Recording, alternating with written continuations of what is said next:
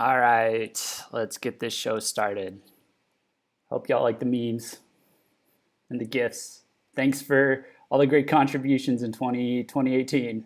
I have quite the collection now.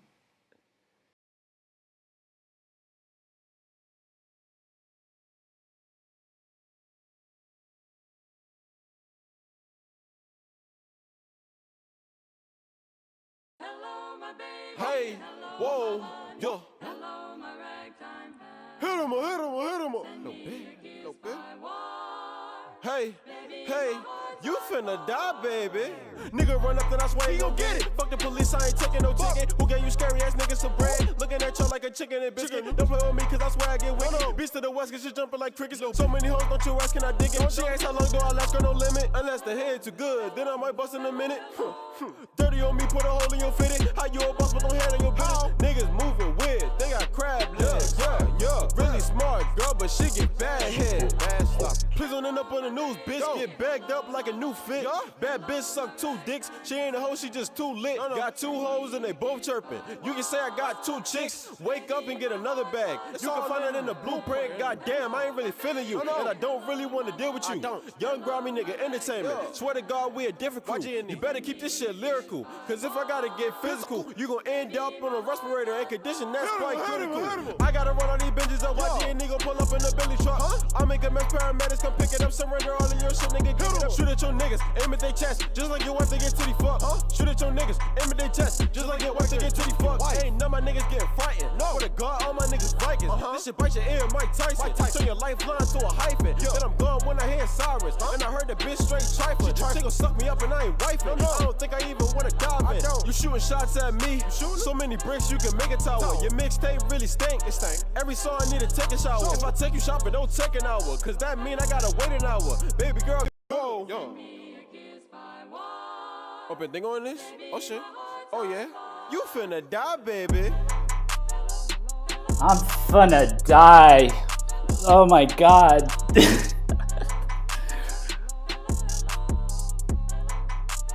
How do I recap? How you recap a century? How you summarize? How you summarize a thesis? Oh my god. Oh boy. Well, here we go. What's up, everybody? Welcome to VKH Live. Hope you liked my little meme intro. For anyone who's not familiar, that's a song from a TikTok meme. So this is my blatant attempt to reach out to the kids, to the Gen Z crowd, and you know reach out to a new audience. So that's that's all that. No, I'm just kidding. I just have the song stuck in my head, and I am finna die, baby. After this stream, this is our 2018 in year in review, 2019 year in preview. And holy shit, like I'm gonna try not to be here a while, but this is gonna be a while. This is gonna be a while. We got so much to go through. Let's see. So I guess what we're gonna do is we're gonna start with the recap. I'm gonna recap absolutely as much as possible. Anybody's watching live in the chat, what's up, Delta? By the way, anybody's live in the chat or lurking in the chat right now and wants to mention something that happened, there's no way I'm going to cover all of it, but I'm going to hit on every point that I can pull out from my sources, my VKH articles, my memory. We're just going to go through everything through the year. And then we're going to kind of look ahead at 2019 because that's already shaping up to be a crazy year as well. You thought 2018 was wild. 2019 might top it. I will tell you that much. And then, if there's time, we might just look ahead directly to January since this is the first Saturday before January. So we'll see.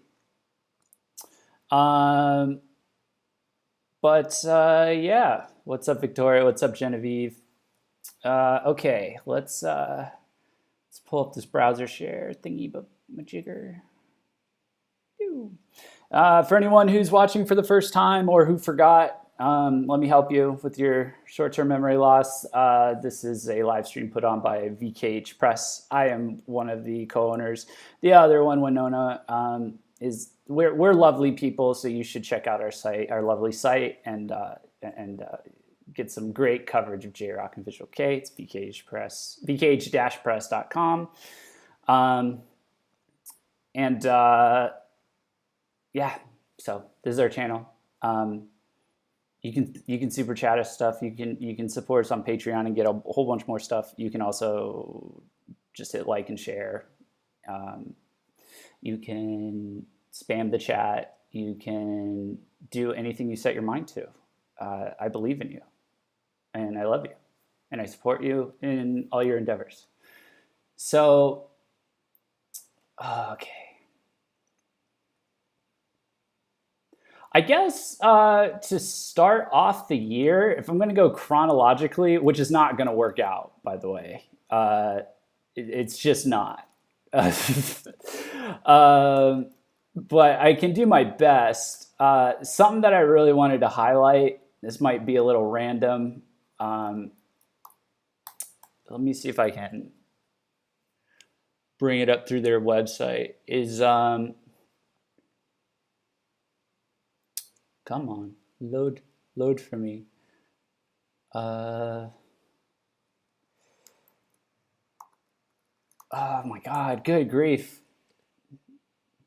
I'm on, well, first I was on Dee's website, now I'm on Godchild Records. I'm just trying to get, pull something up for that. And their website likes to fight my Firefox for some reason, so. But I wanted to highlight the fact that Asagi came back as a solo artist, and albums that get released, like especially in January, really get kind of shafted if you're gonna do like albums of the years and stuff like that. But I really wanted to highlight his album that he put out in January, because it's arguably one of the best albums of the year. And it is actually on Apple Music now that I remember. So let me just pull up that browser. It's so far back, it's so hard to dig back and find all this stuff, but yeah, I'll just pull this up here. So this was an amazing album. He is like very Angurake.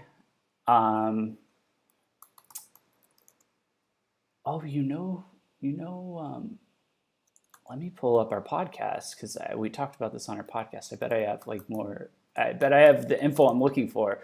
But basically, he collaborated on this album. It doesn't show it on Apple Music here, but he collaborated with every like all the artists, all the musicians, like everybody you could imagine, like he collaborated with. This song right here starred for a reason. This song starred for a reason. This is a Gekai Gekai no Miko. That was the PV track. He does have a PV up for this track on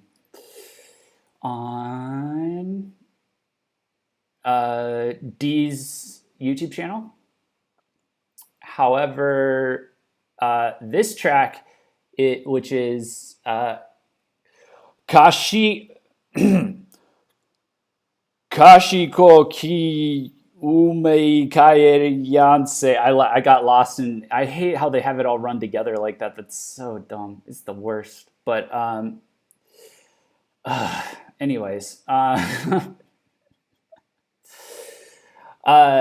one is starred because everybody loves it, because that is him collaborating with Sugizo, for those of us who say it wrong. But Sugso, he plays violin in it.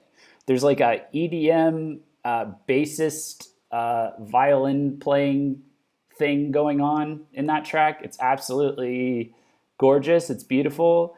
You guys need to double back and check out this album if you missed it. It definitely wasn't on Apple Music at the start of the year, but it is now the end of the year.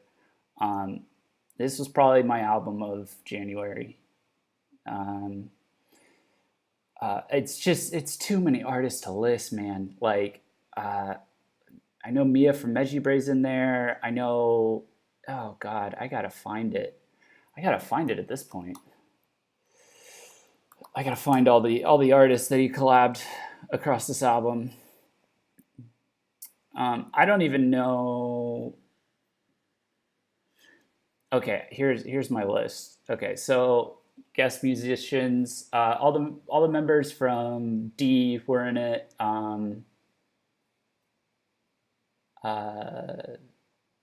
There's a guy from Gibkey, and the God in the Death Star. His name was lowercase AIE, IE, I guess. Aki from Sadi, or Aki from Sadi. Kaz from Sads and some other places. I don't know if that may be. I don't know if that's Kaz from. That's a different. That's a different Kaz from Vamps. I think it is. Yeah, it's with all the hyphens. It's with hyphens instead of periods. So that's the guitarist from Sads. Would be his big thing. Saga from A9. Sakito from Nightmare.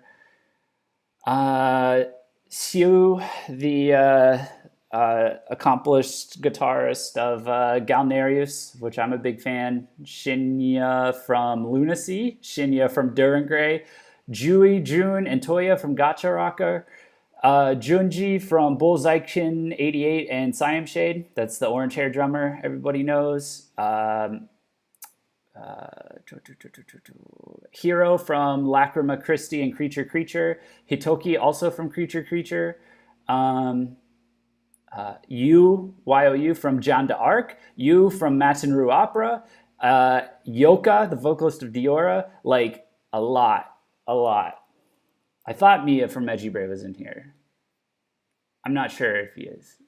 He might be. I might be mixing up my collabs. It's everybody. It's everybody like hyper legit. So, like, God, this was a great album. All right, I didn't want to harp on that too long, but yeah, that was my big thing out of January. Let's see what else we had going on in January. I have a lot of my stuff starts in February, like the stuff that I had picked out. Here's something that happened over the course of January through February that I don't want anybody to forget. I want you guys to remember this moving forward because YouTube's going to get worse and worse. So we got a comment from Batar about how YouTube kind of screwed them over. And I want you guys to remember that this happened and it's going to keep happening.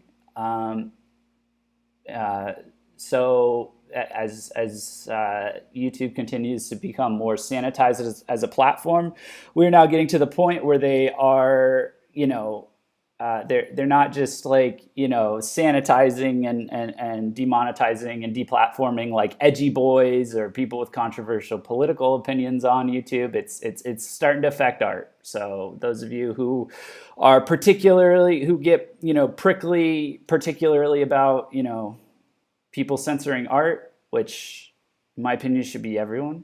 When they start censoring art, that's when things have gone to shit. I would like to remind you of this and remind you that it's gotten worse as the year's gone on. So basically they had their most popular YouTube video was it was called Malignition. It was age restricted, which meant it was demonetized. It was suppressed. It wasn't. Getting age restricted is like basically like solitary confinement for YouTube videos. It doesn't show up in any recommended stuff. It kills any momentum it might have. It's there basically. It's for them to like not take it down, but basically like ghost it and sweep it under the rug. This was a big problem because it was just kind of screwy in general, just because like this video had been up for like 8 months or something like that. It's a 2017 music video, and it had been up for months and months and months with no problems whatsoever. But then it just out of nowhere just started getting a lot of traction. Like just a bunch of people finally caught on to them and caught on to the video, and it's kind of a shocking Marilyn Manson-esque video, and they just had a lot of growth coming to their channel. They were. And when you get like one video catches fire, the whole rest of your channel like benefits from it. They all start getting more views. It helps, if the channel's monetized, it helps. They start making a lot of money, or some money. Like it helps give them a boost that way. They all start checking out their website. Kind of propels them, through the internet. So this was kind of their big break, is what I'm getting at. And then it got age gated. It was. Subsequently fixed, I believe, but I mean the damage was kind of done. So the band was finally able to get the video remonetized, and I made a point of saying it. The damage is done.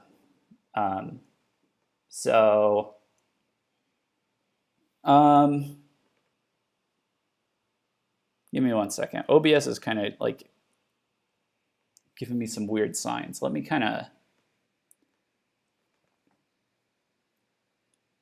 see.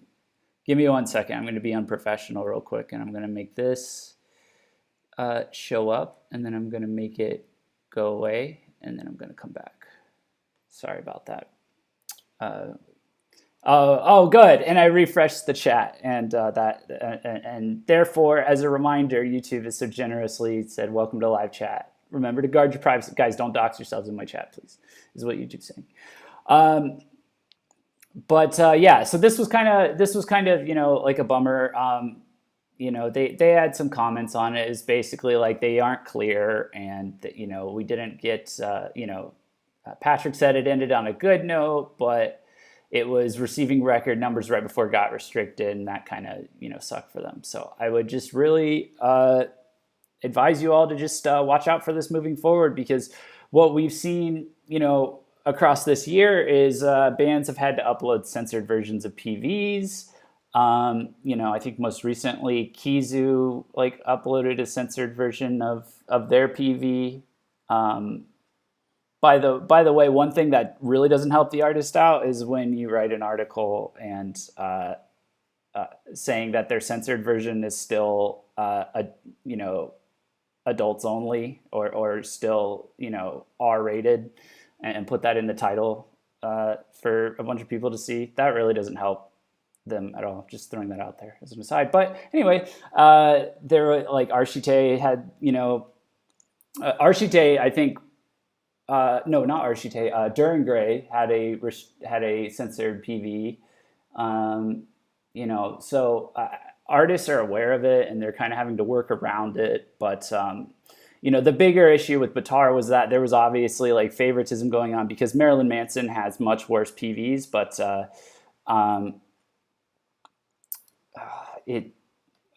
there was no problem with them. No problem with his videos. They're much more grotesque and offensive or whatever, and no demonetization issues or age gating there. But this little guy can't defend himself. That's kind of. Apparently everyone is just one big sensitive baby who can't handle some blood or a rogue titty. Yeah, basically. Everyone is Twitch, basically. Oh, man. So YouTube live streams are not like Twitch live streams, really, but the videos themselves are making the slow march towards Twitch levels of sensitivity. in terms of, how sanitized they are. And so, unfortunately, I don't see any way of making music videos like a live stream, a live streaming thing, obviously, because it's like a 4-minute video. So I think you're just going to have to, they're going to be swept up in this. So hopefully it doesn't get too bad, too out of control. But we'll see. We'll see. Like I said, 2019 is going to be a really interesting year. Really interesting year for the internet, for our music especially. I think I described like 2019, like the chaotic good is all going to be going on in JRock and Visual K, which is like one thing I'm invested in, obviously, as co-owner of the website. That a website that covers JRock and Visual K music. It's going to be a lot of chaotic neutral and chaotic evil, just like with tech platforms in general, which is another thing I'm invested in as per my day job and my other blog that I have set up and am about to launch and covering that stuff. So I'm going to be a very, very bipolar boy, I think, this year. I'm going to be running to this part of my what do you want to call it, internet activities for all the good, as I flee the neutral and the nihilism of the others. But as with the case of Dataroma, or not Dataroma, of Batar, unfortunately, they may interfere with each other. They may overlap, not in pretty ways.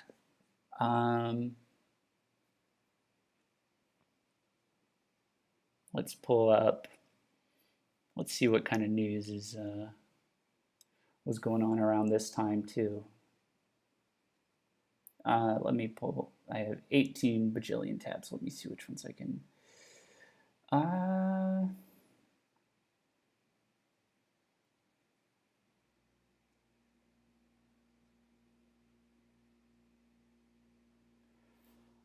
This was actually a, was a big event. I know it happens a little bit later. I'm trying to do chronologically, but it's going to be kind of vaguely chronological. Kaya returned to Los Angeles. This was, I believe. Well, no, this was on the second. Yeah, that's right. He came back a couple times, didn't he?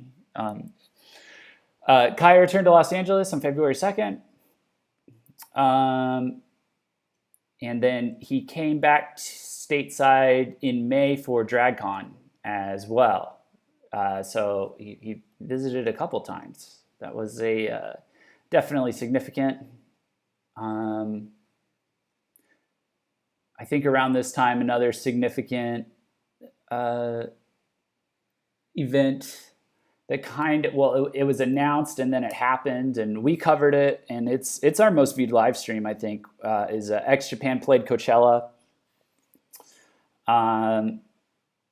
They shared the stage with Beyonce, in which, by which I mean they performed at the same time as Beyonce. They were on one big stage, Beyonce was on the other big stage. But that was a big deal. That was kind of exciting to see and to cover. And I did a live stream with Laura from JRock Vault at the time, kind of reacting to it. They played an unreleased song or two.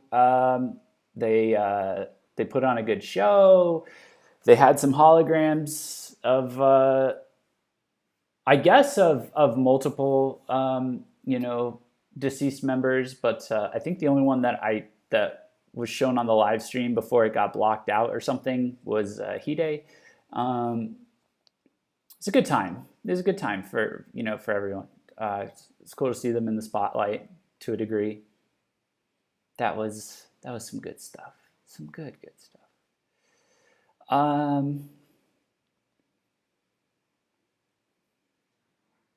See what else.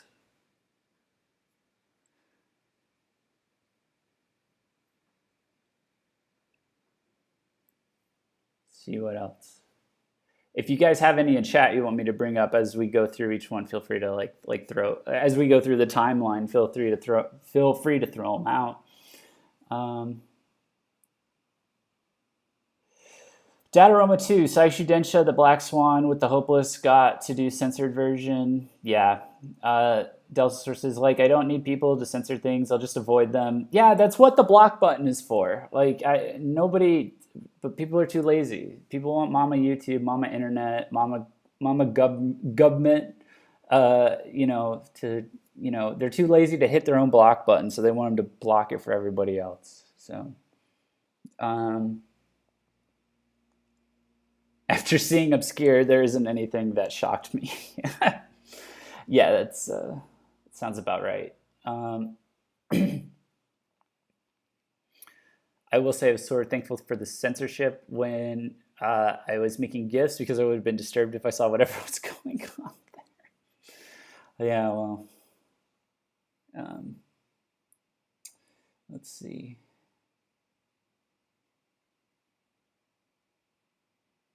Where's Winona so she can go off at people saying they beat Beyonce? Yeah, Winona's just trying to keep it real with that. I know what you're referring to there. That's funny.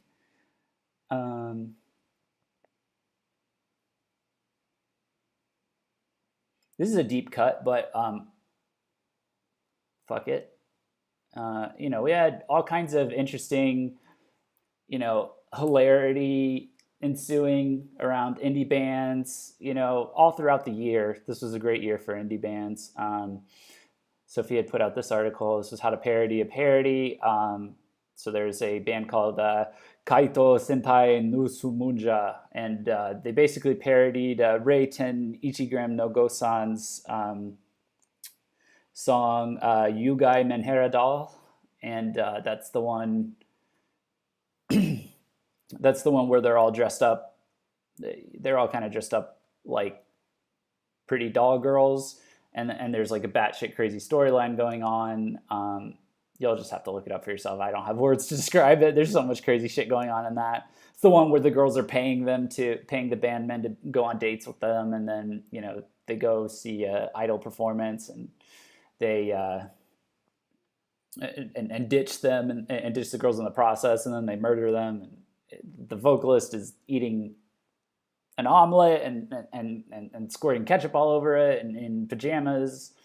It's wild. It was wild. It was what put Reiten Ichigram no Go-san on the map for a lot of people, I think. And so there was like we got a little meta here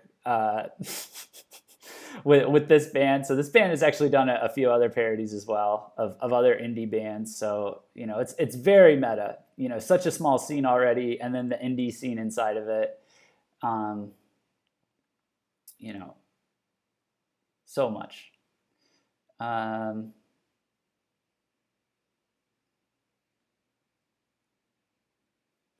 Let's see. On my end, there was I got to review and kind of enjoy the debut of Laplus. Laplus is the new band from ex dive drummer Satoshi. So this is the other ex dive band in addition to Acme. But this was I think this is a big deal band. I would keep an eye on them in 2019. Their music was very good. It was like Dive 2.0, but like a bit more diverse musically, I would say. Despite what you might think from the PV track Hakume, all the other tracks were really were quite varied, very very maturely composed. I think around this time, Kizu was starting to go from being our favorite little band from 2017 to the internet kind of catching on a bit more. They put out Kizuato in March, I want to say. That PV has since caught on. Winona put out a great PV review for it. It really got to her. That song and PV really got to her emotionally, I would say. Me as well, but I would check out this review. It's fun. She doesn't do these very often, but she doesn't write. This was a more unique review, but because of the essay form, but it was very good. I enjoyed it, and yeah, this was. And then they just proceeded to continue to make hit after hit. So yeah, they're at 427,000 views here. Yeah, this was so that was a cool release to kind of see. Trying to do early 2018 justice here before we move into the insanity that was, basically the second half of 2018. Let's see what else we got. Let me see chat. Let me see what chat's saying.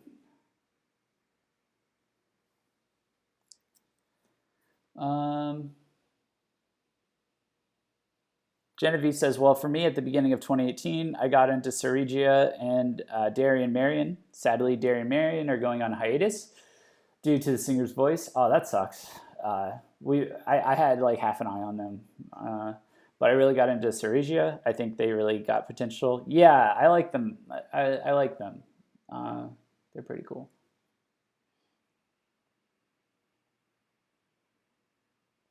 Oh, thanks, Delta. Yeah, that's a good one.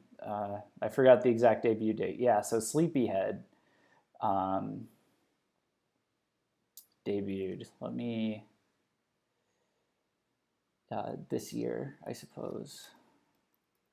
Not I suppose. It's not subjective. It's not a subjective thing.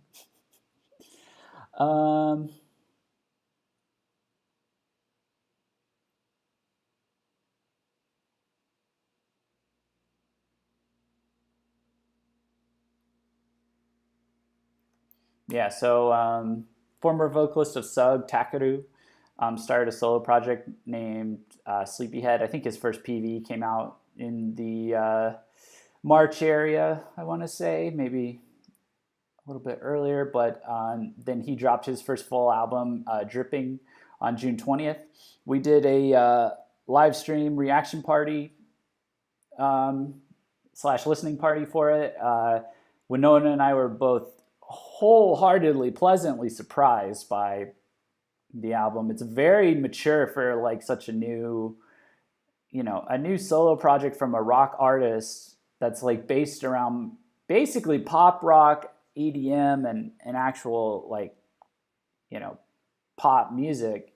So less of a focus on the rock and hard rock and heavy metal kind of mainstream tropes, that have kind of been the most popular thing lately in VK.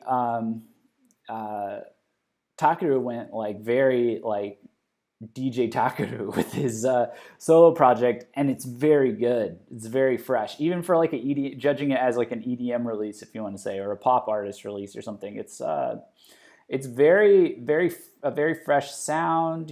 He does very much sing like a sleepyhead, like he's just now waking up, like he's kind of drowsy. It's kind of part of his shtick, I guess you could say. And it's very it's nice music. It's very nice music. Mayte had a fantastic music video to go along with it that was mixing his personal brand that he's derived, from being in the VK scene that he calls street gothic. If you think late era Sug, indie Sug, that's kind of his whole style and everything now. It lives on with Sleepyhead.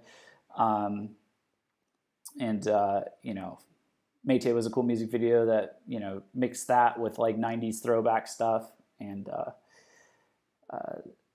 it was quite fun. I'll break the wall. We got a quote here from him. I'll break the wall. I'll go to your country. I don't have any staff, but I have a lot of fans all over the world. So I have to hold a world tour. Please keep supporting me. yeah, he's very interested in coming overseas. So hopefully we see something about that in 2019. I wouldn't be surprised if we did. I don't have any insider information or anything, but I wouldn't be surprised if something happened, because I mean, I don't know. I've been talking with people like Winona, and we're just like, he would do so well over here, his style of music. So yeah, Sleepyhead was great. Then he also in October released Nightmare Swap, which was a badass EP, where he was collaborating with a ton of other artists, a ton of other EDM artists, pop artists. Do I have the? I'll just do the stream article. Or let's see. Yeah. Can I play this? If I hit play on this, will it? Can I just pause it? Yeah. So that's what the Nightmare Swap looked like. And it'll just be better if I show this. Show my little thumbnail. Yeah, so obviously we had a listening party for this. It was a bit more experimental, obviously, so it was a bit more hit and miss, I would say, but still very enjoyable. 1, 2, 3, 4, 5, Sex Heaven was the 1, 2, 3, 4, Hype Sex Heaven was the PV track, and that featured Sky High, the rapper, Teddy Lloyd, the DJ, and the drummer from Cold Rain, Katsuma from Cold Rain. The PV for that it's hilarious. So obviously GIFable quality material. Which is why it will always be in our slideshow. But yeah, Sleepyhead was a great gift that we got this year. So, all right, let's see. What can we bring up next? So now we're kind of in the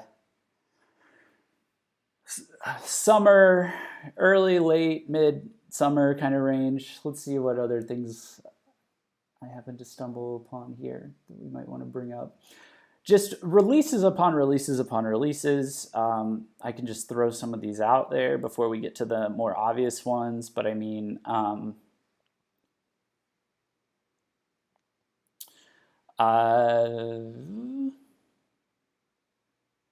like Bug Lug had a full album that came out at the start of the summer. Archite had a full album that came out at the end of the summer. There's so many others that I'm missing.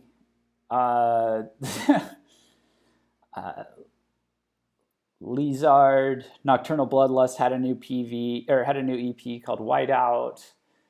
And then of course there was the Gazette released a new album in the summer.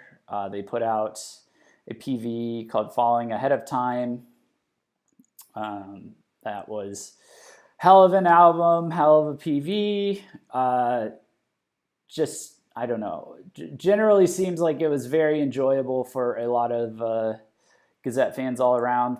Based on the ranking releases stream we did for them, at least, this new album did very high, ranked very high for a new album, compared to the context of their other albums and stuff. Let me check this. Yeah, okay. Window's still good. Falling itself reached, I believe the highest I saw it get to was, not Falling, the album, 9th, reached, I believe the highest I saw it go was number 21 on the general iTunes top selling album. So I never expected to see a Gazette album pass a Post Malone album of any kind on any sort of chart.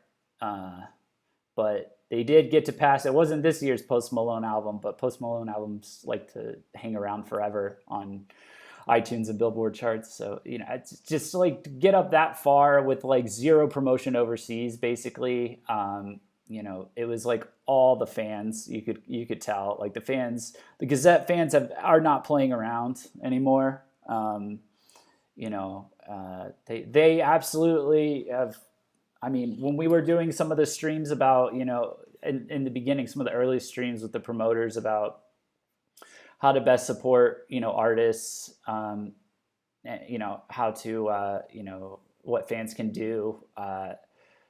They really were the fan base that I think, you know, if you want to talk about like targeted effort around promoting one band solitarily, it's LMC fans and Gazette fans. But the Gazette fans have been on just a mission quest like all year, from what I've seen, getting people to react to stuff, getting like they're doing ops basically. They're coordinating ops in their own Discord. They're literally coordinating Discord ops. It's great. You know, so if you ever want to look at a great model for how to, you know, I guess ruthlessly promote a band and get it noticed by people, even people that have no clue about J-Rock and VK, I would direct you to the Gazette fans.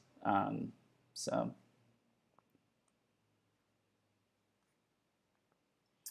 yeah, this was obviously a big deal. We actually have a Gazette stream scheduled for tomorrow. Because they have announced a world tour.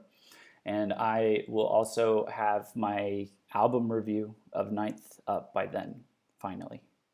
So better late than never. Actually, better late at the right time than arguably on time when it comes to Japanese music. Because I told you guys, the Gazette and LMC, you'll remember this, because we're going to get to LMC next, but you'll remember this. I said in August, after the LMC album, that the Gazette album and the LMC album, we're going to be talking about them again in like 6 months, in like 2019, because they're going to become relevant. And the reason I said that was because I strongly suspected at the time that there were going to be world tours and overseas promotions the following year, because that's what these bands do. I don't have the sight. I'm not an oracle. I just have pattern recognition and, you know, kind of been in this for a few years. So I just like had a hunch. So here we are. You know, we're going to be talking about the Gazette again. So ideal time to put out an album review, actually. We will definitely be talking about LMC again as well, because they are going to be coming to the States as well. So.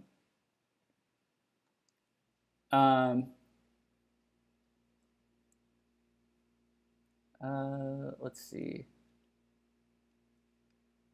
Jeff, in case you were curious, Ninth by the Gazette was the 4th best-selling album on CD Japan, behind BTS, who's the biggest K-pop group in the world, some Legend of Zelda shit, and some other anime figures. Yeah, well, then, I mean, that's kind of like, if you adjust for fairness, that's like number one. Like, I think it's fair at this point that it's like, if it was like, oh, you know, there's a J-pop artist that beat him out, but okay, Nintendo stuff and and K-pop stuff, yeah. Yeah, that doesn't surprise me. Ninth was number 7 on Billboard, says Komulatre. If you can like put a link for that in the chat, like if you happen to have a link to that week, because I would appreciate that. I know Billboard kind of keeps track of their weeks now. That would be cool to see. I may have missed that source because I was trying to grab stats live while that was happening. I got the screenshot of them at number 21 on iTunes. Yeah, I must have missed that on Billboard. So yeah, Ruthless isn't in our description, LOL, says Delta. Representative of the LMC fan group. Yes, yours is more like, LMC is more like, I would say like, I don't have an adjective for it, but I'm like, the word love bomb is coming into my head. So it's like, I would imagine you guys, if you were, you know, when you guys start mobilizing more and more to get people to react to, hopefully they make, is the Chain Dreamers full PV available? yeah, hopefully as you get more people, if you guys start reaching out to more and more React channels and have them like react to maybe past LMC PVs or whatever, like I would imagine it being like you wouldn't be invading their comments, you'd be like love bombing their comments, because LMC people are they're very, very, very happy, very, very adorable people, as I've come to learn this year. And we will get to LMC next, but I do want to cover another major story that happened right before we do that. Let me grab it. Oh God. I can close that tab. Just sprawling amounts of things that happened. I'll go ahead and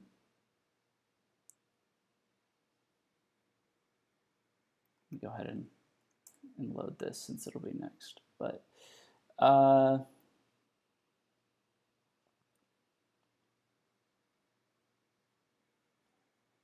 and I can also check, what we were covering on VKH Live and at the time. Yeah, there's so many things. Don't mind me. I'm just having a small like mental block as I like realize exactly what all the different things we have. Okay, I'm gonna cover this thing about Miyavi, and then I'm gonna cover a thing about LMC, and then I'm gonna circle back to something. And we may just be here forever. That might be okay with some of you. It might be okay with me. I had fun with these. So, but let's grab, oh God. So this blew up and is now our most viewed article of all time. Like, not even close. This is when I learned how much South America loves Miyavi, because I can see the stats behind it, and wow, like, cause I think we broke the story in the English speaking, J-Rock world. Miyavi was cast in Byakuya in Bleach's live action movie that came out on Netflix in the summer. I would like to do a live reaction stream to that, like a commentary track with Winona one day if we're able to. I talked about it before, but schedule-wise, it was a little tricky getting us in the same room a lot of the time for the second half of 2018. But yeah, this was pretty fun to see, pretty interesting to see, and we'll circle back to this as we talk about Anime Week in Atlanta in a little bit, but yeah, this was kind of big news of the over the summer. Dude continued to have his major just more and more attention on him, and whether it be in Hollywood with his own music, had a variety of singles come out that were quite good, really advancing his just continuing his advance into his foray into basically like the modern day Prince, basically being that, like a rocker, like a badass guitarist, but experimenting with all these pop sounds and living in the pop domain and the dance domain and making it work. It was a fun year for Miyavi, for Miyavi fans, for people following Miyavi. Yeah, so, but let's jump over to LMC. My boys in LMC. So LMC put out on 8/8, which is their day, their release day, although you wouldn't know it'd be from all the releases that came out on 8/8. They put out Future Sensation, which I think if I was going to pick two albums of the year, I would go with Ninth by the Gazette and Future Sensation by LMC. At least like in terms of like representation of the industry at like a major level, definitely those two, I would say. Obviously everyone's going to have their own opinions about album of the year in general, but I think if you were to take those two, that covers just about every every kind of like large scale interest and innovation and everything like that. And LMC this is a really solid album. They blew. I mean, we had a listening party for it, and I was paying attention to fans in chat and everything like that, and they blew their own fans away with the amount of progress they made between this last album, which was good, which was solid, and this one. And this was it was excellent. It was fantastic production quality, kind of like just like how Miyavi has kind of been fearlessly going into that like pop rock kind of territory. LMC went into their own like section of that, very different from Miyavi obviously, but they went into like their own EDM heavy kind of area of like this pop rock fusion, and really just having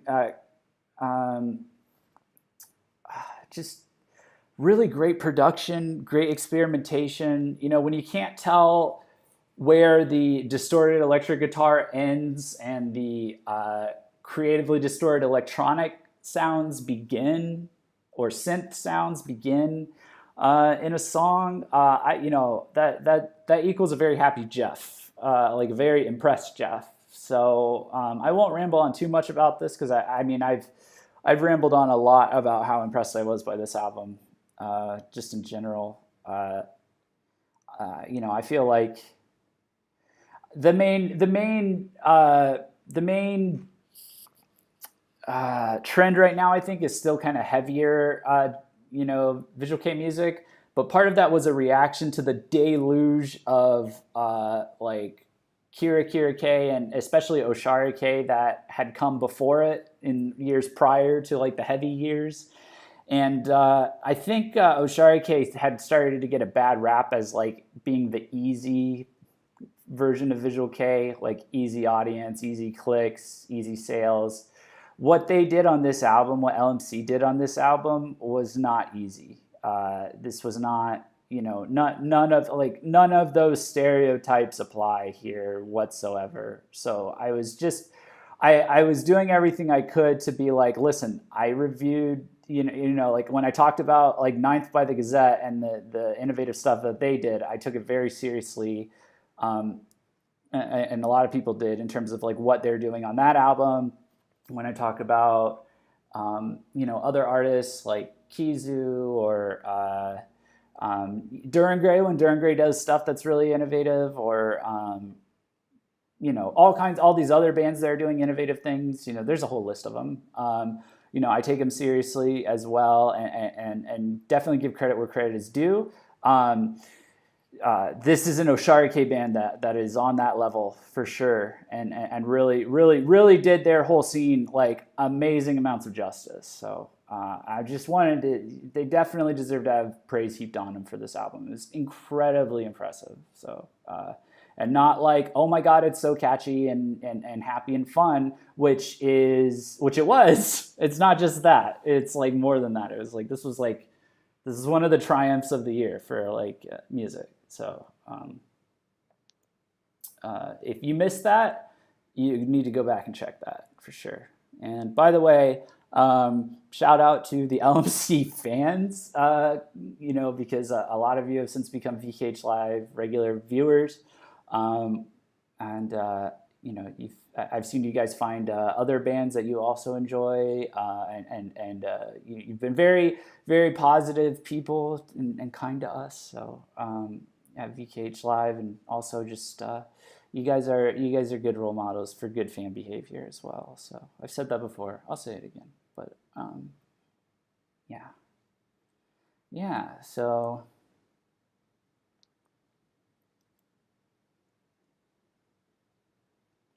South America likes bands in general. The come to Brazil thing is a meme. Oh, that's a good point. That should be a meme if it's not.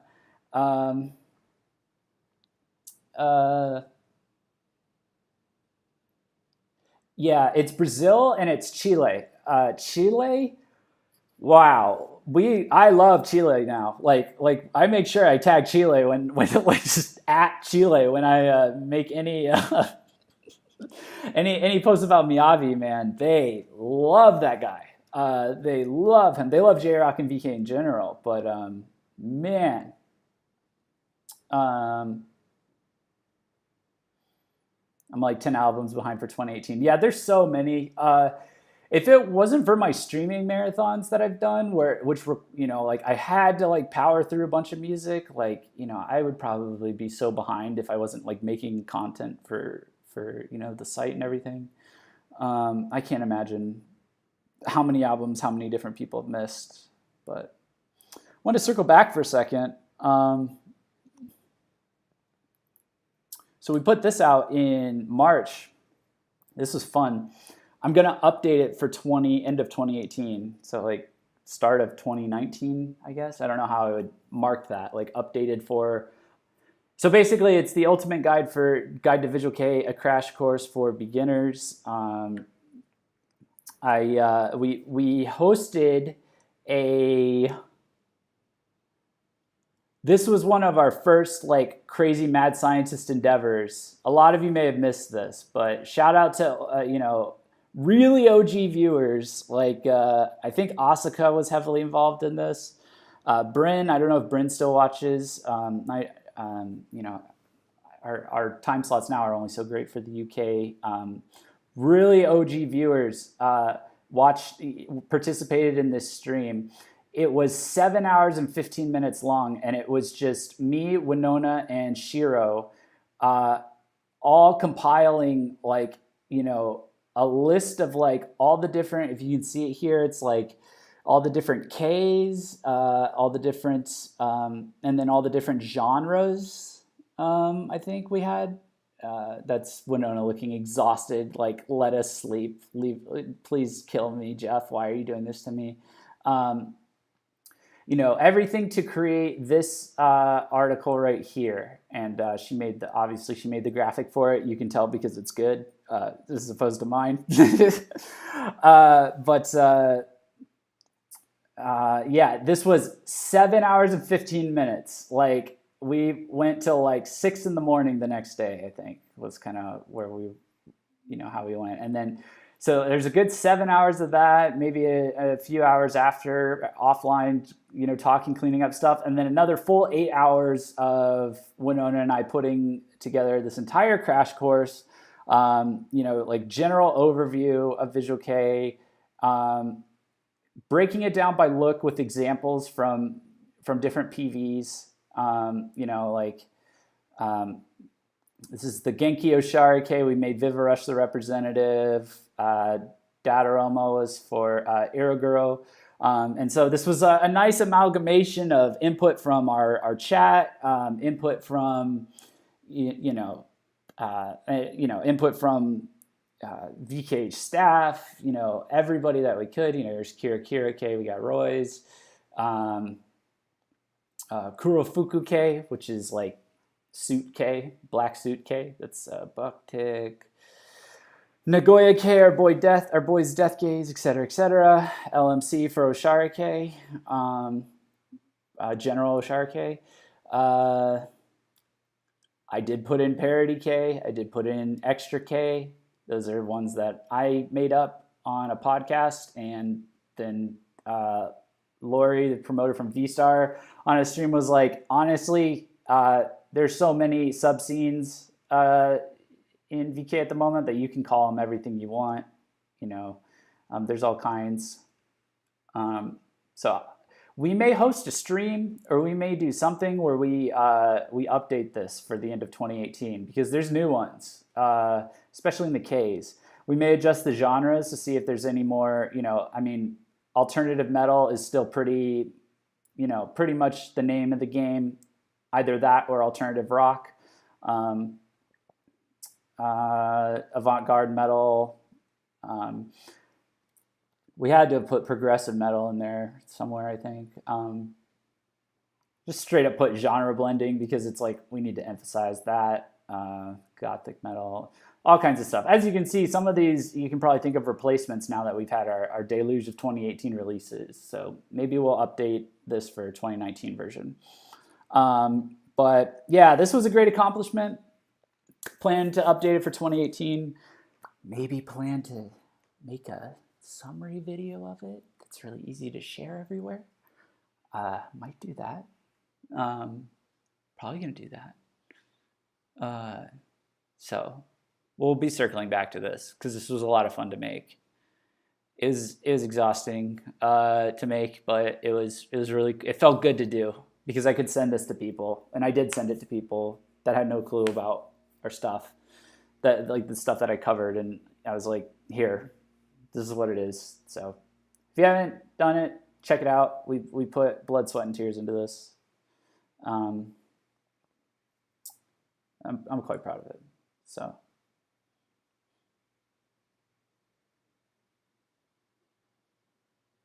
Oh yes, that was how I found Rides in Rebellion. Hey, there you go. Sweet. I'm going to have to go peek at that guide. Yeah, definitely do. I made a point of laying out like, I mean, I made a point. I would say there's things to consider if you're new to Visual K. Was something I wrote and put a lot of thought into. I think it's. I think it does a good job kind of summarizing things in a way that make things less shocking to people that are brand new to it once they understand what's going on. So like I just say stuff like I explain what's going on with the androgyny in makeup and that it's not necessarily reflective of things that those things may be reflective of here in the States, for example. And that like there's, you know, the respect your own limits is like there's just every different version of things visual is available. So like I know when I was starting out with Visual K, like people completely covered in gothic makeup was like too much for me, but like acid black cherry was like fine, you know. You know, and kind of explaining that, you know, there's so much experimentation going on here. There's a reason why it takes like 8 billion years to describe the music to people.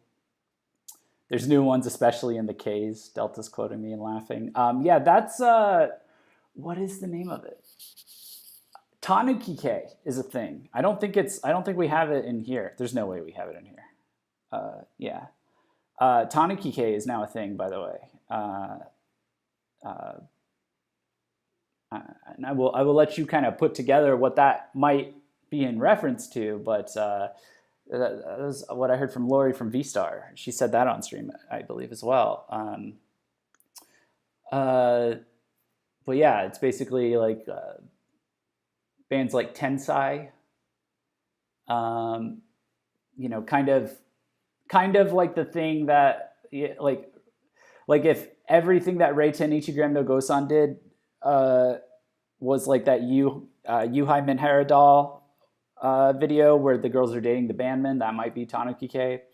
And then Zigzag is like the king of Tanuki K. And it is based on like, it's like gossip. It's like Visual K where the subject material is like gossip, you know, like bandman gossip, like you would see on Tanuki, the Tanuki forums. So that's where the reference comes from. And that is like, and it's also Tensai to like a huge degree. So, but Zigzag is apparently like the huge king of it over there.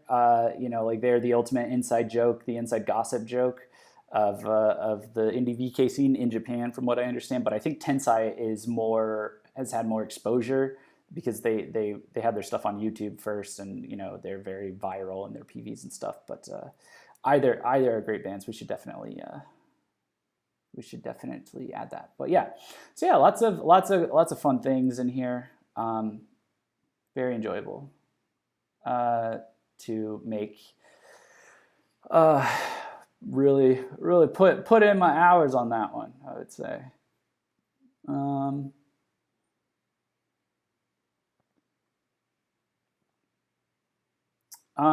Let's see what else I got here.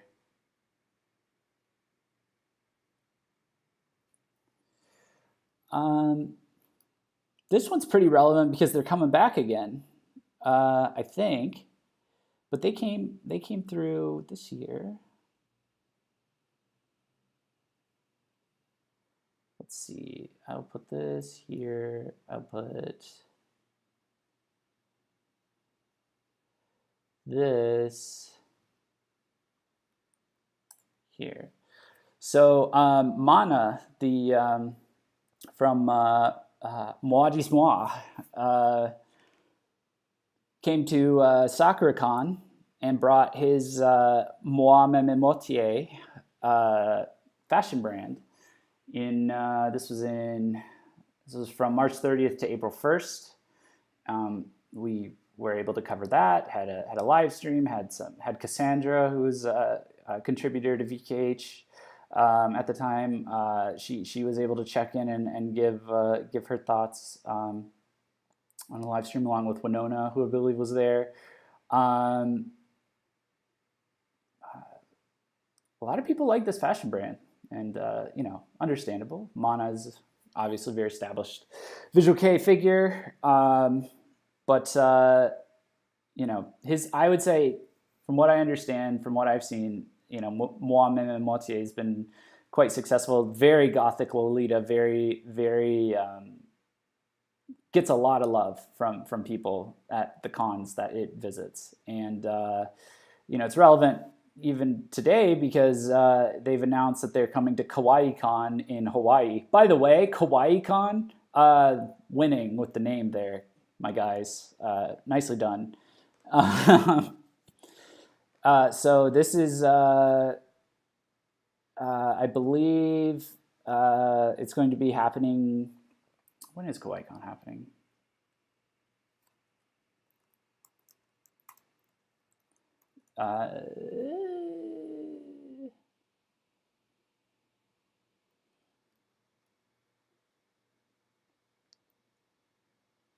Yeah, but just like mad pun, right? Because it's there is a island called Kauai in Hawaii, and then obviously, I mean, it's spelled differently than Kauai, the Japanese name, but yeah, April 5th through 7th.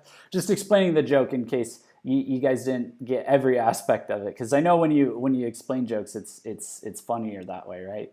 But I really appreciate it. It's a very, very nice choice. April 5th through 7th. So yeah, Moi Meme Moitié will be back. Mana will be back.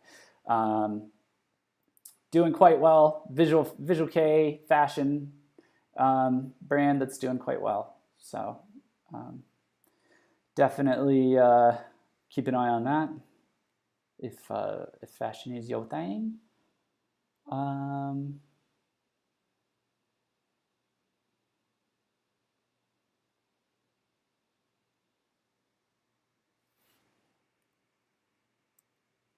Let me just pull up some of these streams that I'm looking through. So we did a lot of indie streams, made a priority of doing that. A lot of cool streams happened very early on. If you haven't seen them, I recommend checking them out. We do have a playlist. I try to put it everywhere I can, of all the VKH live streams and the after hours streams. Any of the streams featuring promoters are always excellent. We get salient points from people like Lori from V-Star Promotion, covering like Deviloof, Rides and Rebellion, and Vivarush. That was this stream. Or Rubab from Fake Star. Brought over Miyavi this year. They brought over, they're bringing over Acme and lm.c next year. All kinds of great streams. So I would recommend checking out any of those where they come on. I try to make sure I put V-Star or Lori from V-Star, Rubab from V-Star, or Rubab from Fake Star in the titles and stuff. Any ones that we've had with musicians, I would also strongly recommend. This was a great one that we did. This is one of my favorite streams. I'm going to try, one of my resolutions for 2018 is to start making like reduxes of some of these live streams for people that it's like too lengthy for, and just distill any ones with particular amounts of wisdom all the way down into like really useful like maybe 10-minute videos or something. So this was literally Shola Aurora, who's a Visual Kei inspired artist from living in New York City. This was literally him giving anyone who's interested in being an international Visual Kei artist like a whole crash course in like things like music composition, like what else is there in here? Like branding, like he showed like his sketches and stuff that he does for his fashion, like for his look. Let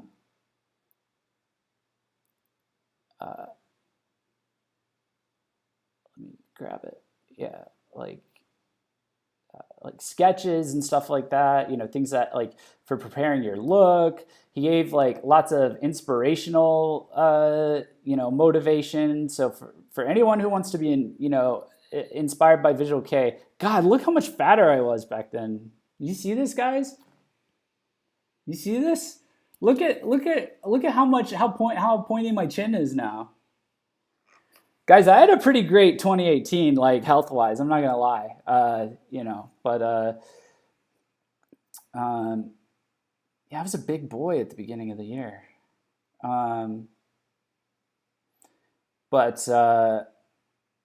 Yeah, so like he gave, this was an amazing stream. This is one of my favorite streams. So yeah, I would definitely. He gave fashion suggestions, like brand, like places to get clothes. Yeah, this was great. So we had a lot of really exciting streams early on that I was quite happy with. I may just kind of stick to like our live streaming, because as the year goes on, it gets more and more tied into our other more like our news articles and stuff, which I did on purpose. But VKH Live hit 1,000 followers on Instagram, and I did a live stream for that. That's what this is. Or VKH Press in general hit 1,000 followers. We're way past that now. We're at like 1,500. So thank you guys so much for the support in general. Like, I've been trying to I and Winona, we've been trying to really like figure out like the best ways to put out the dopest content that the most people want and enjoy, the most. We appreciate the response, the feedback, any positive or negative feedback. It's been great just to hear from you guys. So.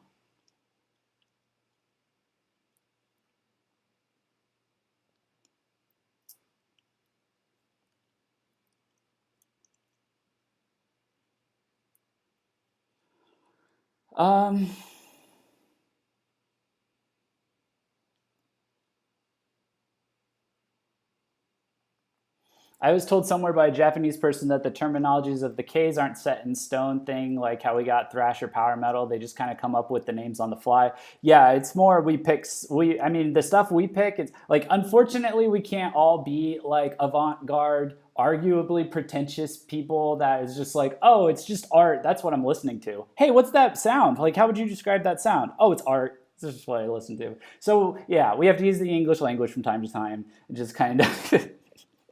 Sorry, I'm being a dick. But no, we there are certain labels that stick, I think, more than others. So we try and keep it kind of broad with the Ks in general, but you can go down very, very deep if you were to. We try not to get into subgenre hell or sub-scene hell like you do with... like you could with like metal subgenres, for example. So like we don't go and like Tanakike was very, very new, but it's distinct enough that I almost want to just like put it in there because it's kind of funny at the same time.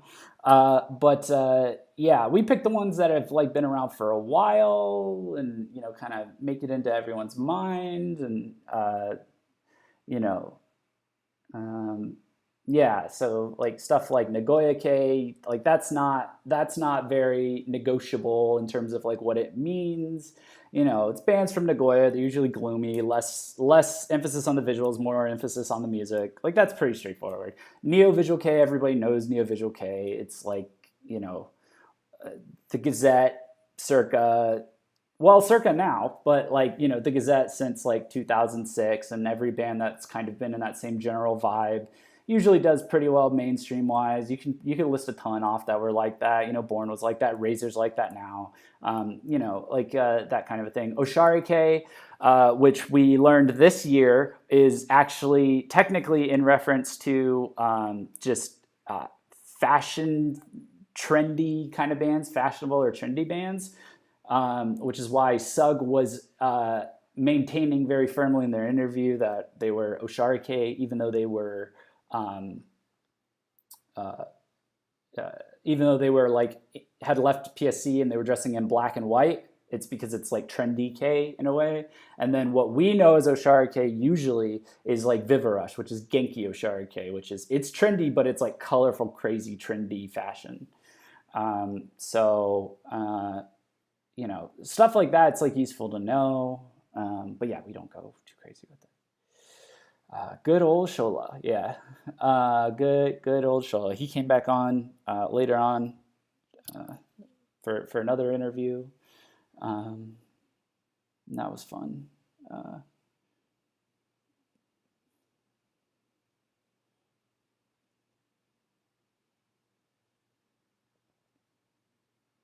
What is a messy production? I think it's pretty good. I forget what we were talking about, Genevieve. I forget what that might be in reference to, but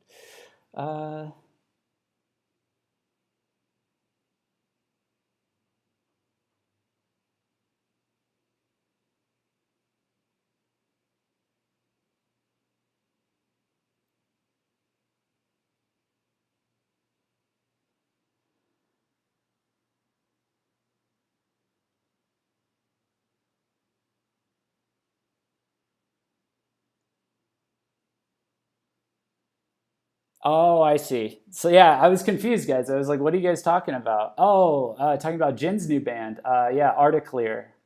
I got to get back around to covering them. Don't worry, it's on my radar. Seeing you guys talking about it. I've actually been kind of I've been taking care of some stuff personally, and then also behind the scenes working on VKH. But we're back to our regular posting schedule pretty much tomorrow or Monday, and we have a bunch of posts we're going to make. Things to cover. Articlear will be one of them, I'm sure. Yeah, that was. So you guys are saying it's kind of trash, huh?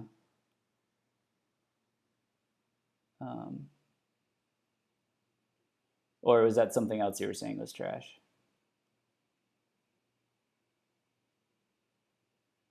Oh, I see. Because as much as I like Koichi and Suzuku, I don't know what they're doing now. It's too pop for me. I see. Okay. Yeah, I need to drink some coffee so I can follow the chat better, apparently.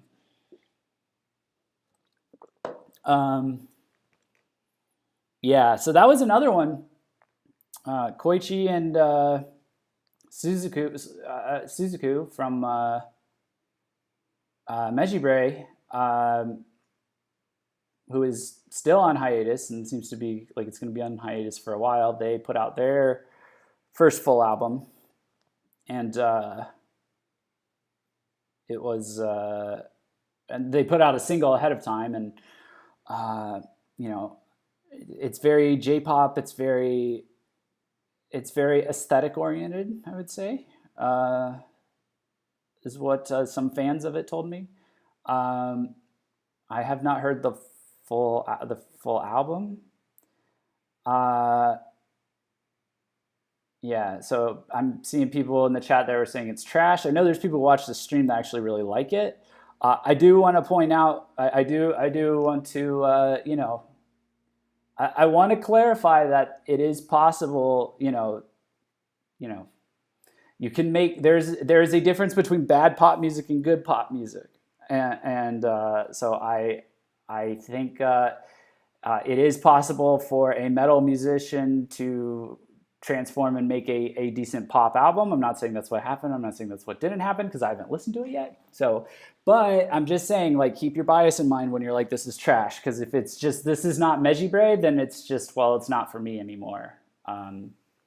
But if it's just like bad pop music, like, okay, then it is what it is. And I guess it's all opinion to a certain degree anyway. But I mean, yeah, that's what we're all here to do, is give our own opinions, and it's okay to disagree. So yeah, that's going to be an interesting one to keep track of moving forward. What's the name of their group again? We've written articles about them. I just keep forgetting their name. It's, if I look up Mejibre, will it come up in VKH, I wonder? We might as well talk about it. That was a 2018 thing, right?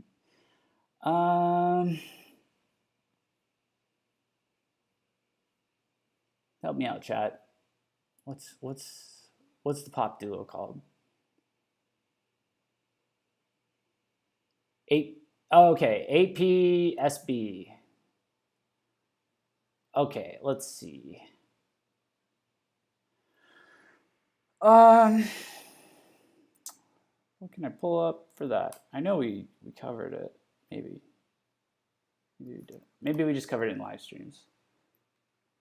Actually, I think I did a live stream where I talked about that I was not impressed. Whoops. By the initial release. But I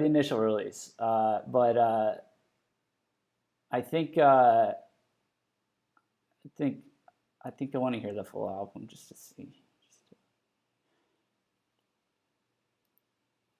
I want to see, and I want to watch like PVs and stuff and see. Have they put out more PVs? It looks like they put out another one, but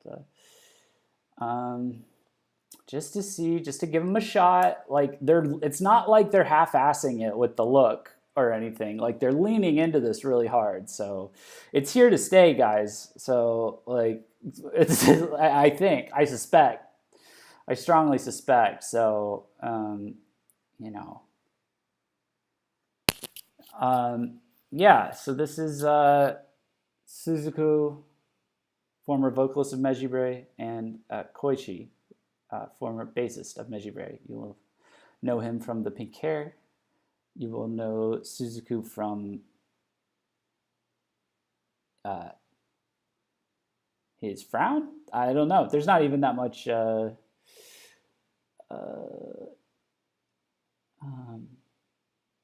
makeup or anything anymore.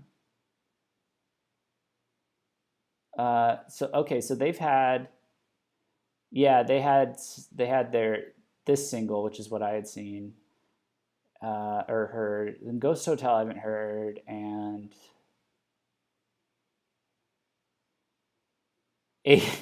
their album is just 8p/sb.com. It's just their URL website. Oh my god. Oh no, guys, you're making it really hard for me to not like be like, oh, it's just a shill. It's a shill group. Like when they're shilling their website on their album title.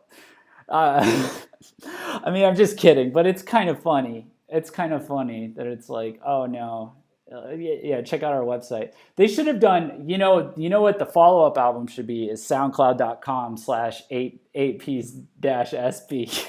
That's what the follow-up album needs to be, is a SoundCloud URL. Oh man, like that'll be great if they do that, but that's hilarious. All right, I changed my mind. Album of the year, band of the year by default. Okay, that's funny. It made me laugh. Okay. Yeah, we don't need to do an album of the year stream or anything like that. I mean, there's no point. I wasn't going to anyway, because like, my God, you would have to pick. There's too many, but I might do something because I'm a masochist apparently. But yeah, so this was a hot topic, so to speak. Needless to say, a hot topic. And still is a hot topic. Hot topic. Oh, by the way, this was another article that went quite viral on VKH. So I assume that means a lot of people were impressed by it or interested in it. Marilyn Manson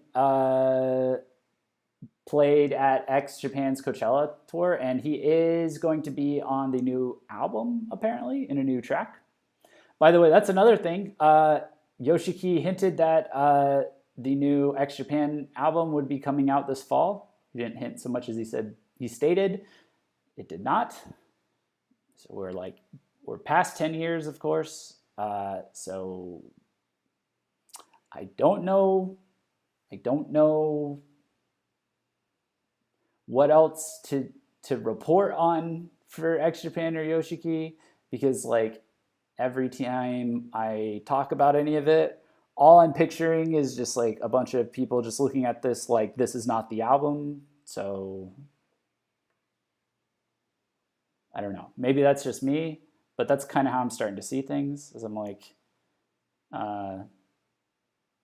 at what point do all the fans just start going, this isn't the album, so come back to us when you have the album?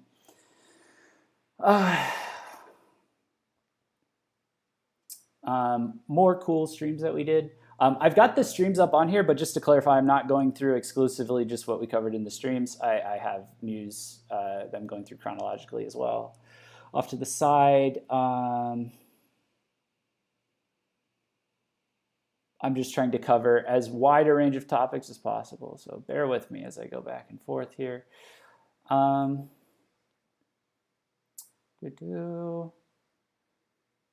yeah, there's our first ranking releases. This is a special year. We did a lot of new things. VKH Live was, started this year. I have recorded over 100 live streams for VKH Press between VKH Live and VKH Live After Hours, so that's pretty wild.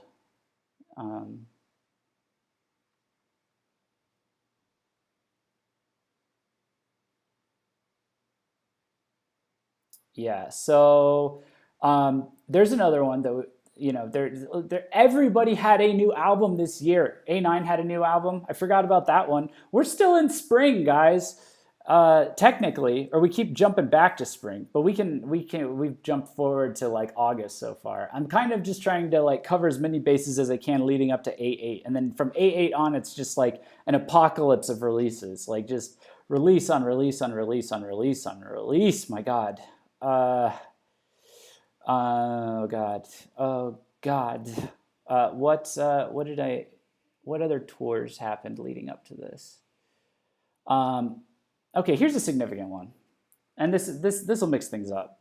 I don't want to pound familiar ground all the time. We covered it a little bit, but Jupiter, which has Hizaki Teru and the bassist from Versailles. I forget his name. Sorry, Versailles bassist. Jupiter got a new vocalist, put out a new single, did a live reaction stream to that. I was kind of impressed. I believe that came out on A8 or around it. It is his name's Kuze. It's Kuze at Sushi. You would know him from Concerto Moon, maybe his side project Screaming Symphony. Power metal vocalist for sure. They put out a single called Theory of Evolution.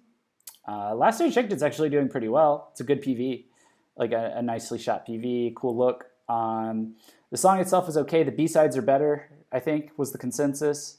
The B-sides are actually very good. The shredding is quite good. Arguably, the instrumentals are the best. But he seems to be like he's going to be a decent fit for the band. So, which is good because I think the most, I don't know if it was negative or if I was just like very apathetic in my review. The most apathetic review I've ever given was for Jupiter's first full album, I think. We try not to write, too many like negative reviews. We don't want to like bring down it's such a small, fragile scene, but that was one people wanted to get a verdict on, and at the time, and I had to be honest, I was just like, I'm just not, some of it's good. It's good, they're talented, but it's just not that fresh. And then since then they've had, all kinds of different evolutions. So this is a very appropriate release, I would say. They've had Zin, their vocalist, left. I believe he started a solo project. Need to like catch up on where that's at. But towards the end there, they were making some music that was piquing my interest. They were getting a little bit heavier, a little bit wilder. And then this was more of a reset back to like they're power metal core, but the problem with power metal is that it all can kind of sound the same. So I don't think they really sound the same this time, thankfully. Like they don't sound like generic power metal or whatever you want to call it. So that worked out pretty well. It's distinct. It's pretty solid. So I actually have hope for Jupiter. I'm optimistic. It's not like they were struggling as a band. They're quite popular, obviously. But yeah, cool look too. So that's one that popped up. Yeah. Let me get back to my news because I had I'm going between news and tours and all kinds of other stuff. Maybe I'll just bring the news over here that I've got. So I'm at here.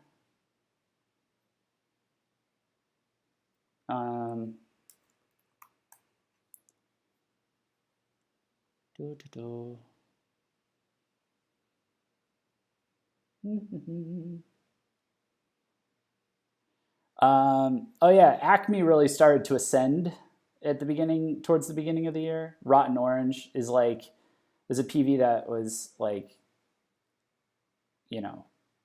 super dope. Was impressing. Like Shola was really, really impressed with that PV, and he's actually very hard to impress in terms of, new artists. But just visually, he was really down with that. And that set them up for their 8.8 release, which we'll be getting into in a second.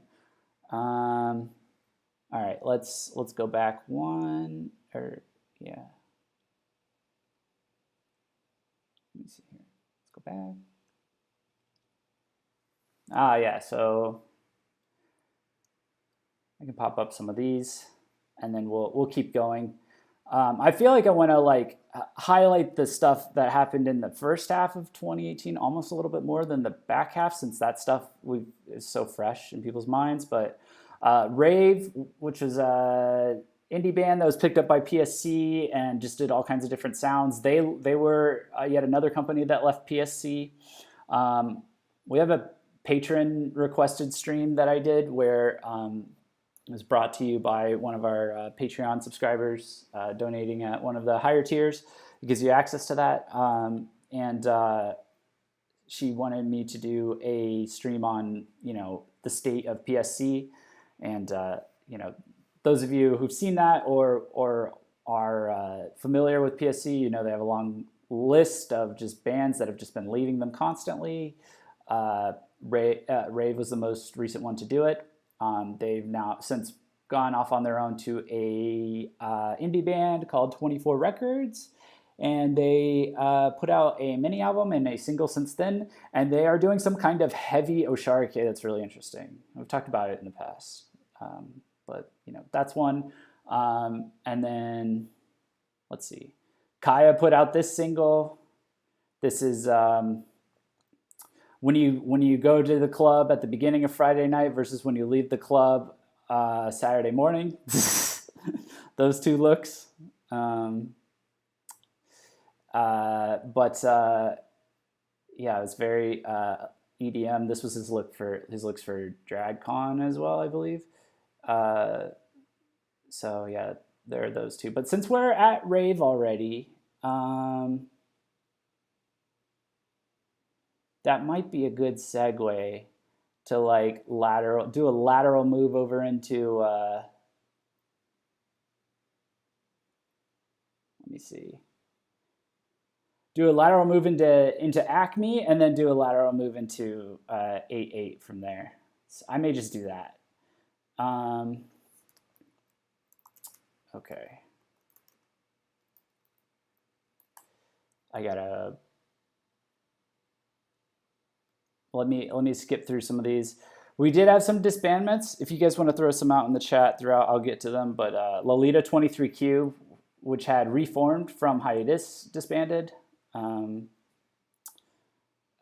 Fest Vanquer went on a 1-year hiatus. This is all back in March. I'll talk about Alexandros in a bit. Liftlich scared us half to death because they had like a very somber or serious sounding announcement, and I'd had our third co-owner Sophia on the stream at the time, and we were talking about different PVs, and we're both incredibly fond of Liftlich or Liftlich, whichever way you say it, and we were scared half to death because we were like, are they like announcing they might disband? Because they are a very indie band. They are like one of the indiest of indie bands. And it's like, if they're disbanding, I'm done. Like, I'm just done. I'm out. I quit.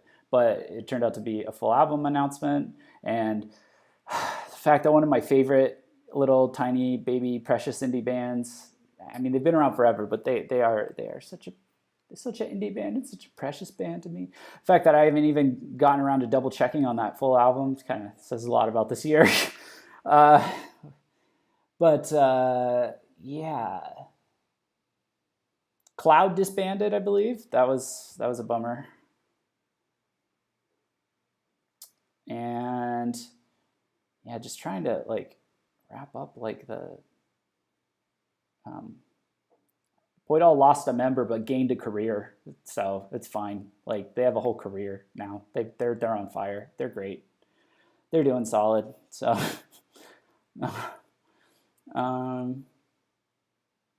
The Gallo is a band that I want to cover a little bit more, do a stream or two in 2019.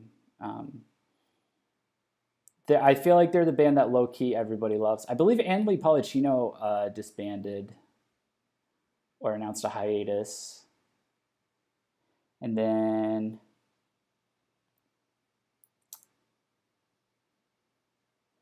this is another 8/8 announcement. Gunning through May, seeing what else. Yeah, this was the article. Yoshiki reveals that Marilyn Manson will appear on X Japan's album, which is done pretty much. So about that, this was on Consequence of Sound, which is a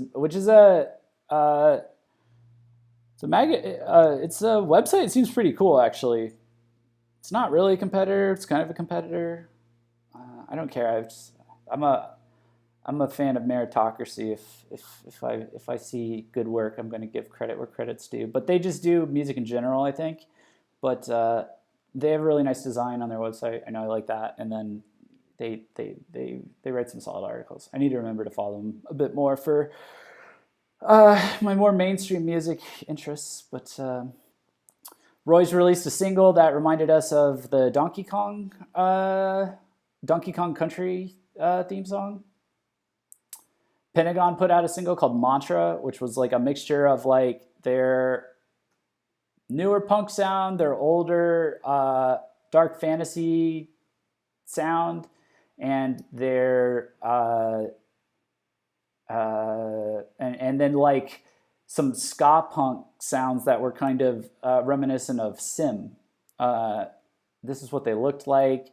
This is when they started to go for a very chic look. I mentioned it on the Goemon band's summary, but they are obviously going for a, I'm just going to call it culture shock style, because the new album or the new single they've announced is called Culture Shock. It's, it's very like, it looks like post Visual K or post intersect. It's almost like if you went post Visual K, post, I don't know, like drag, and then intersected the two. That's kind of where you're at with this culture shock look. It's very post a lot of things, but it looks cool. It looks like a cool vibe. What it reminds me of is Echo Black, which is a band we've talked about before. They are a New York-based band. Pseudo Visual K. They themselves are not Visual K, but their guitarist, this is Felix. He's the vocalist of a band called Skyver. Skyver actually, if you listen to VKH Breakdown or podcast, they did the intro and outro music for one of our first episodes, or they provided it. And Skyver's a good band. They're very Visual K inspired, like a Visual K band, but he's the guitarist of Echo Black. This is the vocalist, but they kind of are, they're visual, but it's like it's more of a Western kind of a vibe, I guess. But you can see, especially in Felix's case, you can see where those influences are coming from. You know, the New York scene is doing pretty well with you know, visual bands in general. You know, like Shola and Felix have both performed together, know each other. I guess I'm looking for, you know. But yeah, I suppose that's kind of like the style that Pentagon Japan's reminding me of right now. It's almost like a post-drag sort of thing. But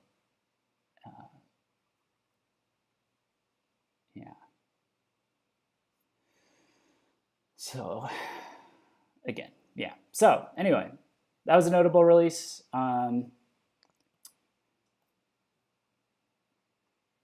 Yeah.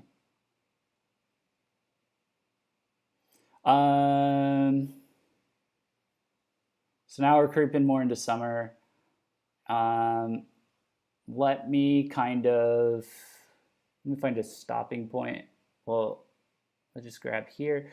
Duran Gray had put out Ningen wo Kabaru as a single. I'll just talk about them when we get to their album.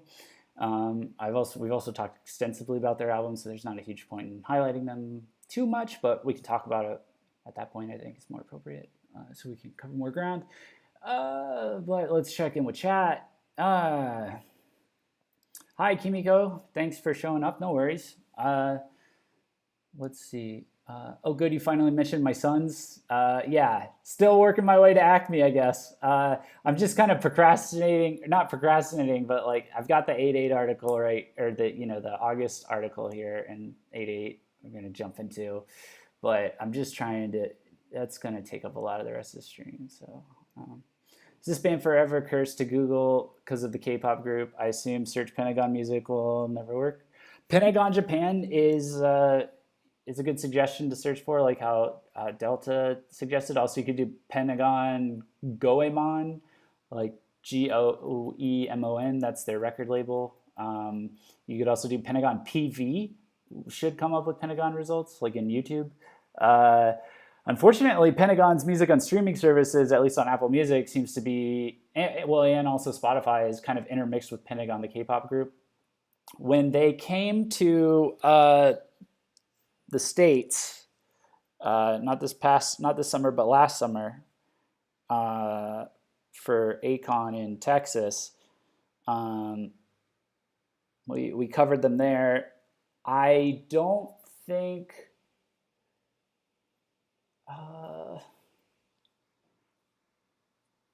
I don't think it caught on, or I don't know if it's still applicable now. But what we had been told was to use Pentagon Japan, that they wanted to do Pentagon Japan for moving forward for like their U.S. facing promotions. But then like their music only just came on the on Apple Music and Spotify like a year later.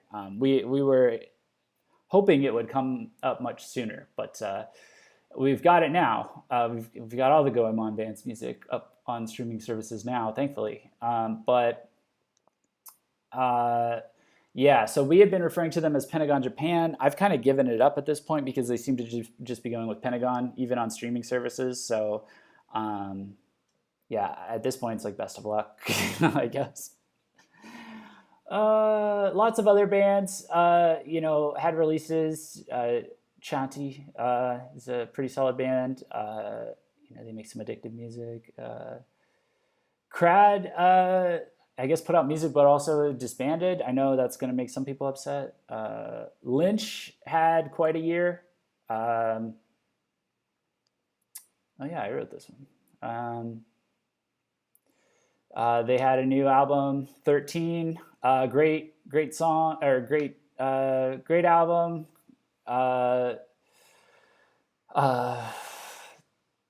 Creature, which I know came out last year, but they've had like a Sinners EP that came out where they like reused it or like had a new version since their bassist had come back, and also I think it was also in 13 as well. But that Creature song they made, I still love that song. That is like that's Nagoya K excellence right there, man. Like, and it was like so fresh from like what they were normally like from like some of the stuff that they were playing. Okay, no, I guess it didn't have Creature on this, but 13, from what I understand, was a very solid album. I've skimmed through it, still have to go back and listen to it, the whole thing, but I was really enjoying what I was hearing. It's just I'd heard so much heavy music at the time. I'm sorry, you guys, but there was there was obviously a lot of lighter music coming out. I wanted to make sure I covered a lot of that, so that was me. I'd skim this a little bit and then move on to 8/8, which was like Happy Birthday Oshara K and Kira Kira K, and other Ks, but yeah, Morgan disbanded. I was upset about that. Morgan, Lori from V-Star worked with them. They were making some music that was making me think that they could have been like a better version of Mejibre. So that's very unfortunate. I hope to see them, the members, back in various bands. Carnival, I know a lot of people liked Carnival, and so that happened. I don't know who Stigma is, but if you're watching and you're a Stigma fan, I'm sorry about that. That sucks. Yeah, and Cafe went on like a sudden hiatus. Well, no, wait. First they went on hiatus, then like all their members left or something like that. Did I get it all? No. It was all at once. Like, so all the members left, then they went, except for the vocalist, then they went on hiatus, and then they released a best of album, and now they're kind of going away. And then Hyde over the summer had his first solo release in 12 years. That was Who's Gonna Save Us. Hyde has had a great solo career reboot since Vamps, which someone was talking about in Vamps, is another band that gets confused with The Vamps, which is like a weak-ass pop rock band from all I can tell. Would strongly recommend checking out Hyde's 3 singles that they've announced. He's got a single that I got to do an article for. He's got a release that's being used as music in the new Devil May Cry game, which is like, I can't think of a match more made in heaven. But he had the Halloween release of the year, which was Fake Divine. Check out that PV if you haven't seen it. I don't want to get ahead of myself, but yeah, that was quite a fantastic, like Alice in Wonderland, but in hell kind of theme. I really enjoyed it. I thought it was a great music style he's got going on, and cool looks, cool videos. And then the single he released in between those two was Afterlight, which was also quite solid. Okay, all right. I think if there's any others that I wanted to just make sure I don't let fall through the cracks too much. See, I'm already ahead of myself. I got Cloud. Dataroma went on hiatus, came back and went beast mode. I'll circle back to that. Kizu put out 4th and 5th singles this year, Steroid and then Zero. We've talked about that. I'll get back to that. Archite put out at the end of July. I think this will be the last thing I would talk about before we dive into 8/8, and then we kind of accelerate from there. Let me make sure. Yeah, so now I'm at 9. Let me pull this open and pull this open because these were also relevant for fall. And here, and yep. So I would have opened some of these ahead of time, but I was legitimately concerned about if it would force Firefox to eat up all the RAM and crash my computer. That's like only 30% a joke. This was a great album. I actually liked it. It was like Archite's version of like Dogma, like by the Gazette, or Project Dark Age. Like it was their spooky, ominous kind of and fairly heavy kind of sound. But the wasn't something I got to talk too much about. I will probably do an Archite stream in the near future because they just put out their a new single called Aerogrow. I think it would be good to talk about. But I really enjoyed this. It had a lot of they did a lot of experimentation across their singles and like a mini album that they put out earlier in the year. A lot of these singles ended up on this album. There was some During Gray inspiration. There was some this inspiration, some that inspiration. But overall, like Archite this year really started to look in their PVs and also sound in their sounds and in their like, I don't know, everything about them has started to feel like a major band, like a major level band. But the thing is, they've just been they're just an indie band they're on a small indie label, if that, and they've just been wildly successful. They haven't played the Budokan yet, but it's not because they're not big enough. It's because they're not allowed to. They're banned from it because of the content of their music. But you know, so it's you know, their PVs, like you know, now they feel like Miwaku no Summer Killers. Like I looked at that, I was like, this could have. They must be selling so much that they have just like major label equivalent funding just from their fans now. And they had like a fan compilation PV or video that they set to one of their songs from a past album they put up on their YouTube, and they had a lot of submissions for whatever that event was. So they have a lot of fans. This was a cool album. Just the sounds were kind of like exotic and kind of mystical and kind of dark. I liked Yogan a lot, which was the PV track. It's got a cool aesthetic, both you know, like it's got a cool visual aesthetic and then like a cool sound as well. I think I talked about some of the other ones, like Apocalypse Sound was cool. And some of these some of these songs were pretty fun. Were pretty interesting. Doku Mawaru slays and Aerogrow slaps. Yeah, Aerogrow I had said I thought, which came out just a few days ago, the PV at least, and the single came out on the 26th. I had thought from the look they were going to be going even darker, like like you know, looking like the Black Swan over there, but it turned out to actually be an earworm, like a dance kind of sounding track, but it's got like this like certain like hard rock breakdown it's got that Archite bounce to it actually if you listen to it, like a Archite bounce and a twang a little bit. It's hard to describe, but it's like they have this definitive like punk kind of like riff that they can use for catchy stuff or just things in general, that it's just like it sounds just the slightest bit twangy even though it's so deep, and they'll use it in very catchy ways. They did it for Zange, I believe, as well. They've done it for a ton of their songs. They have a lot of telltale sounds at this point, Archite. They were kind of one of the, I think they helped codify a lot of like the punk sounds in the indie scene back in the day, and you know, they've just continued with that and just been experimenting more and more. Some of it's hits, some of it's misses. It's all entertaining. Lately it's been a lot of hits, I think. So, all right, let's jump over to August. August was just crazy in terms of releases. Obviously, like lots of anticipated releases, even on from the first. Mamireta put out their first full album, and then we've talked about them plenty recently. August 3rd, Crossfaith put out Ex Machina, which is an amazing album. I wish I had time to go back and talk about that more. God, that was a great album. I should circle back and talk about that at some point. But then we had 8-8, which, my God. Can I zoom in on this a little bit?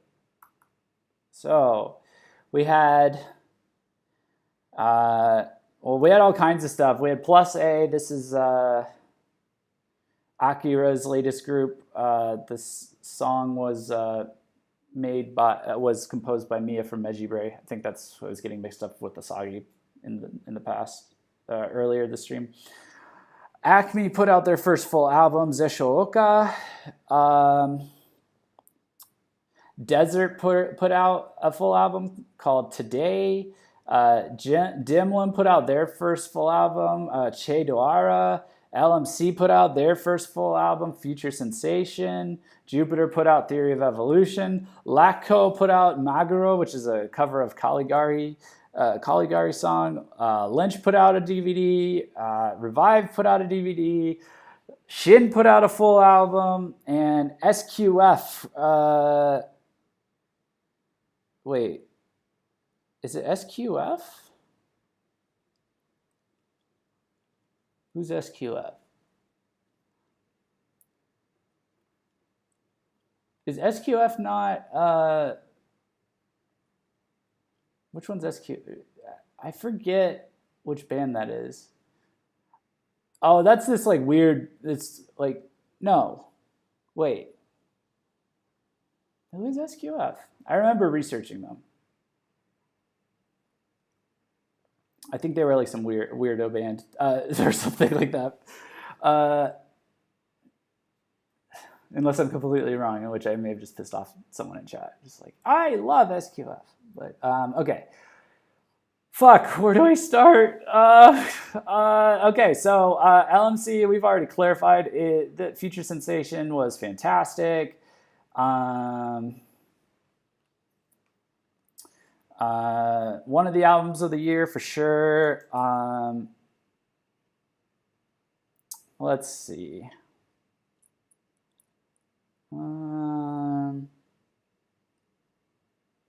Is there anything else to say? I mean, I don't know. LMC fans watching, have you forgiven the other bands for, you know, trying to move in on LMC's holiday and putting their full albums out that day as well? You know? I guess it was a lucky day because these were all albums that did fairly well, I think. Let me pull up something for Acme because that's really what I was working towards.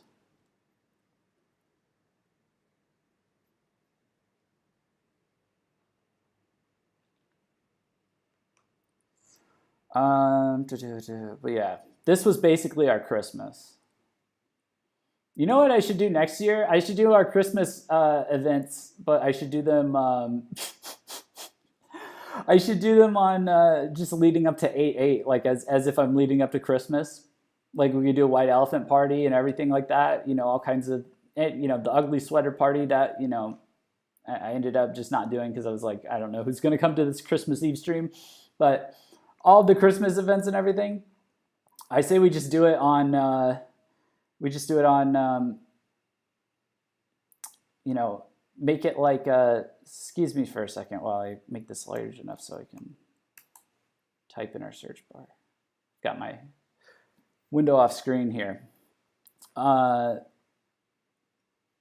We just have it all leading up to 8/8 as though 8/8 is 12/25. Because really, at this point, it's 12/25 as far as VK and jrock fans are concerned. So, yeah, I got mad links here to pull up. Okay. All right, here we go.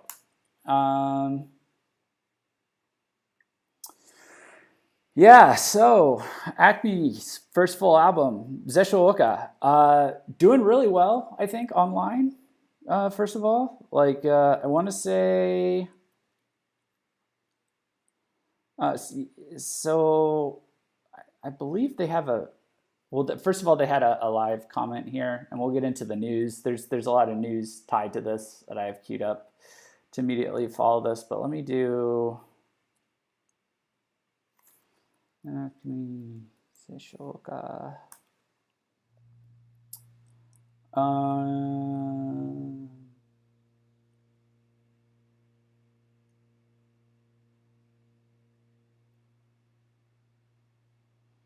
By the way, full disclosure, if you see like a band that I pull up on YouTube while I'm logged in on VKH and we're not subscribed to it, don't be mad. I use a different account for that. For running the VKH channel, it's I need to be subscribed to other things like tech support channels. So that's why. But I'll do my part and subscribe here. We don't do it for everyone, but I'll do it for Acme for sure. Yeah, so Zeshooka has 140,000 views since July. That's it's pretty good for a new band.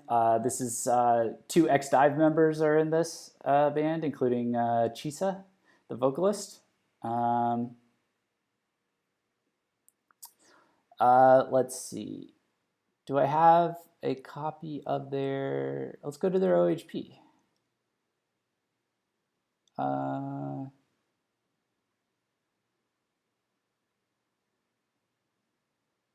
I just wanted to pull up like what their album looked like, because I'm gonna like pause and talk about the album. So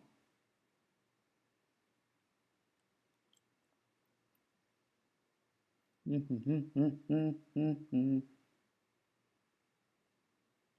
we go. Can I just click on it? Yeah, that's good. That's good. That's good. Yeah, that's good. Okay, here's the thing. You need to listen to this album. This is a really good album. It's a great album. It's a great indie album. It's an amazing indie album. It's an amazing album, period. This is like, they brought back, like, okay, so this is not just like, oh, Osharike is back. Because they're kind of bringing back Osharike, like Acme, lm.c, like, and Rave, like we talked about earlier. They're kind of bringing back Osharike. And Osharike is coming back in like this like punkier sound, or like, you know, lm.c excluded from that obviously, but like between Acme and Rave, it's like a harder sound. But really, you know, I've been thinking about this like, you know, in weeks after we covered this on VKH Live. You know, like Rubab, you know, and I had a conversation. Just we were talking about like how we define Acme's music, like the sound, you know, like for description purposes and stuff. Just a casual conversation, but it got me thinking, and I ended up researching it. And like, this band, at least through this album, was like literally defining in every way you can potentially define this genre. This band was defining the genre of post-hardcore. So post-hardcore music, for those of you who don't know, is kind of like, I mean, I might as well just bring up the Wikipedia thing for it, you know.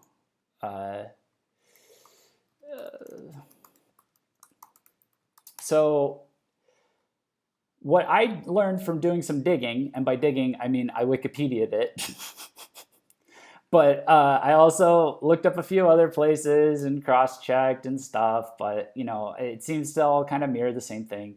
So it's coming after hardcore music. Hardcore music is like one of the genres that kind of popularized like hardcore punk specifically is one of the genres that kind of popularized like the mosh pit scene. And metalcore is a fusion genre of hardcore punk and extreme metal. So you can thank hardcore punk for your metalcore scene that you have today, basically. Post-hardcore is basically, the reason it sounds a lot of times like it's metalcore light is because it is the post genre of hardcore punk, which is basically that they took, they like hardcore punk music and punk music in general, but they also wanted to include other genres and even mainstream sounds in the music as well, kind of like how alternative rock is. So it's kind of like the alternative rock of the hardcore punk scene. You know, falling down the subgenre rabbit hole here. But anyways, if you go into exactly what it can be, because like there's a lot of bands that this applies to, like as you can see here, Sleeping with Sirens, very popular band, Pierce the Veil. Those are usually the two that come to mind currently, I think. But also like My Chemical Romance can be construed as that. A Day to Remember on their lighter days is kind of that. But really you're looking at like Sleeping with Sirens and Pierce the Veil, I think, would be like circa 2016, 2015. It's kind of what you're looking at. But really, post-hardcore can be all of these different sounds. Like imagine how broad the alt-rock genre is. That's why I made that comparison. Post-hardcore is almost that broad. It's just got this undercurrent, or this like these roots in this harder sound. So Zesho Oka like covers every different description I've seen of like, well, this is technically post-hardcore because they combined this sound with this hardcore style, or this is technically post-hardcore because they did this completely other thing, but it falls under post-hardcore. They did all of that in Zesho Oka, in this album. And it was excellent. There's stuff in here. I got vibes from Panic at the Disco. I got vibes from Streetlight Manifesto. I got vibes from Fall Out Boy, probably. Like, I think. I got vibes from like other indie punk bands from the VK scene. Like I got vibes from like metalcore. The first song is borderline metalcore and is amazing. There was like more experimental stuff. They were doing some stuff with dance. They were doing some stuff with like it's everything. It's an amazing first album. Acme turned out to be a fantastically fresh band. So check that out. Don't take them at face value of their PVs. I think they like to use like Zesho Oka is like the PV track, I think, for this album.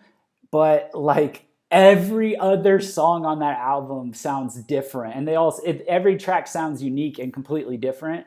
And it's just Zesho Oka is like it's the most VK like marketing friendly sounding song, I would say. It's very catchy. It's an earworm for sure. It's very well shot and edited, by the way. Very vibrant and a good song. But like, don't assume that their album's like that. Because it's not. It's shockingly diverse. It covers like every single aspect of post-hardcore you could possibly think of. Technically, by default, makes them the best post-hardcore band I've ever heard, because most Western post-hardcore bands, they just all sound like Pierce the Veil and Sleeping with Sirens, who basically sound like each other. So like, I listened to this. You can see me on my. We did a listening party for this. I did a live reaction to it, and I was just like, "What the fuck? This is amazing!" Like, big fan. That's all I have to say. They came in there and they shredded. They shredded it up. They tore up the stage. They blew my mind with that first full album. So, yeah. We haven't had a dedicated Acme stream outside of like live reactions, I think. I don't think. But if you haven't heard me say it, or you were waiting for me to talk about it again, there's my uncut opinion on it. I have spoken. Let it be known. That shit was legit. Let's see. So there's been a lot of other Acme-related news and events that even happened in and around this. So Chisa, the vocalist, made a U.S. runway debut at Anime Expo 2018, and that happened in. We did a stream talking about that, I think. Rhubarb showed off some of the brands, I think, from that show on that stream. Yeah, so that happened back when? July 6th. So he was apparently he was really loved his stay, had a great time visiting, wanted to come back, and clearly he wasn't just saying that, because in more recent news, we got the announcement that Acme is making their U.S. debut at Anime Milwaukee 2019. So this is great. If you're an Acme fan, I would say go for it, in my professional opinion. Just because I paid attention to the way this band makes music. I paid attention to the way at least Chisa has apparently been treating his fans, which is very nice. He's very sweet. He's very happy to meet them, according to what I've heard and seen online, from being at the fashion show. And I've been paying attention to how they sound live based on live footage.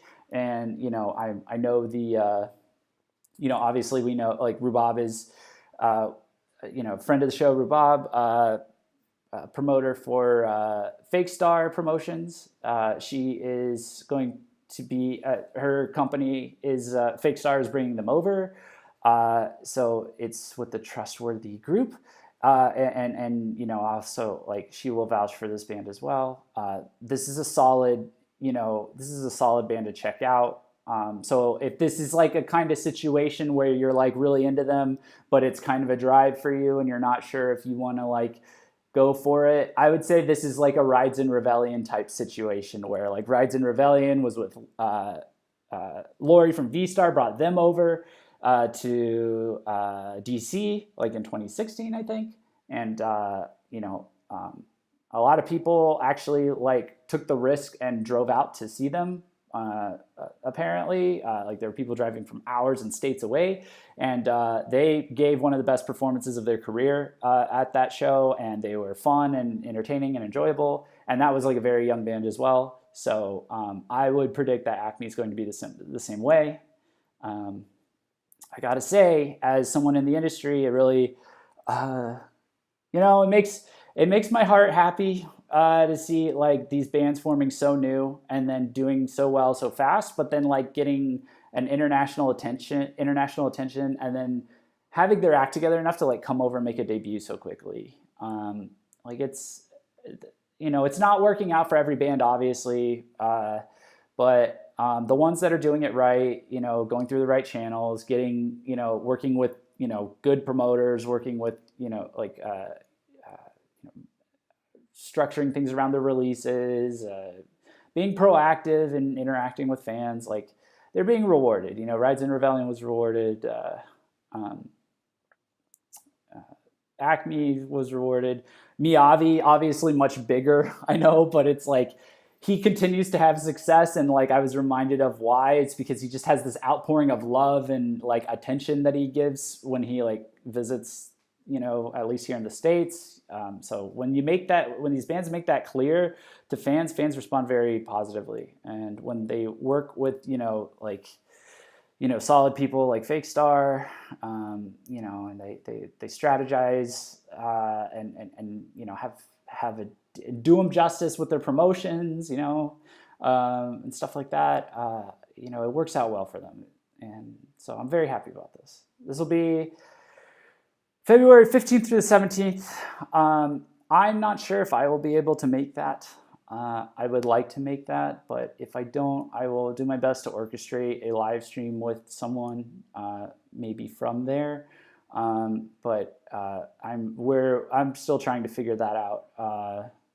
I'm still trying to figure out exactly what I'm going to be able to make it to this year. So I would like to go, but we'll have to see.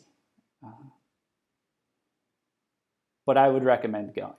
Is my point if you're considering it and just on the fence. Okay, let's check chat because that was a lot, and we still have the 8/8 and everything else moving forward. So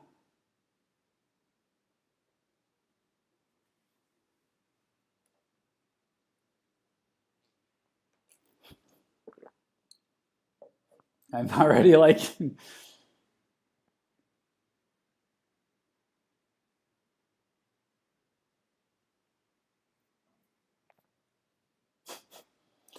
let me see. Yeah. Delta's like, it doesn't matter. 8/8's lm.c's day. Yeah, they all know it. There's nothing to worry about. No point in getting insecure. Hello, Lauren. Thanks for joining. Welcome. Guys, you don't have to apologize for being late. This is not required viewing, but I'm glad you guys are joining. Let's see. Acme. Victoria says, fully blame Delta for my deep delve into Acme. All right, well, good recruitment work, Delta. And Gula is like, listen, Acme is the shit with hearts. Yeah, I agree. They're dope. But and then Delta says, listen, we're gonna have a great time seeing them.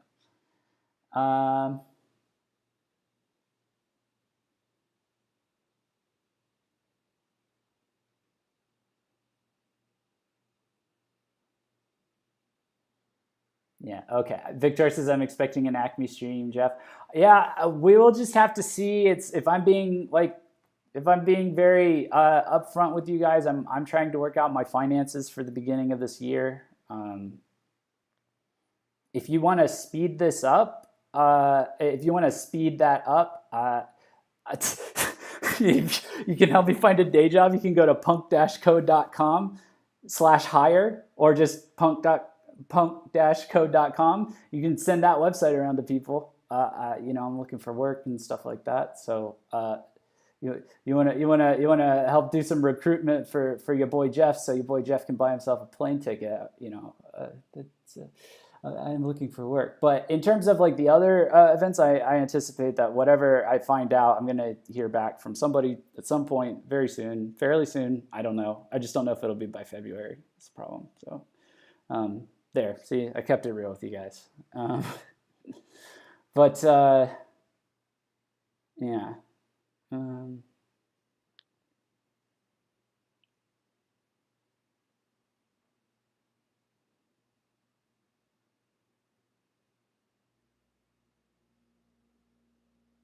If you're an Acme fan, I say go for it. Oh God, Jeff, don't disrespect me like this. Well, first of all, that's funny. It's okay, Ghoul, you're still getting merch. Yes, merch is coming from VKH Live, and I'm sure Acme will have merch as well at their thing. I may request one of y'all grab me some Acme merch if I Venmo you some money or something. Yeah, good promoters. I'll say it again. Yep, got to work with good ones.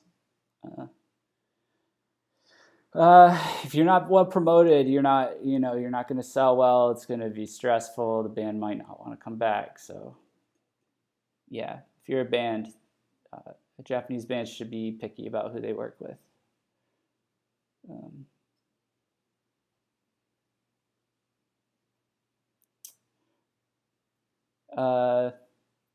My hamster wheel is trying to low-key die, so I'll at least take an intermission, but I'm glad it lasted through Acme. Yep. Oh, okay, yeah, thanks, Victoria. I'm sure me and Delta would love to grab you something. Yeah, if you do, if you're able to, I can, I can probably... if I can't afford either the time or the money to travel, I should at least be able to afford merch. So I could send you the money and you get me a shirt or something. I'll wear it on the next stream. Maybe work something out to have someone call in live. If one of you guys wants to come in stream in live, like I can pull you into a Google Hangouts or something. You want to do it that way? Give the fans take, the VKH Live viewer take.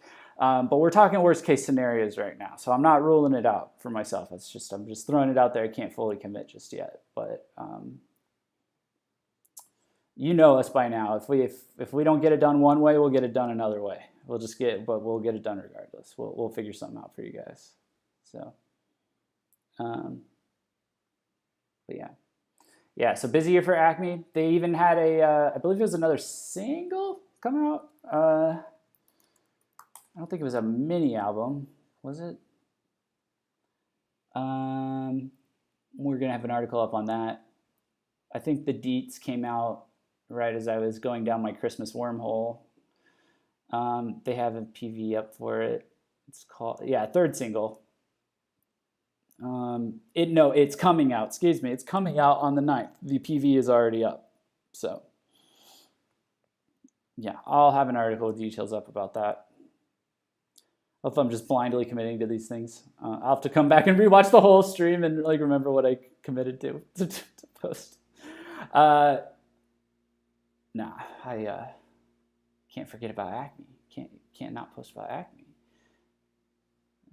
Acme's what's up, guys. So yeah, it's really good. So yeah. All right. I will try not to take that long on everybody else because I have given dedicated streams and time to everybody else already. Like Desert and Dimlim. I've done multiple things with them, but since we're still just at 8/8, so Desert had this great album today. Dimlim had this great album, Che Duara. Desert kind of took a step towards maturing their sound into something less raw and rough and heavy, but it's almost like they went from Iroguro-K to... So I know that the scenes themselves, like the Visual K scenes, like Iroguro-K versus Nagoya-K, like they don't have a sound that technically, because it's more about the style, but if I was to imagine a sound for Iraguro, it would be fairly similar to Desert's sound over the past few albums, on average. And if I was to imagine some of the sounds of Nagoya K, it would be what Desert's new album Today sounds like. Very melancholy, very musically mature.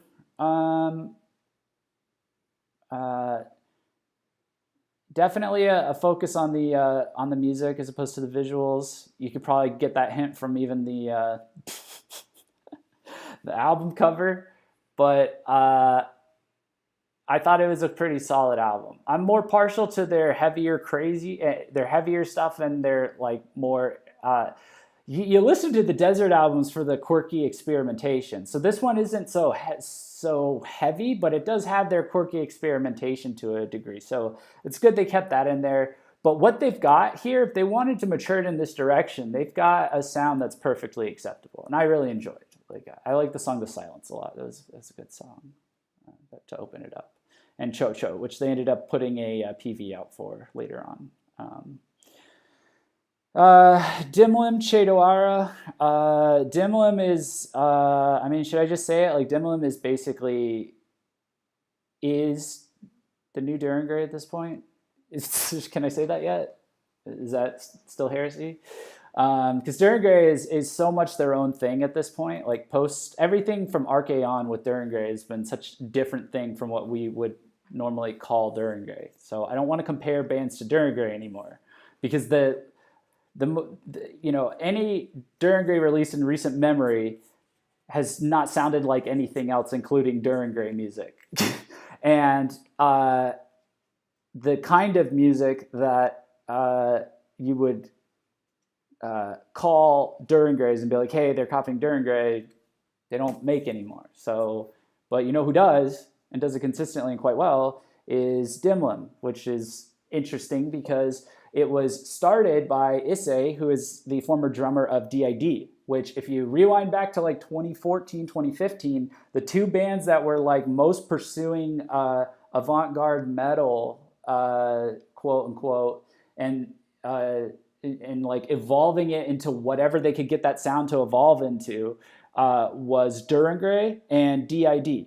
And DID ended up going on indefinite hiatus, and Durangray ended up coming out with Arche. So we never got to see what DID did, but Issei started this band Dimlim. He ended up leaving it, but his the vision of it clearly has continued, in spite of that fact, because it is still the sound.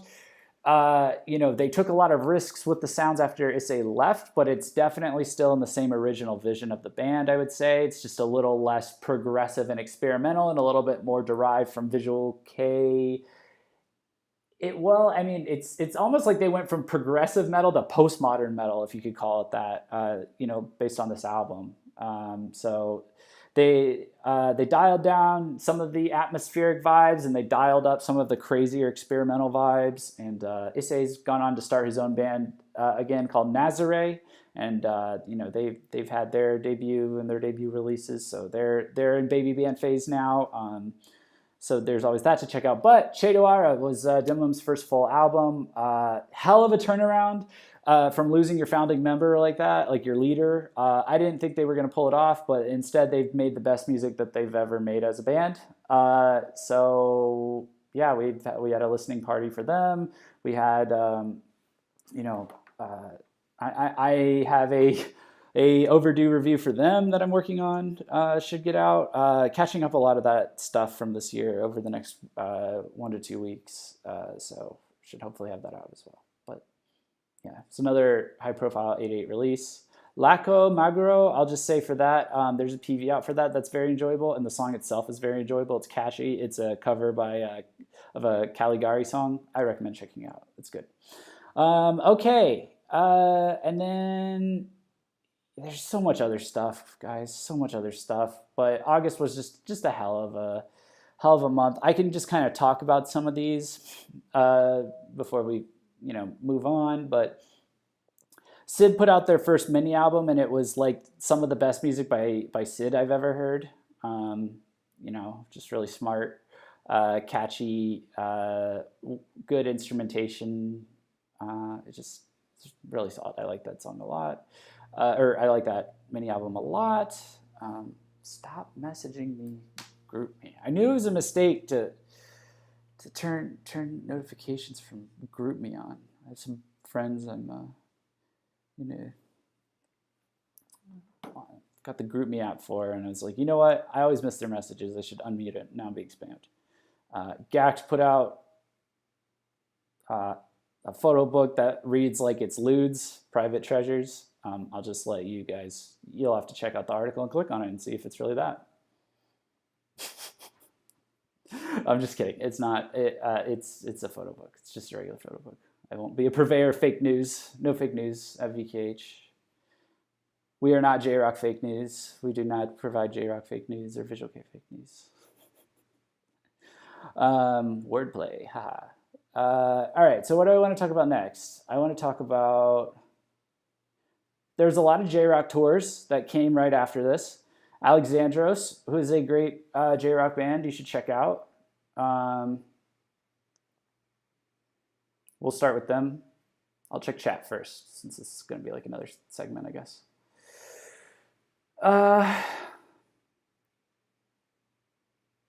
Oh, I came back just in time for Album of the Year, referring to lm.c chip. Lauren says, are you sure it is just a regular photo book? Actually, I'm not. I don't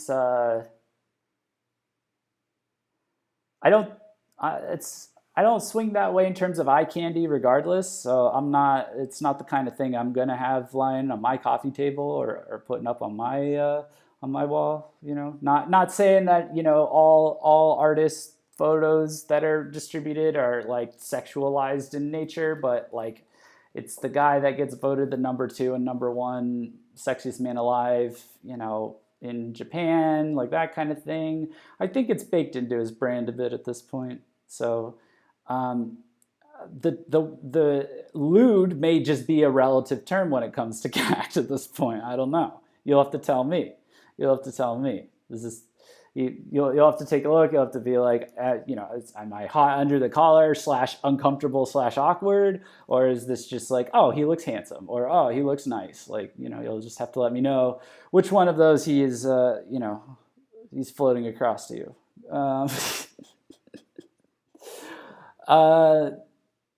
Let's see. So yeah, Alexandros, October tour. They had an October tour. They played in New York.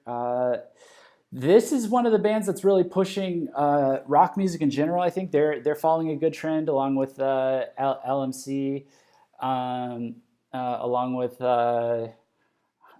Lauren caught that. Not my eye candy. Yeah, implying something else is my eye candy, and I don't know. No comment, maybe. No comment.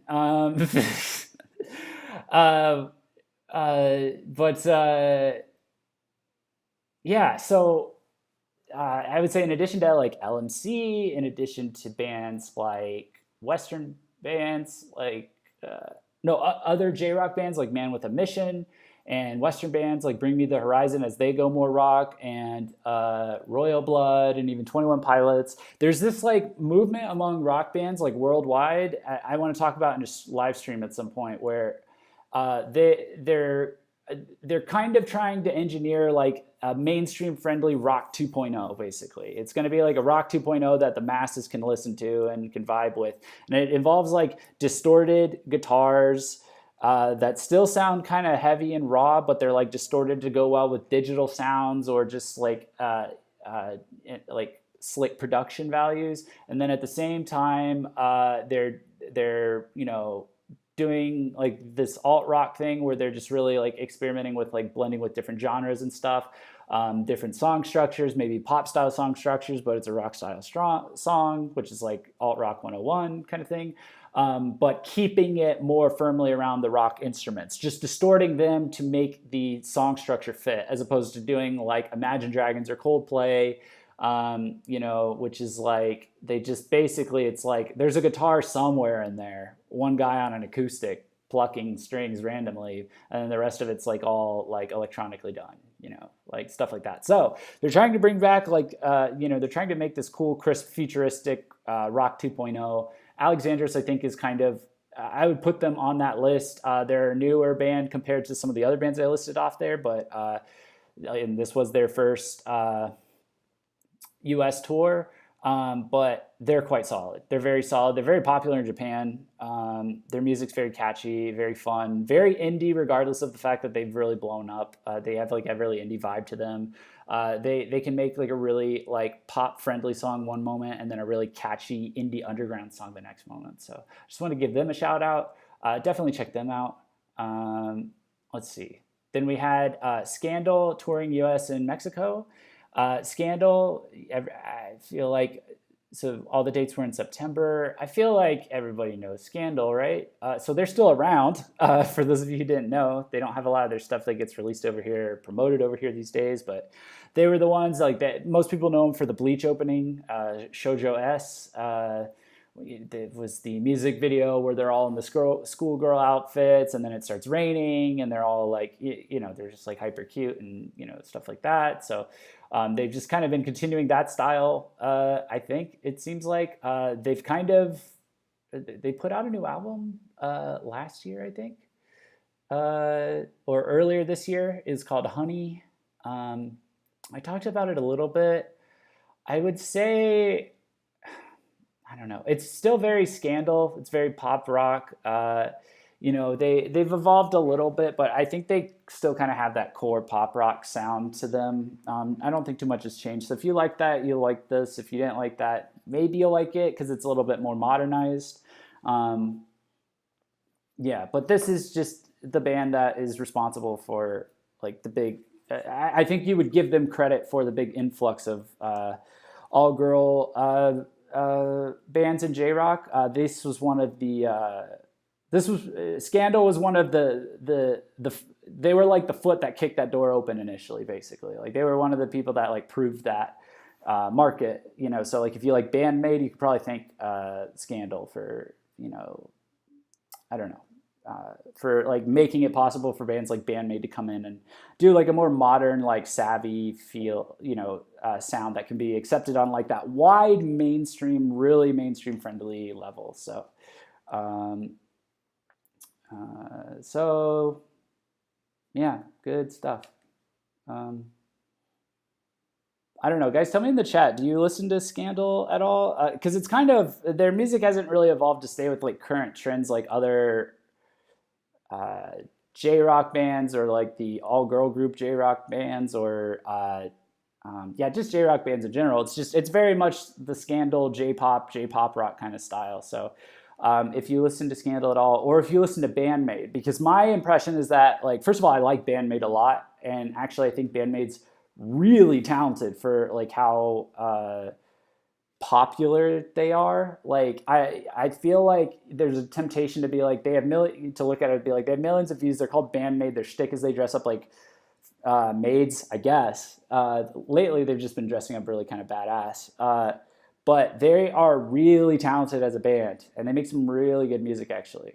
So I need to explore them a little bit more, but and so my impression is that I'm getting is that they're making their music more widely available on YouTube, like in the form of their music videos, and it's more of like a harder rock sound with like, you know, their guitarist can fucking shred, which is Bandmade. Yes, I'm talking about Bandmade. Their guitarist can fucking shred. You know, they can sing kind of like in a more hard rock sound, which is more of a trend in J-rock to be a little bit harder as opposed to the pop rock sound. So my vibe is that, you know, Bandmade is kind of more popular internationally at this point than Scandal would be, even though Scandal had such a head start in terms of just they've been around longer, and then they had blown up like years ago. So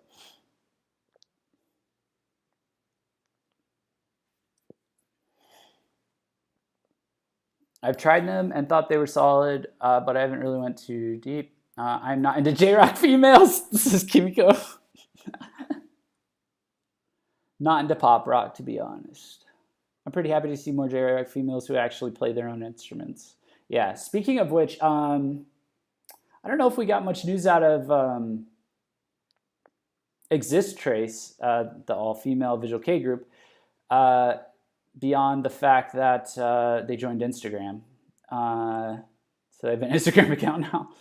But I'd be curious to see when we're going to get a new release from them. And if they're going to keep going in the general J-Rock friendly direction, or if they're going to go more of a, I don't know, if they're going to ever go back to their roots a bit. But yeah, so next up we had Spire and Rookies as Punks touring the Americas and Europe together. And then this, so both of those bands are very popular anime bands. They've made quite a few anime songs, and so as a result, they performed together at Anime Weekend in Atlanta, and we were there covering that shit like wild, man. So we're gonna have interviews that we recorded with them up on over the next week or two. Those are some that we had to keep going with the cycle and had to wait until we got a moment. And so this is our moment. We're putting it up. If you are a Patreon donor at any level, by the way, you may be seeing some behind the scenes stuff related to that, by the way. So keep an eye on that. Patreon.com/VKHpress. And if you are a patron, by the way, download the app. The app's dope. I got to start playing the app because it's really easy to use.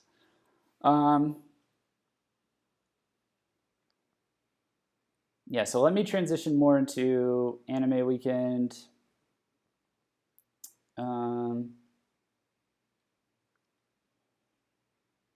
Atlanta.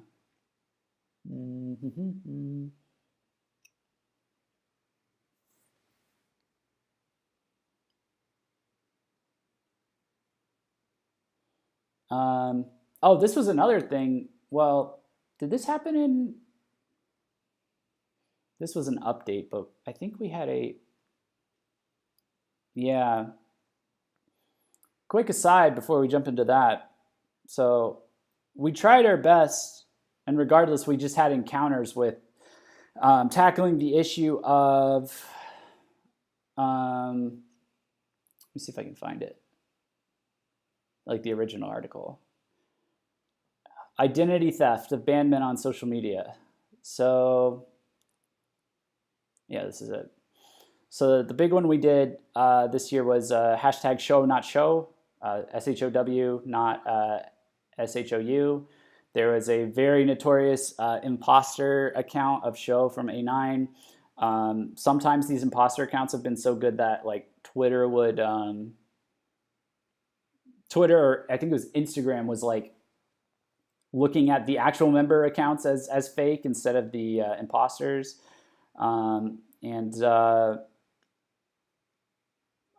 Yeah, so we tried our best to kind of tackle this one. This one was pretty cut and dry. It's pretty easy because we had a lot of people that were able to send us screenshots, making it very obvious that it's like, okay, show would not talk to me threateningly like this. Any self-respecting bandman, wouldn't do that to his fans. Like this is obviously someone that's trying to get money, trying to harass people, and it was a problem. So we started the campaign. We talked about it on a podcast, and then we did a follow-up episode, kind of talking about it. And that imposter was not happy. He was very, very mad about that. His cover was blown, but that was our little investigative journalism of the year. Other ones we've had, other imposters are out there. I would just say, I may have an official one, an official live stream, but I had said in an after-hour stream that really, unfortunately, it is due to, there's always going to be shitty people or deceptive people out there. So at this point, it's not... like you shouldn't not expect there to be like bad people, like imposters out there.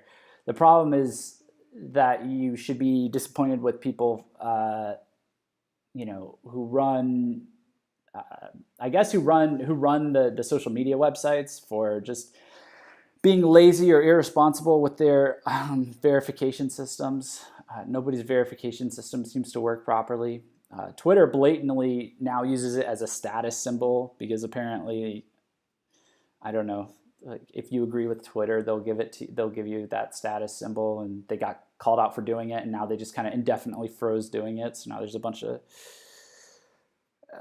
people with blue check marks that mean nothing other than they all say the same thing. So it's like the NPC check mark.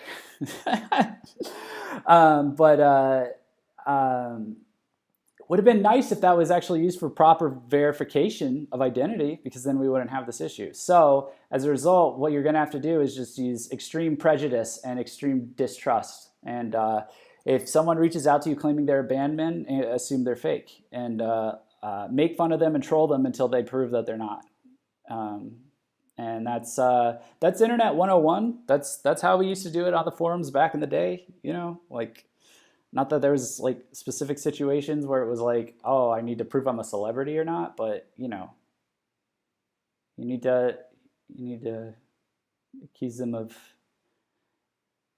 I think I said in the stream, it was like you need to troll them and basically accuse them of being whatever the VK equivalent of fake and gay is. And my suggestion for that, since like that's not necessarily going to jive too well with everyone, that internet language would be like fake and bad makeup, or like fake and Walmart makeup job or something. I don't know, like you know. Fake and bad angles. I don't know. You guys can come up with it, but yeah. So yeah, this was the year of us kind of getting woke on imposters, one way or the other. So,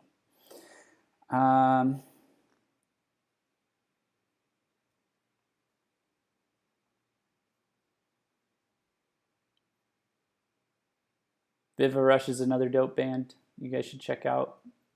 You want some lovely Osharike? Okay, I gotta pull up my, so the next relevant thing is chronologically, roughly, is, it's gotta be, wait, did I just go back? No, I need to go, take me to September. Yeah, here's all. Oh, by the way, I'll talk about Shin while I'm moving. So Shin had On My Way to Innocent with You, I think, was their announcement. Released album, full album that they released on 8/8. That was pretty solid as well. I did a live reaction party for that. Dataroma announced a hiatus. We'll circle back to them, but they came back. They picked up a drummer, used to be the drummer for the Black Swan, and they were, and then they came out in full force with Dadism number 4 in November. Chiyu, another ex-Sug member, former bassist of Sug, also started a solo project, came out with an EP called The Seven Deadly Sins. I circled back and caught up to it with this listening party stream in September. It came out earlier this year, I believe, but that is another notable release. AWA 2018. I'm going to make it a little bit VKH centric for a second. I know I'm using VKH, but it's like I'm trying not to. I'm trying to talk about the artists themselves. We're such a great source, guys. Like, you know, I just wanted to, you know, like, yeah. So AWA 2018 was awesome. There's Miyavi, Spire, and Rookies is Punked were all there. Shola Aurora was there. He performed at the fashion show. It was quite an event. We did a special live stream. I don't have to mute shit on this. This is ours. This is ours, motherfucker. Just try and go live and look at this. I can play this content all day. No worry about copyright. Look at this. Look at this. Copyright. Who's going to copyright this? Nobody. Why? Because it would be me. Look at this. Look. So yeah, we live streamed with Rubab from Fakestar. That's should I say who that is? It's up on YouTube anyway. But we had some viewers in the audience. Shout out to the viewers in the audience. Up our crash course, so I don't have to go off with it. Okay, we're on a website. Adding more tattoos, getting wilder with Yeah, this was a lot of fun. Completely drop one or the other. So this was quite enjoyable. Do you guys want me to find the Beyonce part? Yeah, shout out to Delta. It's Delta. Let's see. I want to find you guys. Someone talked about the Beyonce part.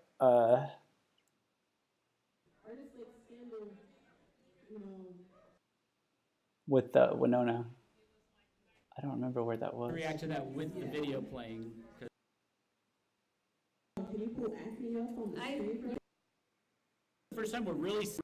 I would check this out. It was funny. Carrying it through, waiting for the. You want to see what it looks like? I don't even know how. This is like the ultimate like improvisation because we were just seeing if it could happen because it didn't have to. It was a great suggestion on Rubab's part. She had secured the panel and was very curious of her to have us on. It was her panel. It was Fake Stars panel. Visual K After Dark. And so it's very nice of her to have us on. To live stream it, and some of you who are watching now are watching then. So yeah, Mile Time Flies. I'm trying to find where. If I can't find it, I'll just keep going. I don't want to drag out the show. He says 2 hours and 50 minutes into it, but you know.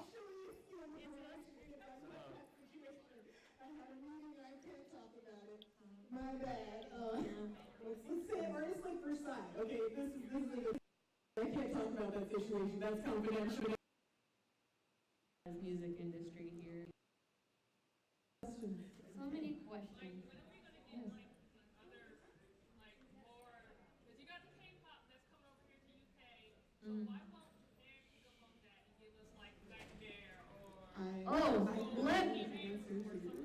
So why won't Japan Go off. go all up in here like K-pop does? Go off Rubab. Let me tell you. We love you, Japan. Why don't you spend money on sending your stuff over here? This is what Korea does, right? The Korean government invests in getting these artists to America.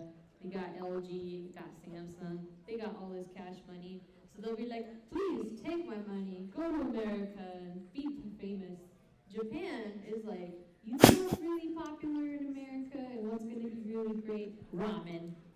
And the Japanese government is investing money in ramen when they don't realize how strong weeb culture is here and how much people want music content. Yeah, so Rubab went off, multiple times. So many rants about this, but this was really like her kicking back and letting loose along with us. So yeah, this is a fun stream.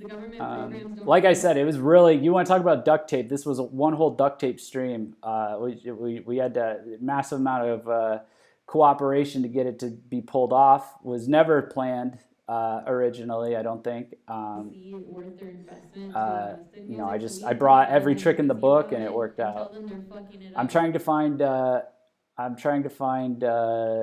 yeah, I made it back, and this is what I see. Yeah, Delta. I'm trying to find the part where Winona rants about Beyonce and X Japan.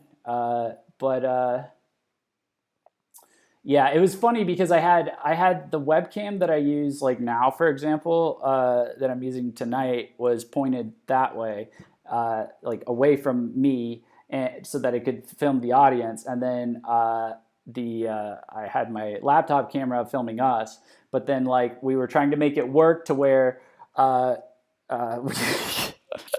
were trying to make it work to where I could fit everyone in the shot, and it just wasn't doable. So it was when someone was talking, I would turn the laptop one way, and so that I could get Rubab, and then that would of course mean filming like this side of the audience. So it looks like I strategically am either strategically filming Rubab right now or strategically filming Delta in the audience or both. And it was usually to get someone in the shot, but it's like the larger camera is the audience. So I'm serious. Like that's the level of duct tape. Yes, industrial strength duct tape.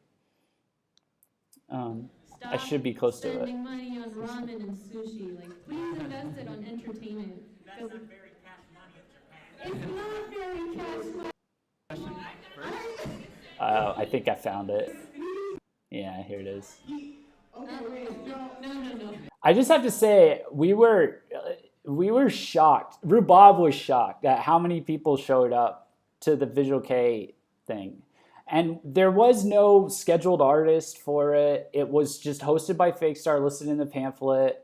Delta was there, and like other people that watch our show were there, but like, we're still a new show and everything. And like your average anime convention, it's not going to be, unless we're like, it won't be until we have a couple extra zeros after our total live count, on average, before like you can expect like a room to get kind of filled up like it is. It's hard to see, but when I pan to the left, there's a lot of people over there. So there was just a lot of people at that convention that were just looking for anything VK related, that were down for it or curious about it or anything like that, because there was not like there was not a target, there was no marketing wizardry behind this. It was a bunch of people showed up, and we did not anticipate that, but it was really cool to see because it's like there's people that are interested. There's a demand here. There's a very latent demand, or not latent, but like there's a very overlooked demand. I think, it's y'all are lurking, and so. That's at that point I was like, that's it. VKH Press, VKH Live. We're gonna help you guys just like be the way to like help y'all glow up with us to like shine a light on this VK madness that's always been there and it's just waiting to be embraced and listened to. So let's see if this is it. Let's take a minute and talk about Coachella and Extra. Okay.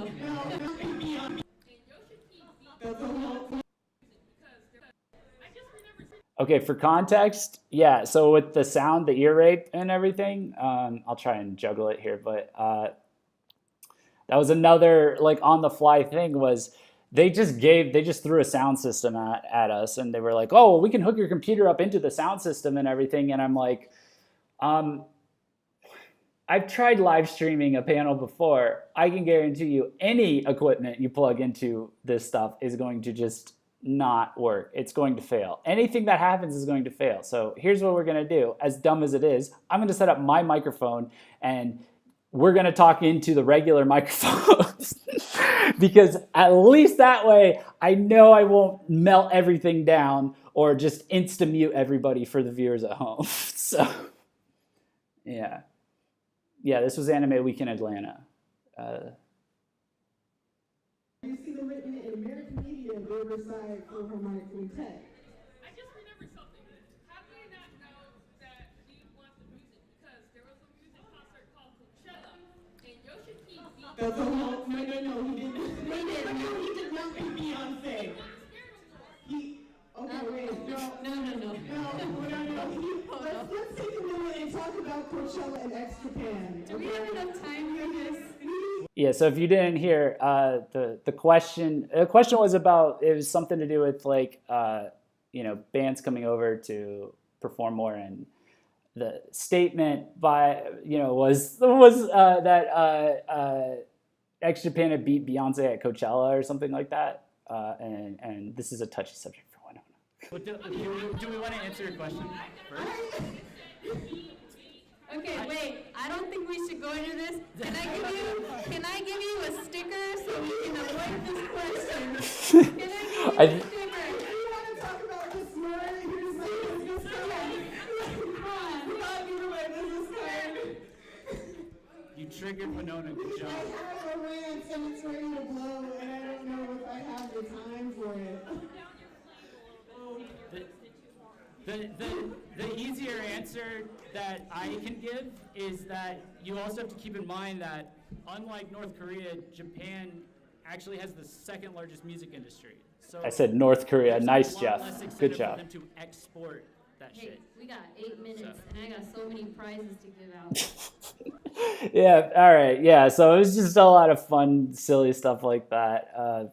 She was dying to go on a rant for that. I guess that's all there was. Sorry, guys. I thought there was more to it than that. But yeah, this was a fun little trip down memory lane. Fun little trip indeed. So, um, this was the last time my hair was okay. I had not yet reached mullet stage. Oh man.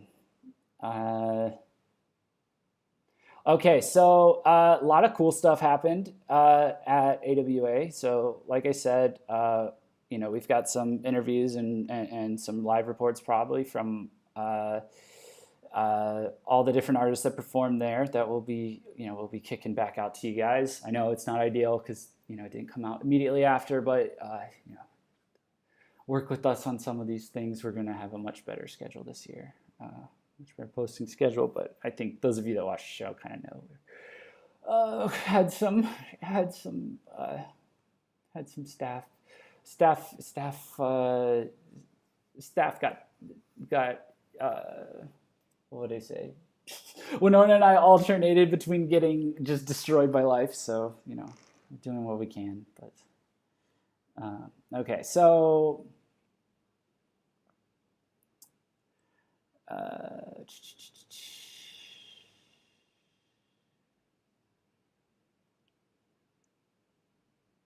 If y'all didn't hear that, I said, calm down your flame a little bit, fam. You're roasting too hard. Yeah, she was ready to go off. So yeah, so the Miyavi concert was great. Spire was great. Rookies is Punk was great. Those guys are all quite funny. We had concert recap streams for all of them because I will at least have a show for you before I could have an article. If I can't have an article, it was like the theme of 2018 for me. But that will be changing moving forward so we get more articles out. But let's see. What was I? Where was my? Is this all? Oh, is this? That's because this is VKH Live. Because our media results that I'm looking through. I want our. Where's the news?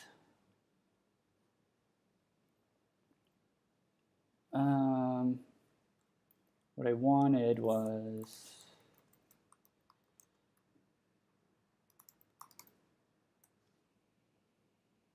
I'm just showing this off because I'm assuming that the people that are, I know this is another diversion, but if you've been with me this long so far, I'm gonna assume you give a shit a little bit about us. So I'm just gonna show you this because I was proud of breaking this. It's tied to AWA. So this was Miyavi confirms rumors of playing a role in Maleficent 2. So this happened live on stage. I happened to have my phone out. I filmed it, put it up, and we broke the story. And also this summer,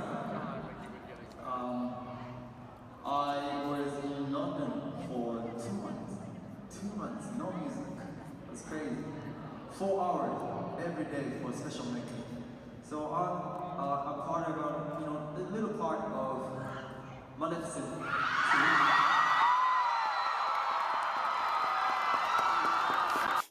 I don't know. I was particularly proud of that. I just wanted to throw that out there. Just, that was a notable thing. That was cool. That was fun. It's fun to break that news. What other news was it fun to break? Chat? Anyone in chat? Was anyone else kind of excited about any breaking news from VKH that might have popped out of there? Might be incredibly relevant to 2019? Anybody? Anybody can guess it? I don't know how far behind the stream is at this point. For some people, it seems like the chat. I'm lagging to the chat a little bit, but anybody got any ideas? Let's see. They can guess it before I pull it up.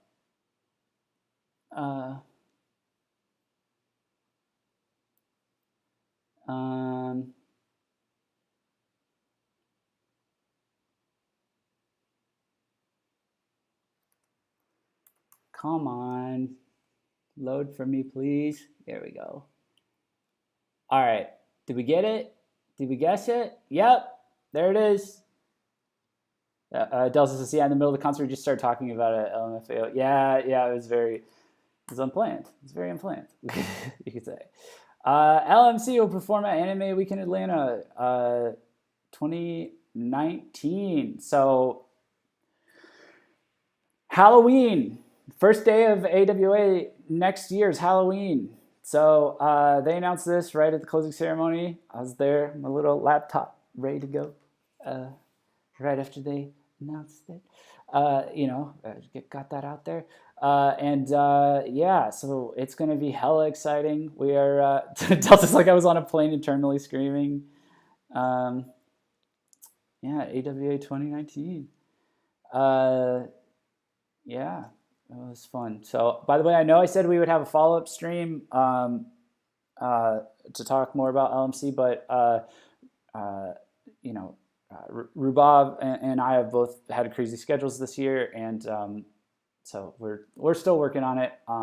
It might be better. I might just like hold off for now until there's more details to reveal, and then that might be best time for both of us. But I haven't forgotten about y'all. Don't worry. I'm just trying to keep these streams useful. I could talk about LMC for hours and days. I could talk about a lot of these for hours and days, but I want to keep it topical. So we will, either way, I'm gonna sync up with her when we've got some details or like just some cool aspects of things to talk about. Even we will go live with those for y'all. But yeah, 2018 is gonna be lit, boyos. I agree, Gwilla.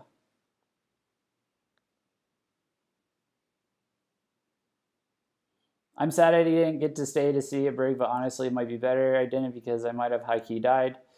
Gula says I threw my phone in a happy glee.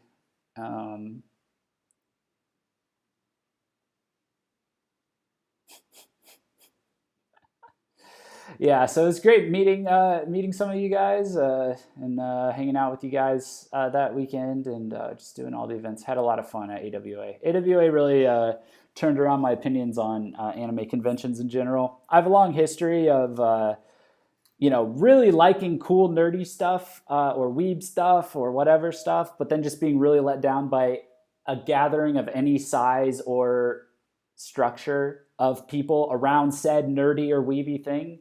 I usually like the thing and hate the people that also like the thing. The exception to that has tended to be Visual K, and now it appears that I'm having to reconsider anime conventions as well. I just hadn't gone to a large enough one, I suppose.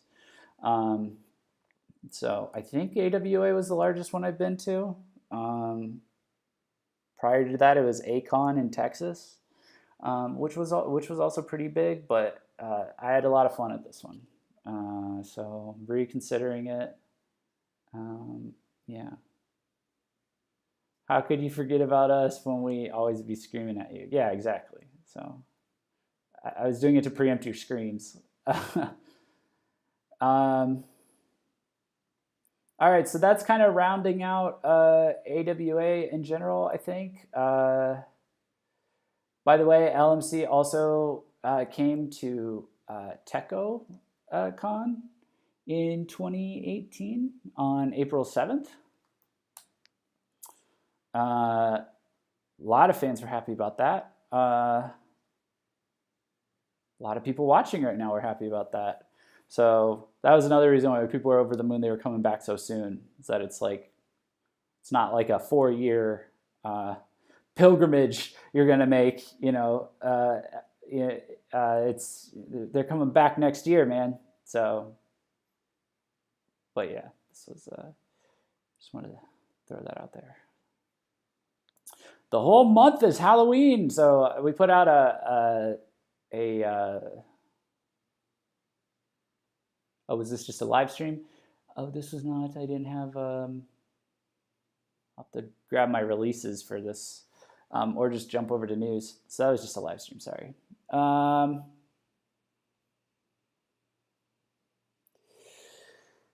Let me go back more previous, and I need to catch up my news as well. I'll pull the news up on here as well.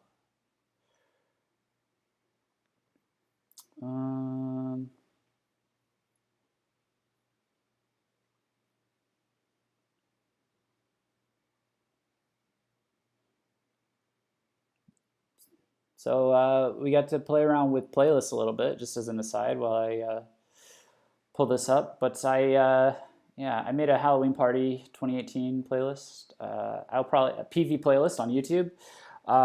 It is you should be able to see it if you go to our channel. Oh wait, how do I? Yeah.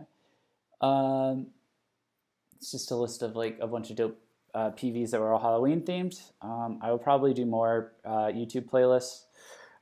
Fake Star kind of has a lot of people covered for Spotify. So VKH will probably cover you guys for YouTube, I think, for the PVs. Maybe Apple Music. I don't know. We'll have to see. Oh my God, there's so much news. I'm trying to get caught up to where we were. Oh my God. Oh my God.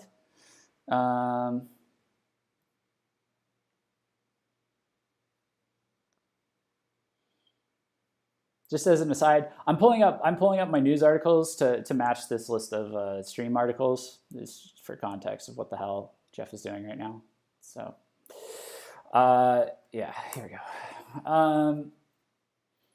This was one of my favorite streams that I did. I was pretty happy with this stream. It felt very good. Got Winona in, very substantive. I had a lot to say about Hyde.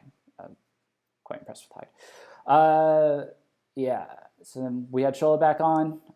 Stream kind of glitched out, so we recorded the audio. We grabbed the audio, preserved the audio, and then replayed it in an after hours so that chat could react and we could talk about it a little bit. And then in the news front, here we go.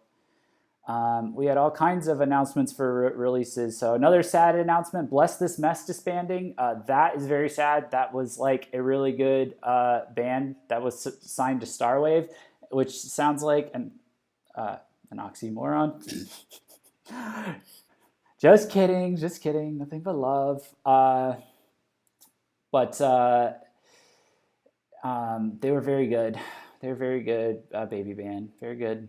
Yeah, so that sucks. But oh,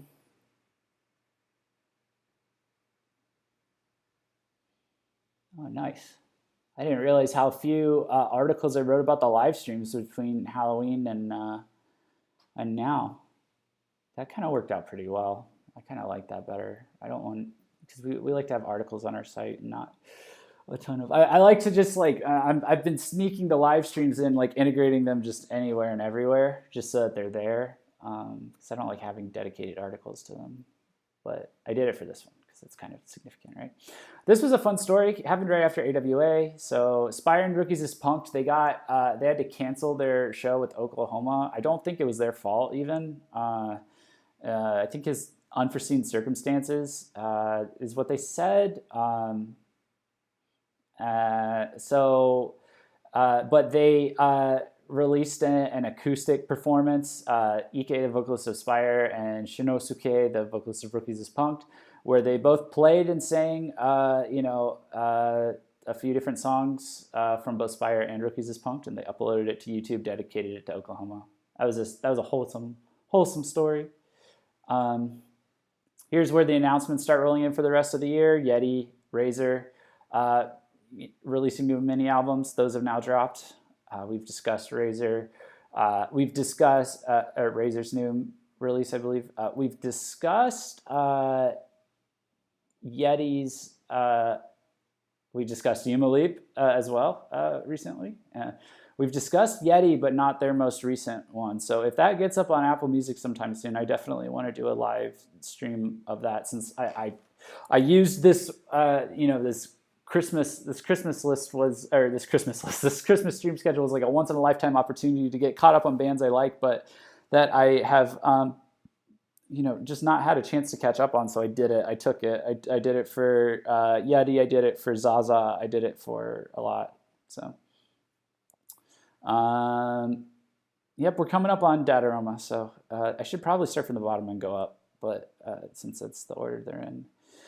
Yoshiki and Hyde did the Attack on Titan theme for season 3. This reminds me, I need to bring back Anime K for the after hours streams. I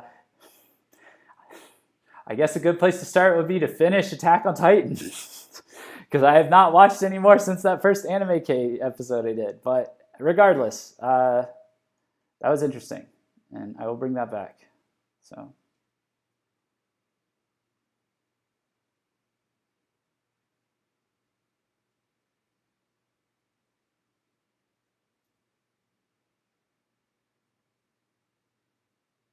So this was a big deal. This is now since fully executed, I suppose, the release and everything. So Delhi reformed for their 10th anniversary live, or is reforming for their 10th anniversary live, and also released a best of album that had it had several, I believe. What did I say? It's several remastered versions of like their best of their best. It seems like band favorites / fan favorites because it's not even like they left out certain tracks that are like their most viewed PVs and stuff like that. So it seems like they picked out the greatest of the great. Delhi fans, like more hardcore Delhi fans, will have to tell me whether or not that's true. But there's also going to be an unreleased song. I believe the unreleased song's name has since been revealed, but that has now dropped. It is on CD Japan. I don't know if it's coming to iTunes or Apple Music, so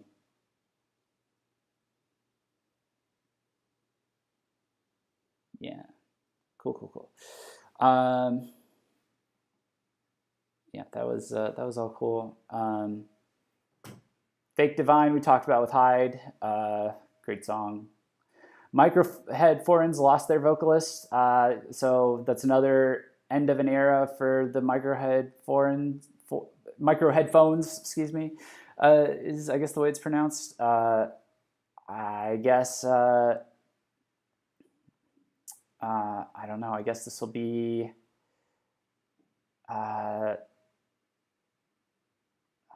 second time that's happened. So that was their vocalist was the former vocalist of Ace, Anonymous Confederate Ensemble.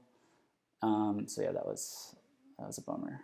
Let me pull up a couple other things. Yeah, I'll pull this up.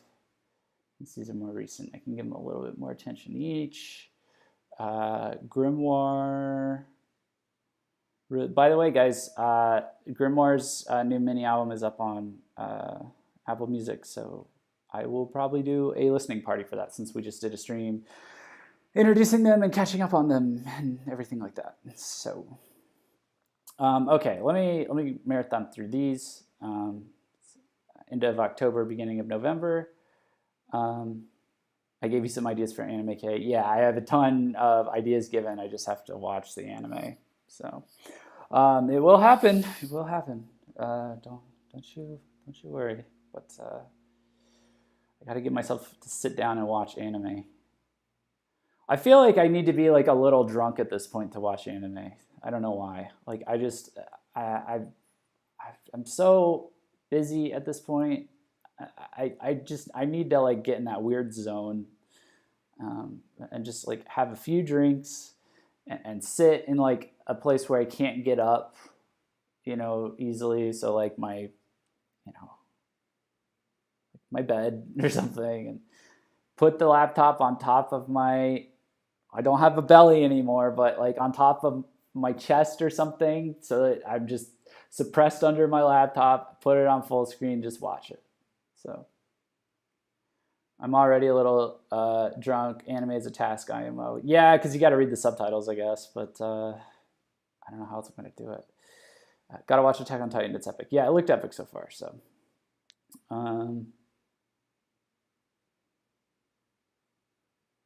Yeah, so Kara put out an album, and the PV preview for it looked really interesting. So I'm just highlighting this here.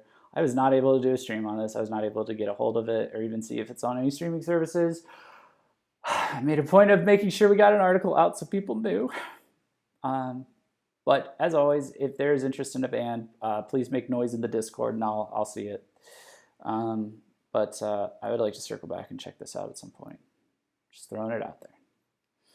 Purple Stone disbanded. That sucks. I wanted more dances. I wanted more dance PVs. I wanted more Panic Panics and Poison Chocolates. And I'm not going to get that. So, well, fuck. Apparently I might, because D started doing it a little bit in their PVs. Some of you might know what I'm talking about. I think Lauren will know what I'm talking about. Delta will know what I'm talking about. Delta gifted it for me. Yeah, so maybe D will become the new king of Wub Wub J-Rock dance script dance routines. Forcing yourself to watch anime. I wish I had this problem. Well, I mean, it's yeah. It's just it's because I always am like, oh, well, there's something more productive I could be doing. But then if I'm like, okay, but wait, it's content for VKH now. So now it's research for VKH. So now you have to watch anime. It's like for my company website that I'm about to launch and launch all these streams and stuff, like I'm targeting like the first for like when I start cranking out content for like my personal company website I talk about sometimes, like I'm going to do, it's going to be like coding based and stuff because I'm a developer, it's my day job, but it's going to be like, I'm your coworker or like your tech friend. So it's going to cover stuff that developers do in their off hours. So what do developers do in their off hours? They grab a beer and they play video games and they talk a bunch of shit about stuff. So I'm going to do streams like that. And so now it's like I can play video games and justify it to myself at the same time because it's like, well, you're making more content for your, your blog that you're using to advertise for yourself to bring in more business. So like, yeah, I just kind of, this is like what workaholism does to you, is it makes you monetize every aspect of your life. Apparently I'm supposed to hate this at some point. I'm supposed to look at myself in the mirror and be like, what have I become? You know, I can't escape this. What kind of monster am I? And I'm supposed to have some sort of crazy meltdown and I'm like gonna make a YouTube video about it. And then I'm gonna talk about how depressed I am. And then I'm gonna talk about how I magically got better. And I'm gonna ask you guys to click on my affiliate link to betterhelp.com. So look forward to that whole process happening in probably early 2019. That's what's in store for me next, apparently. So that's how that works. That's what I hear. That's what I hear. Oh God. Yeah. But no, Jeff, you need a break. Swear to God, I do. I take periodic breaks. Don't worry. It's just when I take a break, I go for it. I live in Miami. When I take a break, I go for it. And the cameras are off, and that's all I'm gonna say. The phone goes off. No posting. No nothings. Yeah, and then I take the break. I really take the break. It's quite a break. It becomes quite a break. That's all. Yeah. So yeah. Nocturnal Bloodlust lost 2 members. Yeah, that kind of sucks. One of them has started a new band. I will just tease that and compile all the rest of the information that some of you have kindly given me in Discord already. But we're definitely writing an article about this because it looks hella interesting. The band forming from the split. But I guess we will see if how Nocturnal Bloodlust recovers. I can relate. Used to live there. What up? Yeah. Yeah. Adult Disneyland. What up? That's what I call this city. Canberra. This is the band. Vocalist is Seike, ex-vocalist of Serenity, which was the Swedish Visual Kei band that was quite popular a while back. They put out a new single. We had Seike on for a live stream. He was very interesting to talk to. Cool guy. Very down to earth. Let's see what else. Matinee Opera is releasing an album. Oh, on February 27th. So this is going to be, yeah, man. If it's coming out in the future, it's going to be something where I'm planning on covering. So, yeah, so they announced that. Okay, but so we had Miyavi brought out Samurai Sessions Volume 3, Worlds Collide. That is fucking a great album. I love that album. It was really good. We did a listening party for it. That was my Christmas music. That and Yeti. I played Yeti on Christmas Day. Yeti is very Christmassy music, I realized. Or like when you live in a household where you were used to like soft praise music or like Christmas hymns being played, it feels like Christmas music because it doesn't have the religious part, but it is soft and nice and homely kind of music. So I played a lot of Yeti on Christmas and the day after Christmas on the road trip. So, this was like my Christmas Eve, like pre-Christmas music was this album. I strongly recommend this album. Go check out, go get it, go listen to go play our live stream and listen along with us. Had Winona on for that, had a blast. Just good shit all around. Too much to get into right now, but like just really good stuff.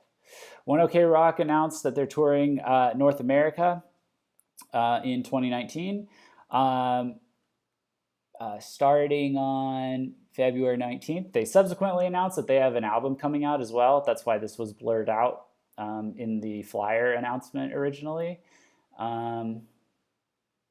So get ready for that. Okay, so I'm just pulling this up. So Yoshiki announces worldwide live stream concert with Hyde plus new single. Let me know if anyone saw this on November 16th. I've been hella swamped since just this whole second half of the year. So if I missed something, I missed it hard. So I got this article out, but I missed the actual performance. I don't know if they recorded it, but so interesting thing that happened this year is J-Rock and VK artists finally started figuring out the internet. And by that I mean like we're getting more full PVs up on YouTube, more YouTube channels in general, more music, more artists coming to Spotify, more artists coming to Apple Music, and even artists starting to figure out YouTube as like channels in terms of like being a channel and for live streams. So Yoshiki has, did these live stream concerts, which is cool. He also, I also want to point out, he announced, this was from a press release, and this was in the press release. I'm pretty sure we included it. He learned about the paid membership feature for channels. I would offer this to you guys if you would think it's a viable way of supporting VKH, but the problem is that you can't really get it until you have like 50,000 subscribers, which is why YouTube's dumb and like other places aren't so dumb, because like other places I could at least, they give this stuff to you like from day one. Let me just pull up Yoshiki's channel so you can see what I'm talking about. So it's this button here. You see they even like did this. So you get exclusive perks when you get a membership to a channel. You hit join. It's kind of like a YouTube Patreon, but it's like for $5 a month, like Patreon, you get these badges that you can put on your comments and live chat, and you get custom emojis like this. Like these are all Yoshiki's custom emojis. And then he'll do members only things like how we do Patreon only things.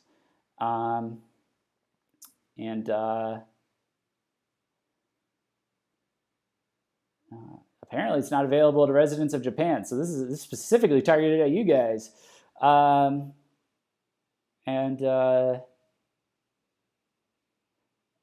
Exclusive, yeah, it's kind of pitching like how our Patreon's kind of, you know, set up, like the same model and everything. So this is actually very modern, a very modern take, I would say. So this isn't me trying to encourage or discourage you signing up for this. If you do want to, go for it. We just reporting based on a press release, but if you don't want to, don't feel the need to. But yeah, I thought that was a, you know, it's, I mean, it personally, I think it's like weird flex, but okay for a, you know, like the drummer of the Japanese Rolling Stones, basically, to, like, you know, open up, you know, the premium membership thing on a YouTube channel, which is like, I watch like there's like the first person that pops into my mind that is like that is like a an independent journalist that, like, you know, just relies on Patreon people to pay him just so he can just keep making his own content, or like a indie band or something like that. But I mean, if you're gonna do that, I'm actually glad overall he's doing it regardless, because it's at least setting the example. Because for indie bands, this shit is like a big deal if they can get it figured out. If they can get their channel monetized properly and everything like that. Channel membership is going to be a little tricky, but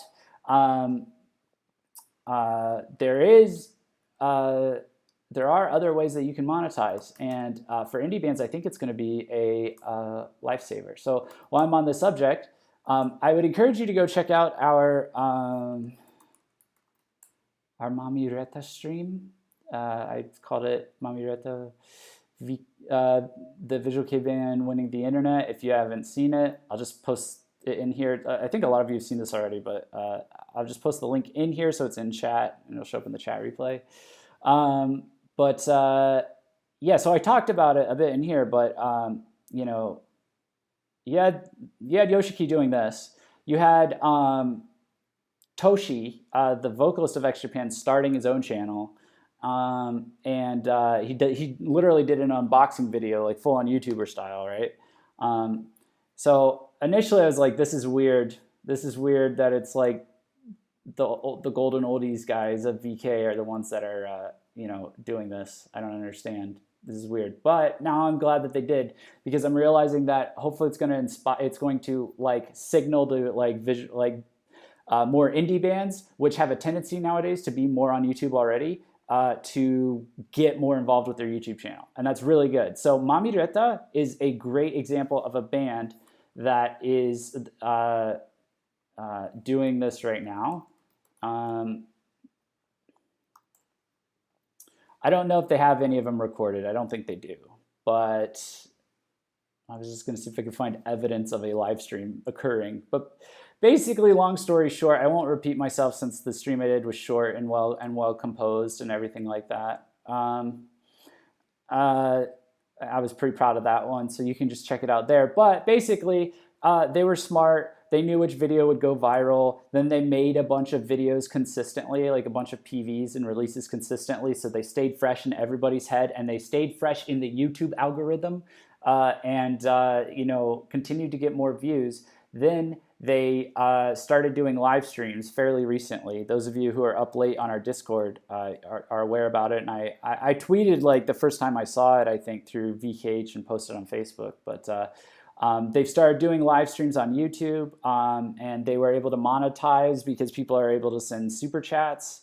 You need 4,000 hours of watch time total in a year. So like they basically have that with Ojamashimasu in and of itself, because it has 600,000 views. Most of that's been within a year. That song is 4 minutes long, 600,000 people times 4 minutes. Even if you want to get really conservative about your estimate, they got that really fast. So, but you know, they did a 24-hour live stream where they were like filming them like before a show. They filmed their show, then they filmed after the show, and people were just throwing super chats in, man. They were tipping their favorite band like crazy, Japanese and English speaking, in the chat. It was pretty dope. That's going to be a great way to make money. So I'm excited overall, I guess, that these indie bands are finally like catching on to like new ways to support themselves, and you know, if you're going to use YouTube to monetize yourself, you're gonna wanna do the live stream thing because their lax are on the live stream thing. Any promoters watching right now, like that's part of why I've been pushing it. I don't say it explicitly, partly because I didn't think to, but also partly because I don't know if I should be low key about it, but I follow a lot of the YouTube community, a lot of the live streaming community, and for now, it's going to get worse. The walls are slowly closing in like they always are on YouTube, but it's like the walls are strangled around YouTube videos.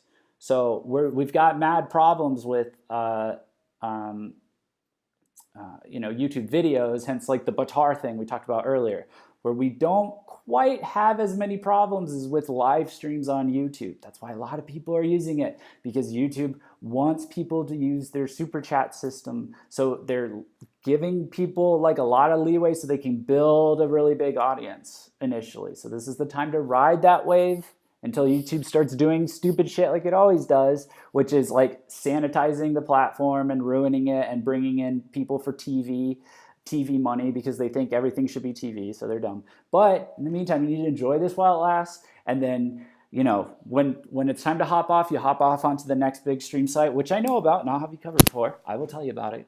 But you should definitely, if you are a band or a artist or a anything looking to monetize on YouTube, do it through the live streams. You get full control over how you're being monetized because the people that are donating to you are your own viewers. So if your viewers hate you, they're not going to give you any money, or if they think your content sucks, they're not going to give you any money, I guess. And if they really like your stuff, they're going to give you money. Guess what? Most people that watch a band, they love that band. Most people that would bother to show up to a band's live stream really loved that live stream. So Mami Reta had a lot of people watching that just really liked them. So they got a lot of money. And especially for new bands, someone subtitle this. Someone come in later and subtitle this part. So they can see this, especially new bands, where it's hard to get merch overseas and music overseas. There's people over on other islands and coasts that want to give you money, People were very generous to us, and we're not even bands. We talk about bands. People were very generous to us, especially when we first started. They're very appreciative that someone cared enough to do a live stream or whatever. And when the actual band does it, it's that's who they're there to really throw money at. So go do live streams. Go monetize your channel. Go crank out enough music videos so that you can get the views. Go monetize your YouTube channel. Go figure out how to live stream and get that super chat money, fam. Look, even in chat, Lauren just said we will throw these bands our money. Yeah, perfect. I hear Mami Reta and instantly Ojamashi Masu intensifies. Yeah, absolutely. Live stream your life away so we can throw money at you. Yeah. Literally just do IRL streams. Visual K bands doing IRL streams 24/7. You guys could retire in your late 20s. Like, I'm not even kidding. I don't know if people who watch this show know what IRL streams are. If you watch Twitch, you probably do by now. But yeah, that would be it. Just live stream every aspect of your life. They make backpacks for it now, custom backpacks that are all set up for that. They cost a bit of an investment. But it's not too much. It's something a label would be willing to cough up investment money for, and that's it. That's all you do.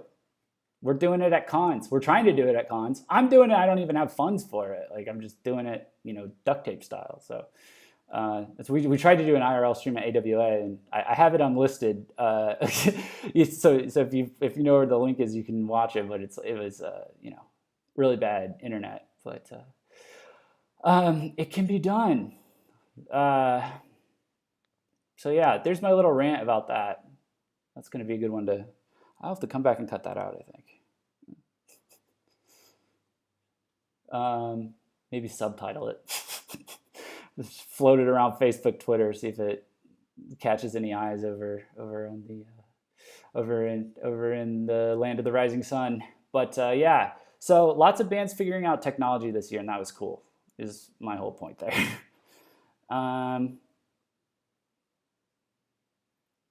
Yeah, Kimiko also brought up that that she agrees it's weird because they're not working on the new Extra Japan CD. They're just doing, Yoshiki's doing this. Yeah, and I agree it's weird that they just won't get that album out. Just get the album out, and then, if it flops or whatever, like,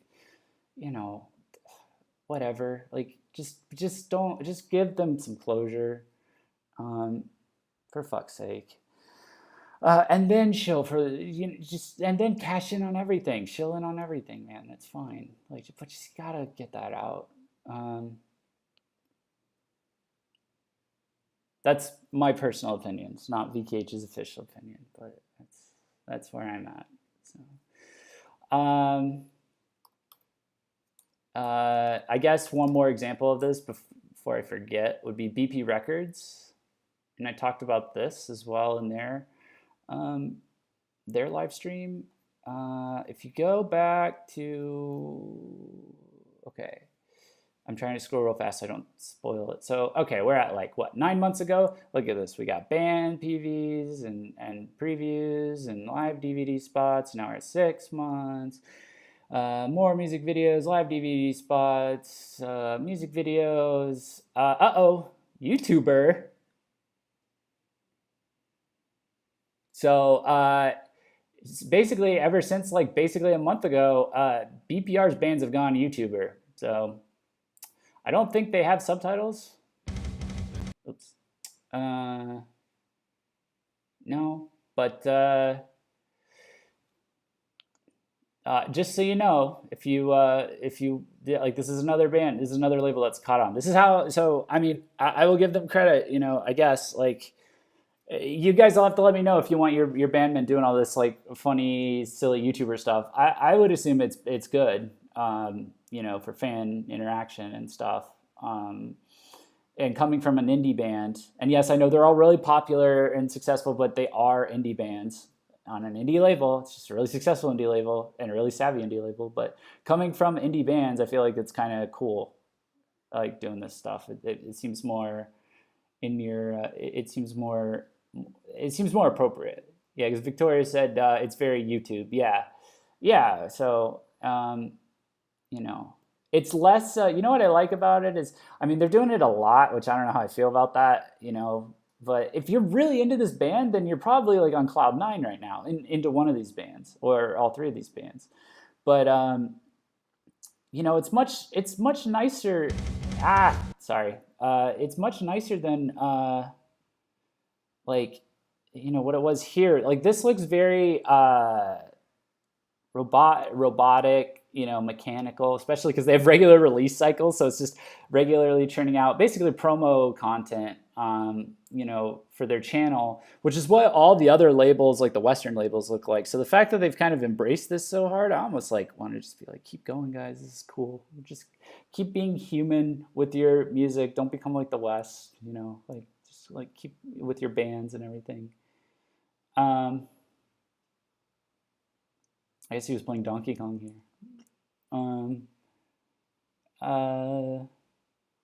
If they ever do a live stream, if Roy's ever does a live stream, somebody do me a favor. If you catch it, super chat at him, like, and ask if they've ever noticed that Doll's trumpets sound like the saxophone in Donkey Kong Country. See if they know what you're talking about. I'll reimburse you. Super chat them $1 to $5. I got to put a limit on that for someone super chats them $100 and gives me reimbursement or ask for a reimbursement. But yeah, so yeah, VK bands are figuring out the internet, and that is for the reasons explained, that is a very good thing for you and for us and for the scene. So,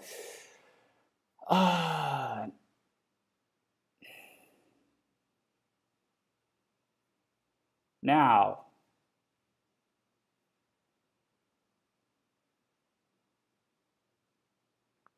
J-Rocker is usually funny off stage to watch. Wish they were subtitled, yeah. They got very YouTube-y all of a sudden, yeah.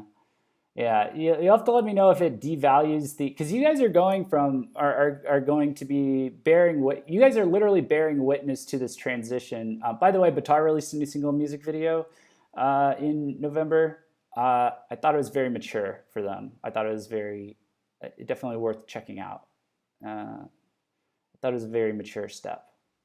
Sorry.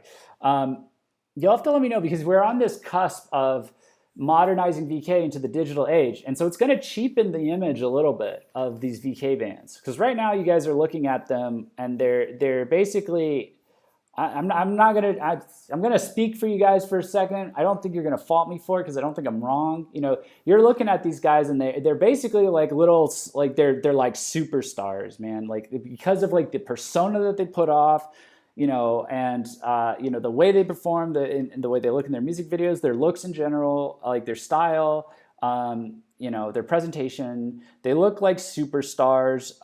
And then you know, they're singing in a different language. They're all the way on the other side of the world. You're used to paying like $20 or something to even get a hold of their album. So the scarcity of it is like, you know, it sucks, but then it's like, how much better do you feel when you are able to grab, you know, get a hold of like a rare find or something like that, you know? So a lot of that's going to go away or change. And so you're going to be seeing them without the makeup, and you're going to be seeing them, you know, outside of their stage persona. So they might be more goofy, or they might be, if it's a serious, let's say it's a serious bandman, and like maybe he's like just is kind of a serious type visual K persona. Well, 10 years ago, you would only see him being that like serious, stoic kind of guy, even in interviews and stuff. Now you're gonna see him goof off. You're gonna see him do like all this stuff. If they're goofy all the time, like, you know, Viva Rush, for example, like it's gonna be like flawless transition, you know. But like you know, a lot of bands are in between, somewhere in between. So you'll have to let me know if it ruins like the superstar, you know, vibe, you know, that you get from watching VK, or if you prefer the more access, more behind the scenes, that kind of stuff. So I'll give chat a moment to respond to that. I see some people have responded, but I'll marathon these and then I'll come back and check that, see what chat had to say. So Dog has a 10th anniversary best of album. We will have a Dog stream soon, don't you worry. We have plenty of streams planned, but I actually don't even need to say that, because I've already said, because we've already talked about it before. It's just a matter of when, not if. Helter Skelter, by the way, that's a tiny band that debuted this year. I strongly recommend. Revive has a strong endorsement from Shiro, I know, who's come on some of our streams. She writes a lot of our news.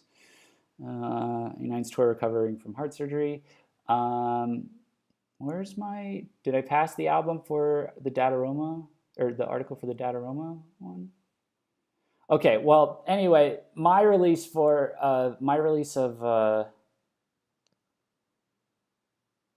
November was most likely Dadaism number 4, which I know a lot of you guys are super hyped about, super here for, and or were at the time for sure. Where's my picture of Dataroma? Or a picture of Dataroma. It's my YouTubey. This is my transition into being YouTubey, is these thumbnails right here. Don't worry, Winona's back. She's gonna make the thumbnails starting pretty soon. So you'll be back to, you're gonna be in for a treat. You guys are gonna be the most well-treated, visually well-treated subscriber base on YouTube in 2019 in terms of visuals. I'll just put it that way. But yeah, so that was a really great album, mini album. I know it was a little on the lighter side for Dataroma, but they pulled it off quite well. I really like how they're trying to make their orchestral stuff more organic. And I know I've talked about Dataroma a whole bunch, so maybe I shouldn't go into it too much, but I know there's people that want me to talk about it. But I think looking back in retrospect, there's honestly only a few tracks that I play. Otherwise, I will be saving the full album for listening all the way through, just when I'm in a certain mood or need certain kind of background music. But like I really liked Hotaru, and I really liked Chululala, and the Charisma Rockstar song, and that one other song that came right after Charisma Rockstar.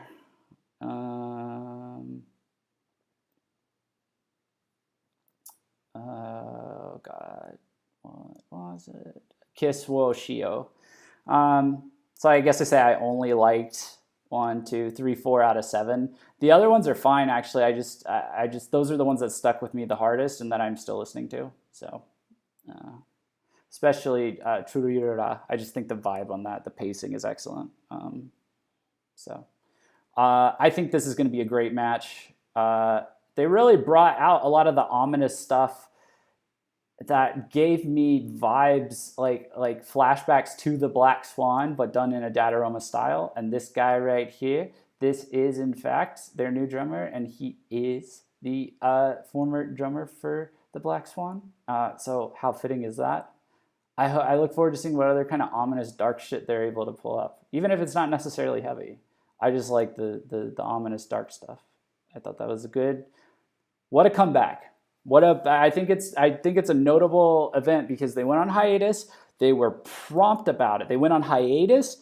Only like a week or two in, they gave a return date, or no, they gave an announcement date, and then they delivered on the announcement date. They were counting down to it. They were engaged with their fans the entire time, and then on the announcement date, they revealed a new member, a new release, a new return date, new tour, new everything, and it was just like make up for the hiatus. And the hiatus happened, by the way, because they lost their former drummer. He had medical issues, and so he had to leave the band. So well done, well calculated, well executed. Good job, Dataroma. Thank you for not like crushing these poor fans' hearts like one more time, like so many other bands have done. So. Very good sign that we actually were able to get a band doing that. This is more details. This is when One OK Rock announced the new album and their PV. So it's called The Eye of the Storm.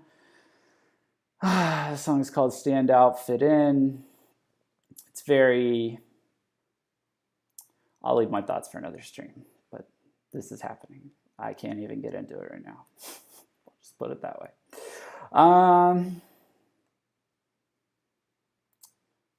This is the artist profile I did on Madman's Desperate.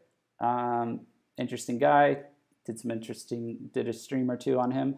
Got to interview him as a guest interviewer on Facebook for JRock Vault. That's on their page. Had an after-hour stream for their, for some controversial stuff he said. Talked a little bit about that. But regardless, he seems to be, he's definitely garnered a lot of interest. And for someone who falls into the international Visual K crowd, I would say he's been surprisingly successful and gained a lot of momentum for someone in his field. So hopefully we keep seeing more of those guys succeed, in 2019, so we can start kind of getting some momentum on the international Visual K side. It's starting to pop up more and more, but it's just a really slow snowball effect where I feel like we're in the very early beginnings of a really slow snowball effect. It's going to be a really slow growth, and then it's going to, kind of snowball like crazy, like Visual K has been, like the indie side of Visual K is, and the online side of Visual K has been like the last few times. So, any further, like the rest has just been more announcements of things coming out in 2019.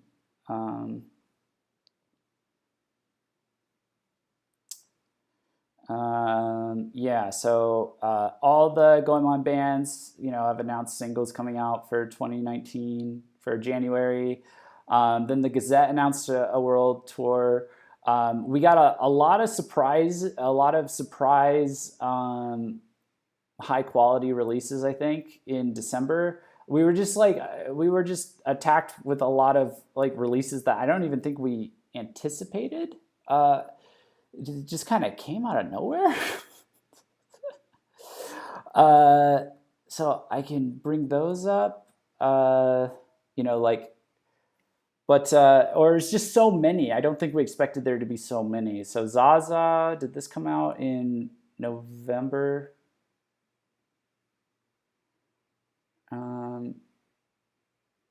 I don't remember. It's either late November, early December. I think it was December.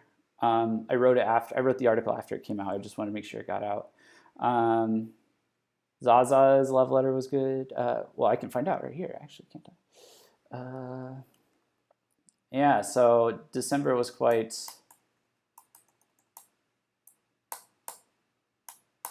Yeah, okay, it came out on the 5th. Bunch of stuff came out on the 5th. And Cafe, Best Album, Arkemy, Hide, which we've talked about that. Miyavi, Shiva's single Mozu, Sho Kiryuin, SQF. By the way, this is the vocalist of Golden Bomber, and his solo project is hilarious and catchy. Kizu had their single and their 4th one-man. I haven't seen their DVD. I will probably order it when I get the chance. I do, you know, I talked about their single. I would check out the Kizu. If you're into Kizu or you're curious about Kizu, I would check out the live stream I did for them. That's another one from the VKH December stream. I'll put it in here so it's in live chat on the recording. That's another one I would recommend just because it's very it was very well put together. I had all my technical issues solved by then and had all my research done, just like for Mami Dreta. So, anyways, yeah, so that was a great single. Gravity, which I know a lot of people like Gravity. I need to like look into them a bit. Caligari had a full album. Didn't even get to cover that. I need to double back and get my shit together with Caligari because I saw how much that was selling too. I'm like, man, I just have to go back and get into this band, I guess. You know, I've listened to their music before. It's, you know, it's obviously weird, but like they're obviously like a very established band, and you know, there's a lot of respect and credit given to them by a lot of new VK bands. But I just remember some of their stuff just being like, this is too weird for me, or it's too weird for me out of context. So I need to go back and get into Caligari and just really understand Caligari's music and just like listen through and get it in context, and then it'll be better. Because I was like, I know I've been around long enough to know that if something weirds me out, or it's just like this is way out there and that's not good enough of a reason to not get into it. Obviously, it usually means it's a band that requires context. And for a lot of those bands, if you get that context by listening to their discography or something like that, like you find a lot of diamonds in the rough, and as opposed to just like passing over it. So don't worry, I will. If anyone who's watching likes Caligari, I will be trying my best to get back to that. But yeah, D had a release. A best album. They also announced, I think it's a live limited single, but I gotta confirm it still. I talked about it on the live stream, but it came out on the 26th. They had another surprise release. Delhi, Kami Joe's the live DVD, another Sang thing. We're done with Sang, right, chat? Verxina, which is a Big Mood band for our chat. So we'll have to talk about them at some point. Baroque, and then a bunch right after. Grimoire, which is a Big Mood band. We did a live stream on. Archite, that's just a Big Mood for Jeff. Is Archite, but just on average in general at any given point. You know, they're not my favorite band. They're not my least favorite band, but they're definitely like just default certain amount of respect given to them. You know, similar to Kiri, similar to Diora. You know. I don't know what you call it, god tier indie band, something like that. But yeah, Xiaomi. Yeah, so lots. Just ending 2018 with a bang. Now, I also just realized that I was going to go back and check and see, did I read what people were saying about how they felt about their more, you know, VK superstar people losing some of that in favor of being more YouTubey or having more of a persona? Delta says, I couldn't see who it was / if it was a Roy's member, but it's funny if any of them were playing Donkey Kong. That's a good question, or a good point. Let me bring that up real quick.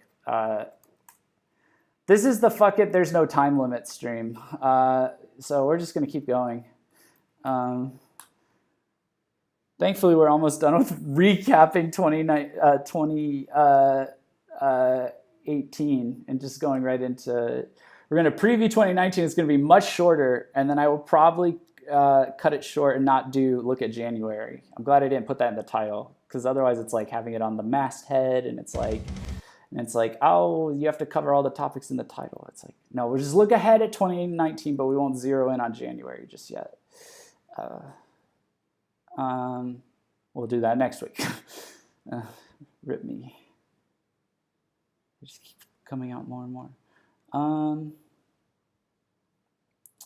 This is, he's playing Tropical Freeze, which is, I would just like to say, is a very fun band. Or a very fun band, a very fun game. No, it's Kiryu. It's, yeah, it's Kiryu. It's a Kiryu guy, I think. I know Japanese. It's just, it takes me, I just feel the need to copy it just randomly, and then the amount of time it takes me to translate in my head is exactly the amount of time it takes me to, it might take someone to put it in Google Translate. So that's what's going on there. So yeah, so what that title reads from my deep knowledge of Japanese kanji is probably, is something like Budokan drummer playing Donkey Kong Country Tropical Freeze. And then, you know, I just don't feel like reading the rest, but I see what looks like the Twitter handle for Kiryu's Junji right here.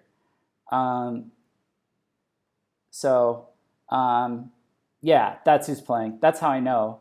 And it's definitely not because I can't read any Japanese whatsoever. I'm clearly literate. You just saw the proof. The proof is in the pudding. The proof is in the stream. So yeah, so anyways,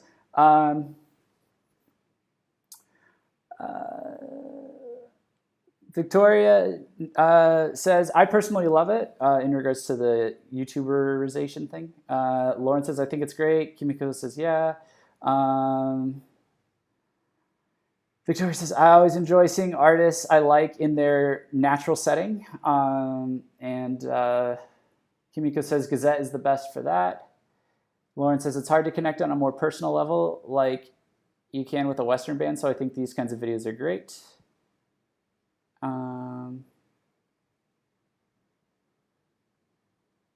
Okay, cool. Yeah, so our viewers are down with the with the more personalized content. So, but yeah, I think that's a good. That's about as thorough of a recap as you're gonna get from someone on the internet for 2018 for JRock and VK. I think, unless you wait a month, in which case someone's got like a thesis statement written about this from one of the sites. Maybe they'll have a nice long article about 2018. But I think that's as many bases as I could reasonably cover. This is one of the best years for Visual K specifically that I've seen in a really long time. I don't know if it's going to be remembered that way. I don't know if it felt that way to people, but there was just so many releases. There were so many improvements that I see from my perspective as an industry person, or just as someone in the media who talks with other industry people, and like, you know, the stuff I talked about, like the move, more interaction with international fans, more utilization of like online websites and stuff like that, making music more available. Just tons of innovation in music, both at the indie scene, just having crazy amounts of like transformations and switch ups and stuff, on a band's level and on a scene level, and even the major bands just not being afraid to hold, and not holding anything back. Like you have lm.c, you have the Gazette, you have Duran Gray, and I didn't talk about their album that much. I forgot to talk about it, but I've given my thoughts on it in the past. Either way, Duran Gray's always experimental and stuff like that. So more than anything, they've been joined by other major bands in that sense. So you'll have to check out the Duran Gray streams we did for my thoughts on that. But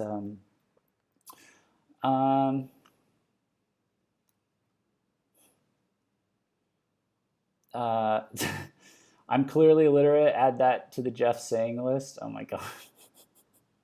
I guess so. I'm clearly illiterate. Yeah. Well, there it is. Um,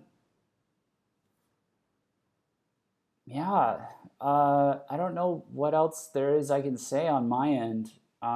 Honestly, we may have a more uh, organized and professional way of recapping 2018 that may happen in a week or two. I don't want to let on exactly what it is, but I may save some thoughts for there. But it would be an opportunity to get other people's thoughts as well.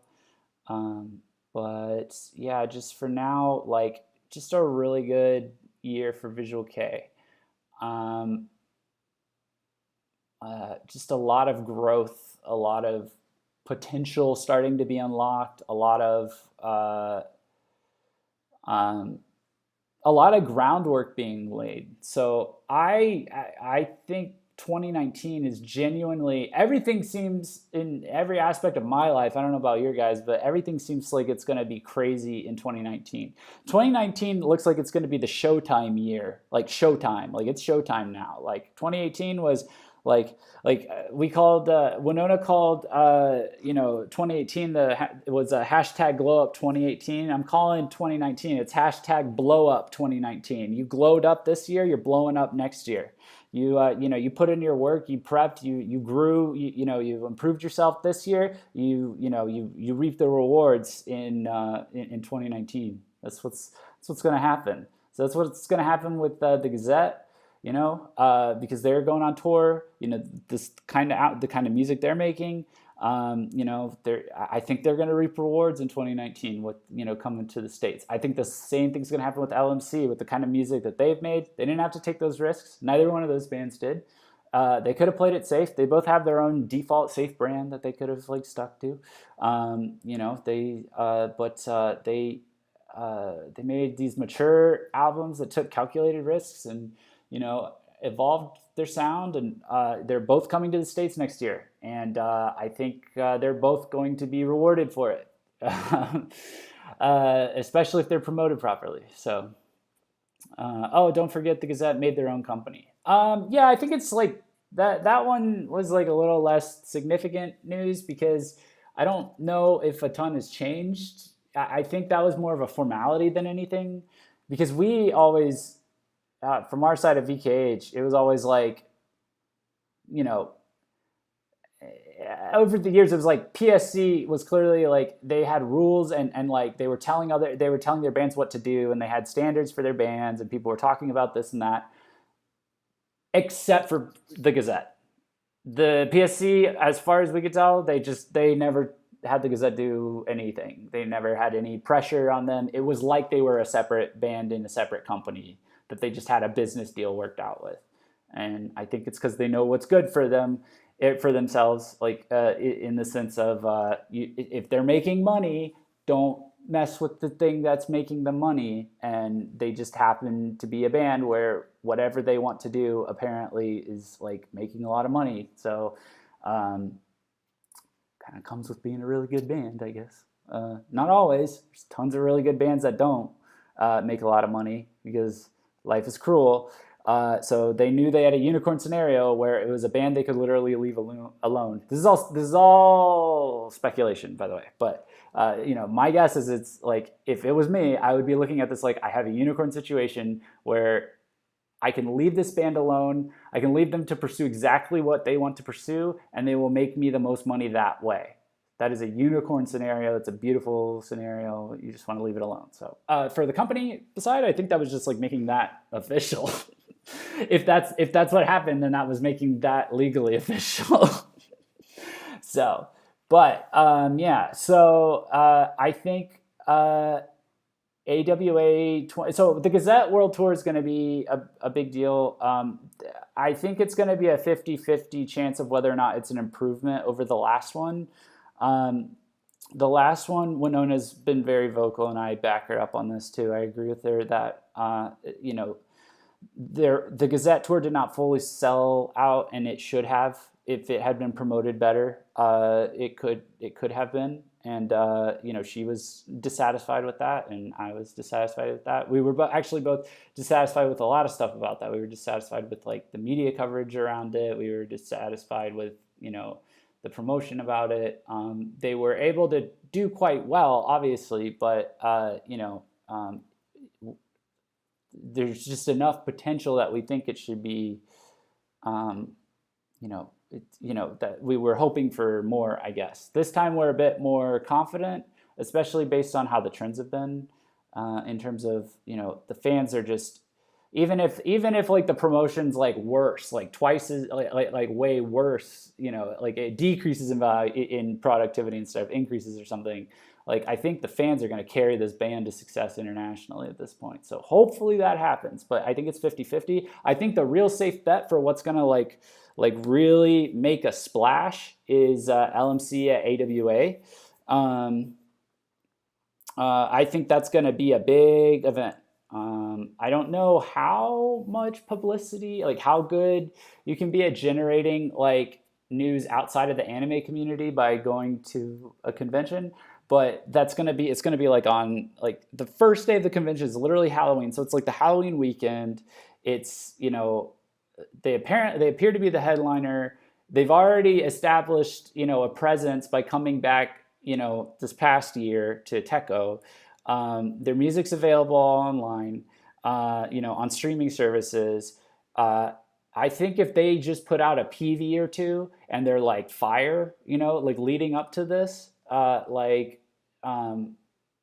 they will be like, that this will be a huge event for them.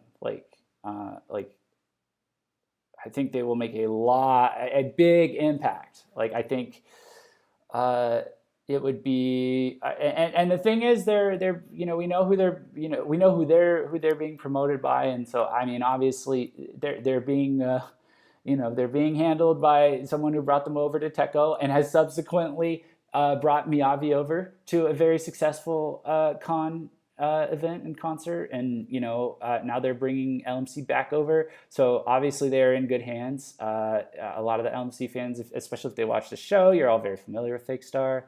But they're going to be. I'm just really what I want to see about them. What I want to see about LMC is it's not about like if they're going to succeed, or if it's going to be like really successful for them. I want to see, what I'm trying to figure out and what I'm looking forward to finding out is in what ways and just how successful can it get. Like we're going for high score here. We're not going for good score. We're going for high score because we know it's going to be a good score, so to speak. I just think it's just the kind of music it is, the kind of band they are, the timing of it. I think it's going to be great for them. So it'll be interesting to see how people like us in the media can kind of convert on that for LMC, because I suspect it's going to get a lot of attention around Atlanta, maybe. I don't, maybe it won't. Maybe it'll just be another concert in an anime convention and people don't pay attention to anime conventions if they're not in the anime scene. I don't know how normies think anymore. I don't think. But like if it does, I think, if there was a band that was going to make a loud enough splash for that to, for people to, in the area nearby, or just like, people who know about Atlanta, just be like, hey, did you hear about that crazy event? It would be a band like LMC, and it would be similar artists like LMC also being announced if they are announced. So hopefully there's some complementary artists that are announced. If the artists that are announced, like if more additional artists are announced, I'm assuming there will be, that, hopefully they are complementary to the poppy dance rock and, optimism and the funness of LMC. Just so everyone can feed into each other, and then, for the Gazette, if the Gazette could put out another PV or two, I think it would only help their chances as well. I'm just not sure if they're ever going to get their stuff up on streaming services. If there was a time to do it, like their latest stuff, like, well, wait, what's even up on Apple Music for the Gazette? On Spotify, it stops after Dim, which is 2009 at this point, last I checked. So coming up on 10 years. And then on Apple Music,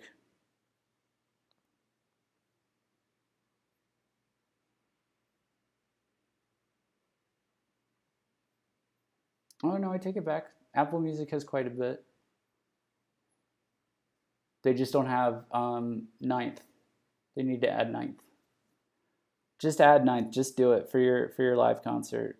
You've already had your second world tour. You may or may not. I'll be curious to see if they play the hits or like they did last time, or if they're gonna try out their live friendly stuff, because their live friendly stuff is ninth, the album. So I won't go too much into the Gazette and the world tour thing because we got to talk about that tomorrow. And I'll have stuff to say about that on that stream. But either way, that's going to be a big deal. Next thing I was going to say was I wouldn't be shocked if Duran Gray I don't know. Let me just double check, make sure that I know that this didn't happen yet before I say something silly. But yeah, because we would have announced it and everything. So just double checking. So Duran Gray has not announced a world tour for 2019. You see enough of these bands announce them all at once. It's like, well, I guess they're all coming over, huh? But no, I wouldn't be surprised at all if we got an announcement from Duran Gray for a tour for 2019, because I think they were trying to make 2019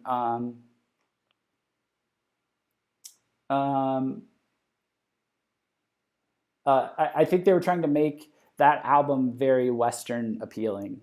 I almost think they were intentionally trying to do it to a degree, and I don't know how well it worked. And then what's ironic is I feel like the Gazette's album was just unintentional, and the fans have just kind of been like, it's just they're inspired by what they're inspired by or whatever. And I just kind of was, because really, like, the ninth album is just it's a live, it's just like a recap of their live performances lately. Like, that's just how they are live, and that's the spirit of that album. So it just happened to resonate really strongly with people overseas compared to previous releases. Whereas Duran Gray, I feel like they're reaching towards that sound. So I wouldn't be shocked if they had a world tour of some sort, at least Europe, like something like that.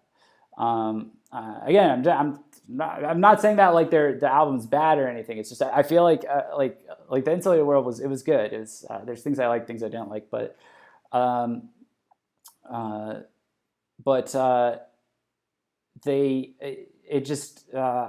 it just feels like the kind of album that would do well over here, and like it feels like it was meant to do kind of well over here.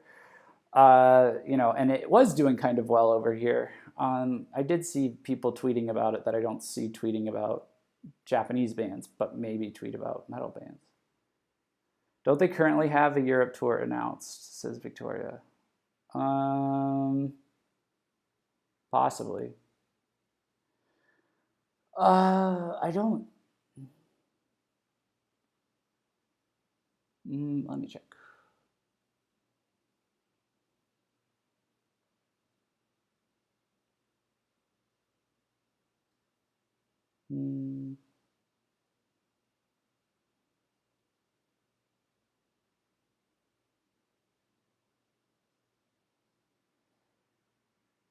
Okay, I haven't found the information about that, but look at this.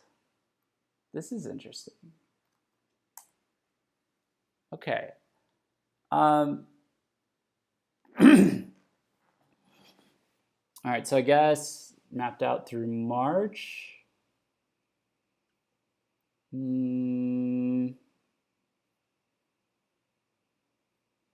Okay, so I don't know about Europe, but okay. Look at this. Look at this. Cautions for live. Look at this. Did they have to write a disclaimer?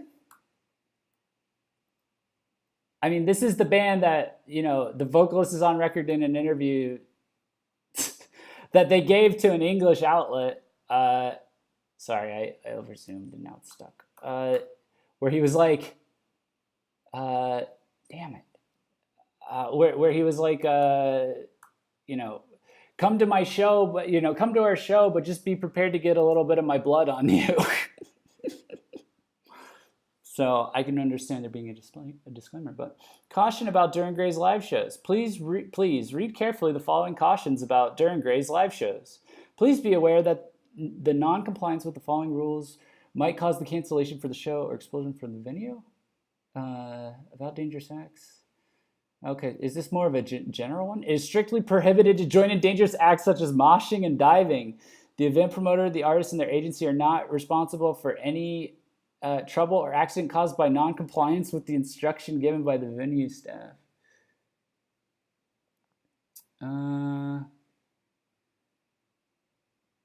About the entrance in the venue. Entrance to be regulated and ticket numbers. We do not take any responsibility for any loss or theft of personal items. Strictly prohibited to bring into the venue dangerous items, alcoholic drinks, and devices for audio, video recording. Okay, so this is all normal Japanese stuff, I guess. I just find it funny that it's like the first thing that they're gonna list out is the dangerous acts part, where it's like, yeah, resist the urge, please. We're trying to follow Japanese cultural protocol here. Please resist the urge to mosh each other to death.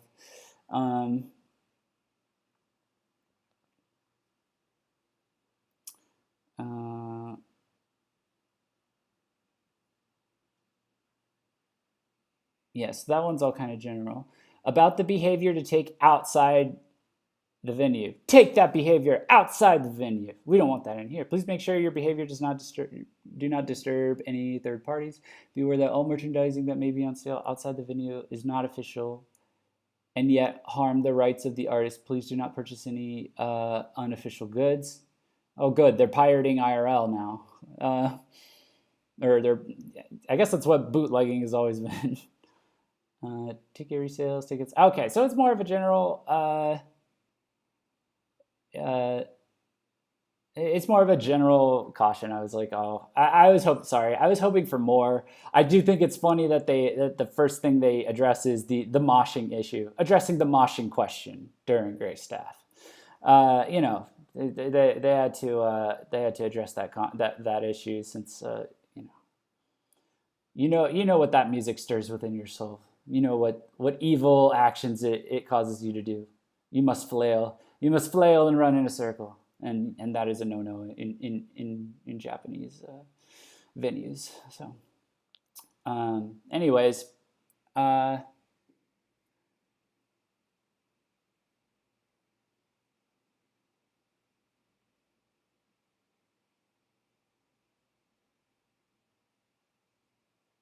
they went on a tour in Europe in October. Okay, cool. So I'd like to see them. I'd like to see. I wouldn't be surprised if we had more announcements like Acme. There's already so many. I think like 2019 is going to be like how 20. That's why I put in the waiting screen was 2018 is 2018 was break the bank for buying CDs. 2019 is break the bank buying tickets and also like plane tickets and shit. So I think that's what's going to happen. Also, gonna have to start keeping an eye out for any band that was like conspicuously missing in the massive wave of releases. I think Mook might be like gearing up for some crazy big release or something, because they've been they're doing all these like demo single / EP releases this year, and they were like kind of building on each other. And they're posting on like streaming services, and it's all very open and engaged, and very low key. So I wouldn't be surprised if we get an album from them soon. I saw someone said Takeru, aka Sleepyhead, in 2019, make it happen. I totally agree. I don't have any knowledge on anything on any of those, but I would if someone were to come to me with the business question, should I bring Takeru, or should should someone bring Takaru to the United States in any way, I would be like, yes, that would be my business advice. Yo, Rubab said Mook wants to come over. Let's do this thing. They'd be perfect for an anime convention. They've done all kinds of anime stuff. They did a Naruto ending. Like, you know, it doesn't get too much bigger than that. You know,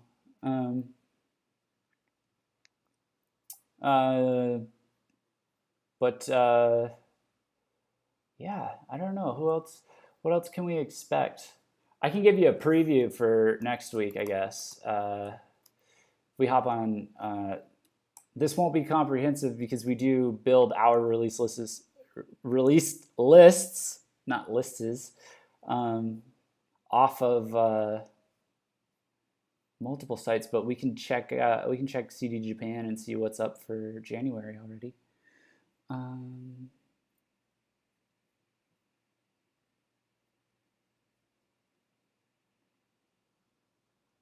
Marathon that real quick, and then call it a night, I say.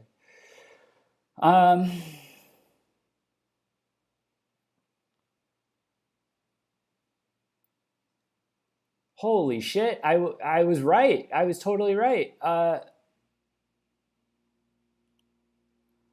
Oh, see, I didn't see this because I didn't, it happened on the 26th. I'm out of town. I've been out of town, like, I was out of town the 24th through the 26th, and then ever since I got back, I've had to take care of a bunch of stuff around in my personal life and for my other business. So I'm only just now getting back to catching up on Visual K stuff. But look at this.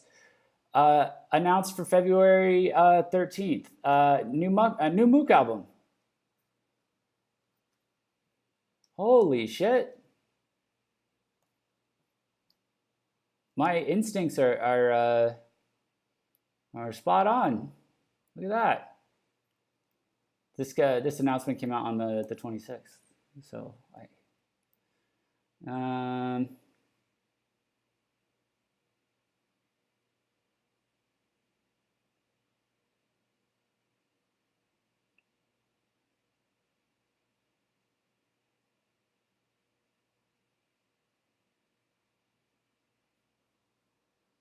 yeah, I'm trying to look at the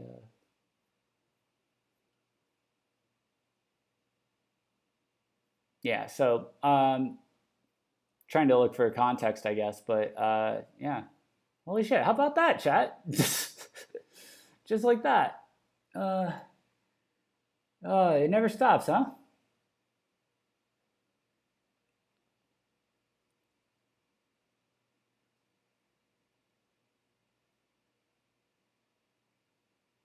The only ones I know off the top of the dome are Acme and Poidol LMFAO. Yeah, I would promote. Are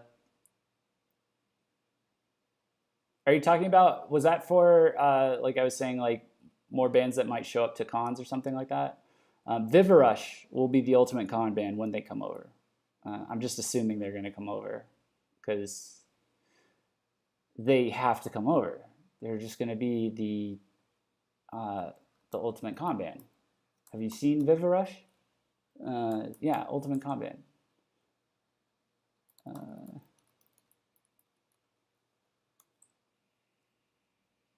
Guys, look at that. I'm psychic. It's like I'm psychic, but I'm not really psychic because it already happened, but I thought it hadn't happened yet, and I predicted it. So it's like almost psychic. It's like basically psychic. Psychic due to ignorance. Ignorance. I have ignorance-induced foresight. You know, because you can't have foresight on something you already know has happened. But if you don't think it's happened, and you have foresight on it, and you don't know that it's happened, and you guess that it is going to happen / has happened, it's kind of like having foresight. So there's a new term. There's a new term. That's a big brain term. It's ignorance-induced foresight. How about that? It's not it's a little too wordy to be a meme, so if I won't blame you for not adding it to a list. But I kind of want to use that because the internet's so big that it's like when you come up with an idea and like 8 other people have that idea, or you come up with a thought and 8 other people have the thought, but you don't know it. That's ignorance-induced foresight. You know, it's not that you're unoriginal or behind the ball or anything like that. You're just your own special. You're in your own special kind of crystal ball, and you just yeah. Okay, sorry, I'm vamping while I pull this up.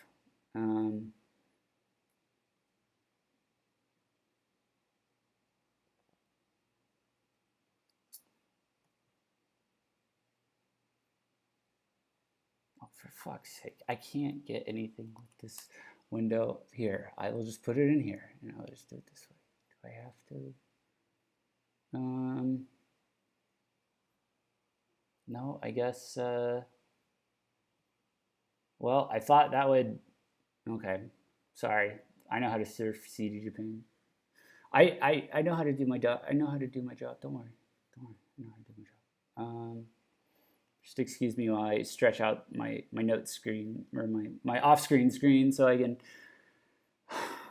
find the link, find the place to go.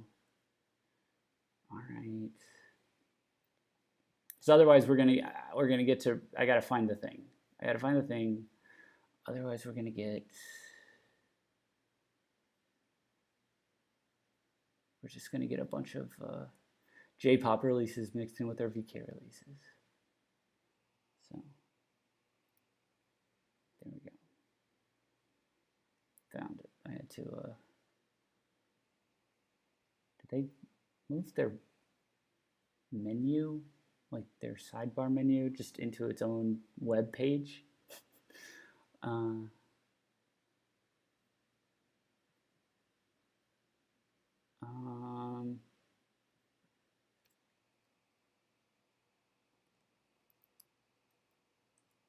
Oh, you know what? This might be better. I think I found.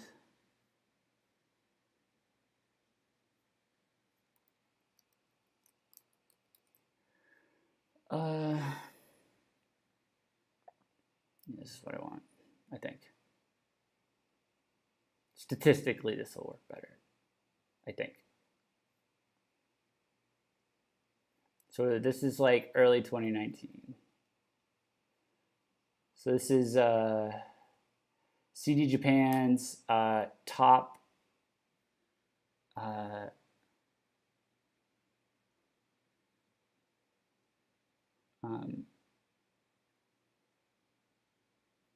what did they call it? This is their top albums for CD top future releases. So this is the top future releases for CDs. I'm guessing it's based on pre-orders or interest in some other way.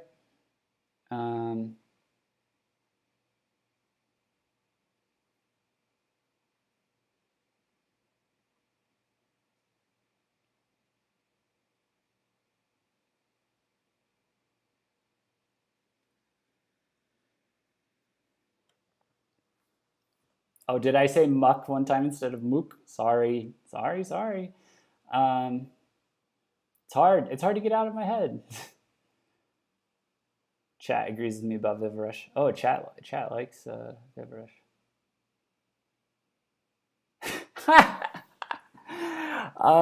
Wyvocado says that's so Raven walked so that Jeff could run. Holy shit, that's beautiful. That's awesome. Thank you for that woke take. I agree, and I feel enlightened and more woke and big brained than ever before. I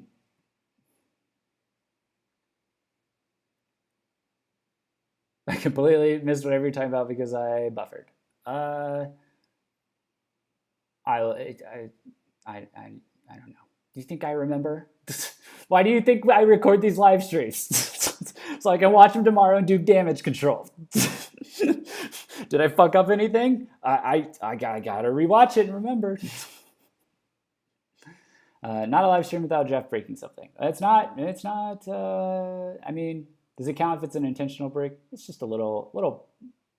I'm trying to make this website look nice for you guys, okay? All right, it takes a little work. It's not mine. I don't own this URL. So I have to find the way they present stuff to where it's bearable, okay? Okay, look, I'm just gonna have to deal with it. Okay, so I'm guessing this is ranked or something. Razzle Dazzle by Arlequin, which if that is not just like the most, if they don't come out like just full flaming with the PV, I'm going to be severely let down. I want to see full flaming happy pop punk glitter filled chorus, and then maybe like a scream filled breakdown in the bridge. Let's see them do a little sick 2 or sick, like that band's pretty good at that, like that. You guys know that band, Sick with the number 2. I don't know if it's just called, no, it's pronounced 6, but it's just like, it's spelled sick and then the number 2. So, yeah, let's see some razzle dazzle, Arlequin. Let's see how this goes. Don't waste a name like that. Okay. I was not aware of I don't think it's 6 squared. I kind of wish it was, but yeah, I like 6 as well. I was not aware that Sue from Galnerius is Visual K. He is most certainly J-Rock or J-Metal. This guy's, but since it's here, this guy's solo albums. Okay, it is a solo album with various vocalists. Oh, there it is. That's why it's here. One of the tracks has Dancho from No God and Sono from Matinru Opera on it. Oh, you know what? I'm gonna hold on to that. That's a news story right there. The vocalist of, that's awesome. Ah, good for you. Okay, CD Japan, I see you. Let me copy paste this over here. Guys, did I just find I'm finding all kinds of breaking news here. All these like early takes, hot takes, woke takes, only on VKH Live. Only at VKH Press. Get on our fucking level, man. Yeah. Oh God. Okay, Coareta Piano to Living Dead. Emphasis on breaking. Fuck off, Gula. Oh, I'm gonna take away your wrench. You can't harsh my mellow like that.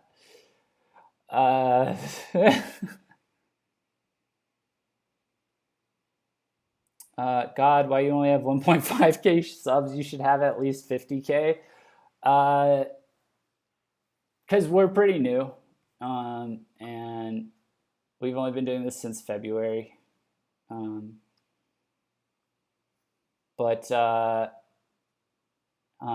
we only have time to do live streams. And that's been great for helping us get close to monetizing. But in terms of like really boosting up subs, live streaming channels, they aren't really sub heavy. Actually, a lot of them hide the sub button and the sub count because it's like, who cares? But we're not going to be just a live streaming channel, so we will have more daily videos in the near future is kind of a thing we're working on. So I won't take your wrench away. I love wrench. I love wench. Yeah. Well, I love wrench wenches. So how's that? It's mutual admiration society in here. I love the wrench wenches. I love VKH Live's wrench wenches, the decent degenerates in chat, and just our entire trash empire. It's wonderful. But yeah, thank you for the compliment, Ali Vegeta. I'm working on getting those numbers up, Chief. Let's see. Definition Type B, so this is Diora. This is coming out February 13th. Okay, so I basically I'm bracing for impact for February is what CD Japan is telling me at this point. Yeah, Decent Degenerates is something we came up with on Christmas Eve, guys, for some of you. And then Trash is just kind of, I mean, we had, that's what we do instead of Yule logs on VKH Live is I pulled up pictures of trash fires. That's a Discord joke. And then I literally found a dumpster fire Yule log hour-long video that someone had made. And so I'm just calling us the Trash Army or the Trash Empire now. Yo, make the Decent Degenerates thing a patch we can put on motorcycle jackets.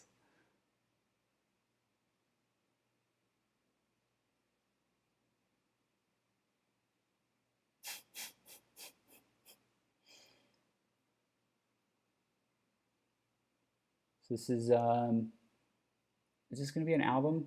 Sorry, I'm randomly scrolling as I look at as I read chat. That's probably not a great presentation, but holy shit, yeah, Decent Degenerates on a patch. Yeah, I'm on it. Trust me, I'm on it. I know we've been saying it for a while, but I am actually on it. I just won't even say it. I'll just I'm not even going to say this stuff anymore. It's just going to happen, and because nobody's going to believe me for certain things. We've been so waylaid. All right, it's a mini album. It's a mini album. That's all I wanted to know. Okay. So yeah, Brace for Impact for February. Culture Shock is the 23rd. Oh yeah, that's right. These aren't in dated order. They're most anticipated. So Razzle Dazzle by Arlequin. Fixer 2 by Fixer. It's coming out on the 9th. You'll have to tell me what you think of Fixer. That's another Starwave band that's pretty good. Brings an album.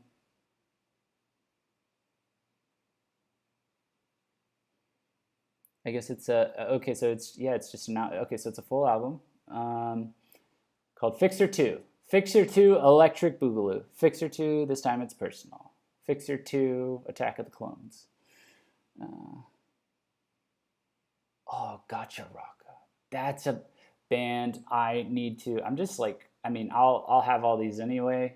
We'll be doing articles on a lot of this anyway, but I need to hold on to them because if ever there's a band we need to stream and catch up on, y'all are fucking missing out if you don't listen to Gotcha Rocka, and I'm missing out myself because I've missed some of their releases. Especially those of you that follow us regularly. I know some of you. You like those. You like lm.c. If you like Poidal, you like the Umaleep, the Grimoires, the Vivarage, Rides in Rebellion.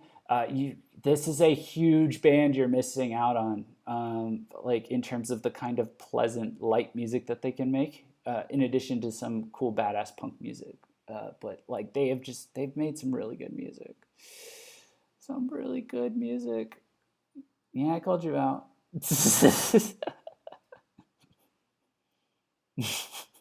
So is Delta just a bot now that every time I say Poidal, you say my sons?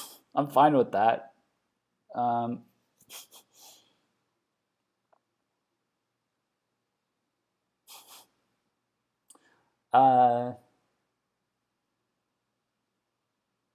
So this will be one. This will be a listening party probably. This Lips by Poidal.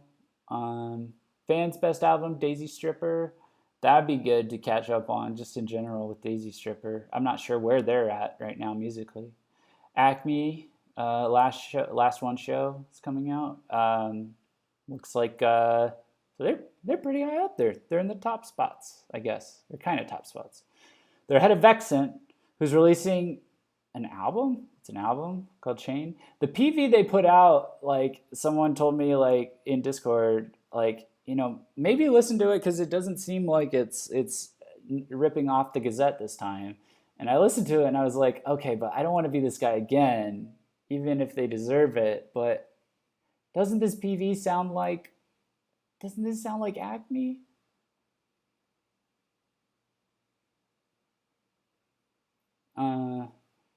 So, Kimiko, you'll have to listen to the new Gazette PV and let me know if they're ripping off a Gazette song that I forgot about, or a Lynch song or something. I don't know.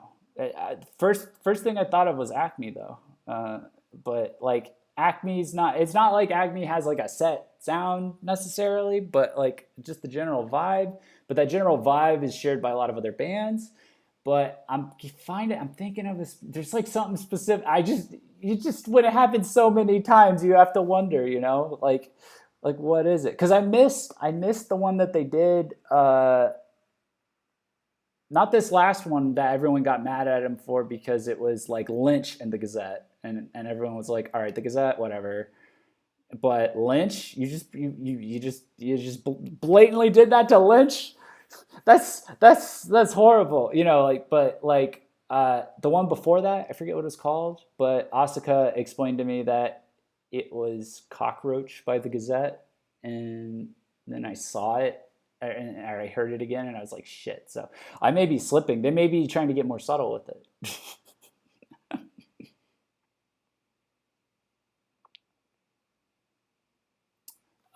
Kimiko says, give me the link to the Vexant. Yeah. Yeah. Let's get this analysis on air. Yeah, that'd be good. I can throw it to you in chat. I hate how many views they have too.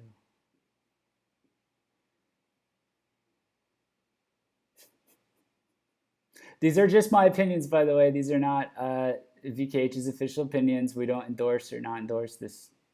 It's meant for entertainment purposes only, etc., etc. Don't get mad at VKH. Get mad at me. I feel like them. Okay. Yeah, because like I'm doing this for my boys. Yeah, everyone's repping their boys. Yeah,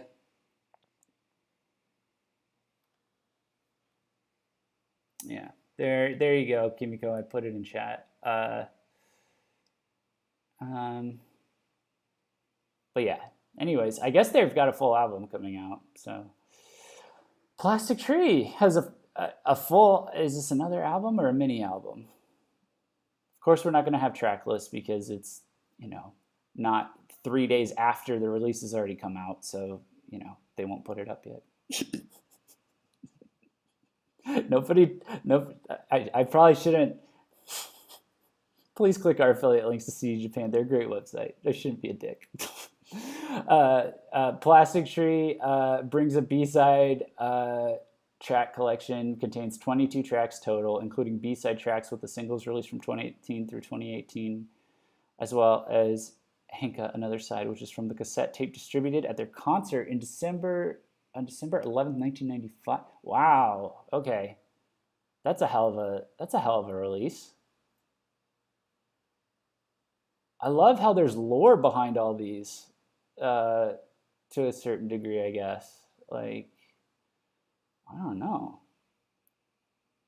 Gorilla again. La Bezier, I'm not familiar with. You'll have to let me know. Oh God, look at this.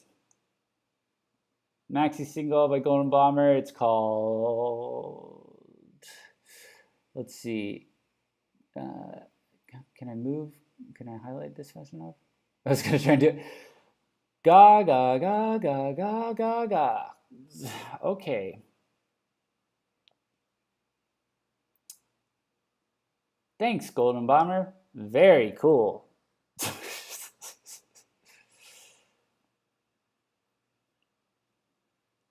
Dog in the PWO's best album. It is there. It's coming out on the 1st. Oh man. Just barely made it in there. I was gonna say we reported on all that. All right, let me check something in OBS real quick. I'm seeing, what is the hamster wheel doing? Okay, well, just wanted to check something. Yeah, 2 CDs, limited edition. Man, if they put that up on Apple Music, or if I can just get a hold of it, can reach out to somebody maybe, or I don't know. That would be a great way for me to get caught up on dog. Either way, I'm not playing games for the dog stream. I'm bringing on Shiro. She will be our dog expert, our animal expert, in fact, because we're going to do dog and cat K. We're going to do 2 streams in the same night, it sounds like. We're going to do dog in the PWO and Devil Kitty, and she's going to be our animal expert, our Visual K animal expert, because she's quite familiar with both of those bands, very familiar. Strong dog proponent, especially. And she has multiple kittens that will be making live stream debuts. So.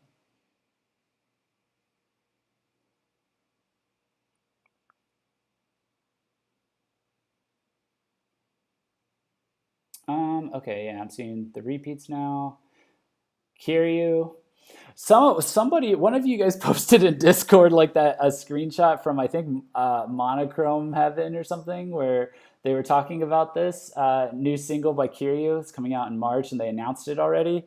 And someone was like, it was basically like they posted, it was like, Kiryu's announced a new single. And then someone was like, did they not literally just release an entire full album literally last month? And then someone replied to that, yes, time for a new single.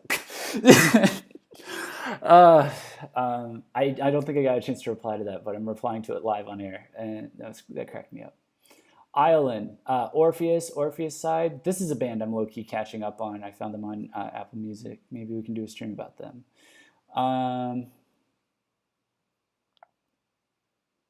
Yeah, already got a lot of releases coming out. They seem to be more reasonably spread out, though. Some of these are in March, some of these are in January, some of these are in February. They seem to be spread out. January 30th, though, I don't know. It's looking like there's some stuff. 0 Hertz will probably be a band. They're putting. Is this a full album? This is a full album. This is probably a band I'm going to need to really do some digging into, see if they're going to be here to stay. Yeah, it's a second album. I don't think BP Records, is that the farthest their 4th band has ever gotten on BP Records? Might be. So BP Records has definitely been, like, for a while trying to, like, expand to the point where it's like they have a roster of 4, you know. They had that Log band. Actually, I came to find out the vocalist was a former YouTube star, and then they and still a YouTube star, and just did that. The Log was the side project, not the YouTube thing, which is like crazy to me. But and then they had Lawn Boy, and then 0 Hertz is it's been reformed by Lawn Boy members. So was formed out of Lawn Boy members. There you go. When Lawn Boy disbanded. So that'll be interesting. Oh yeah, Takeru. I don't know if that's going to be on CD Japan yet, but yeah, Sleepyhead's announced a new single. I saw that. It's on my radar.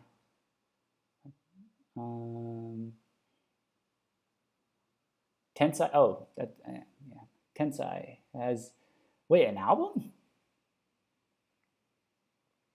We got to catch up on Tensai, fam, because they are just as, if not more, memeable than Mamireta, I think. Well, it's a CD with 6 tracks total.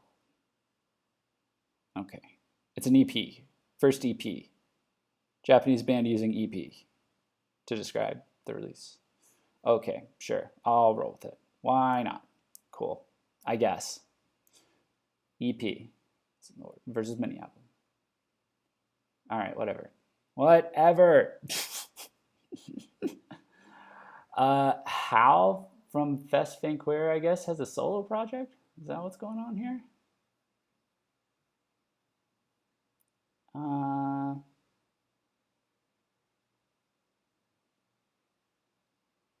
Shit, okay. It's an EP, I think, unless I'm drunk. I'm about to go get drunk. because I'm proud of the fact that I've retained my sanity this entire time, and not like just passed out or something, done something stupid on this long stream, and then I've pushed through it. So I'm gonna treat myself.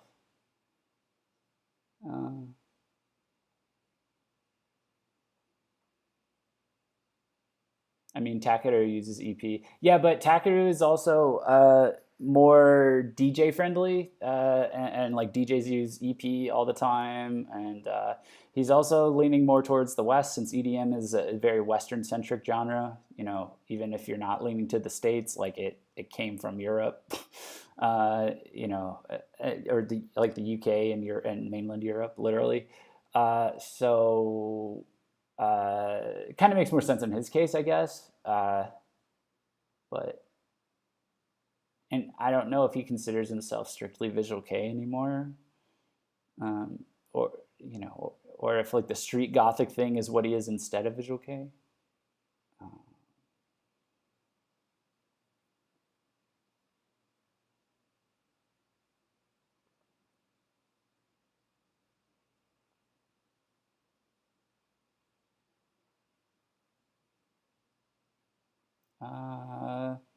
I guess I should be reading these out, but I haven't seen anything that's okay.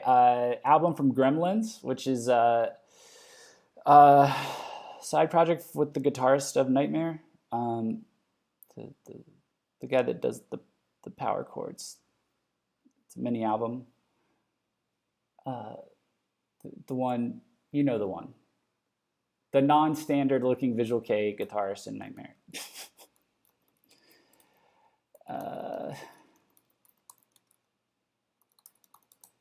Um,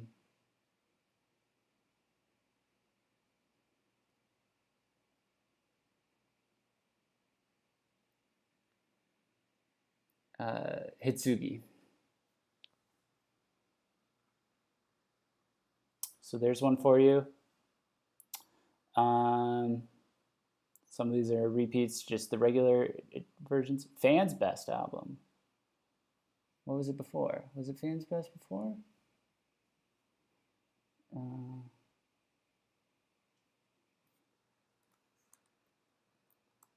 Oops.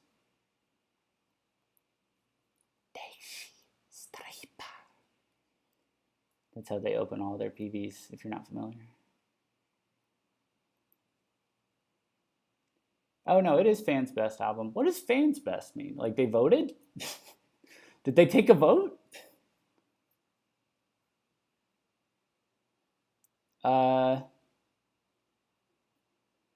This is Daisy Stripper Beginner Edition. Daisy Stripper brings two greatest hits albums simultaneously. Includes songs selected from 137 songs of fan voting. Yes! Yes! Clairvoyance through ignorance, or whatever I said earlier. Yeah, called it. Includes songs selected from 137 songs in fan voting. Expert Edition includes 30 tracks. Beginner Edition does 15 ones. I love it. I love it. I love it. It's like they have video game modes on their best of album. That's so fucking great. Which one is this? Okay, this is the Beginner Edition. Well, it's not going to show the track list, of course, but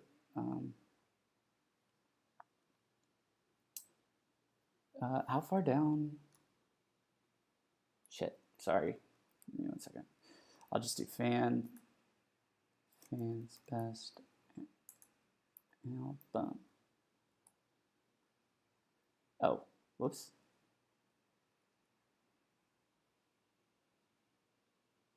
Best album? Wait, what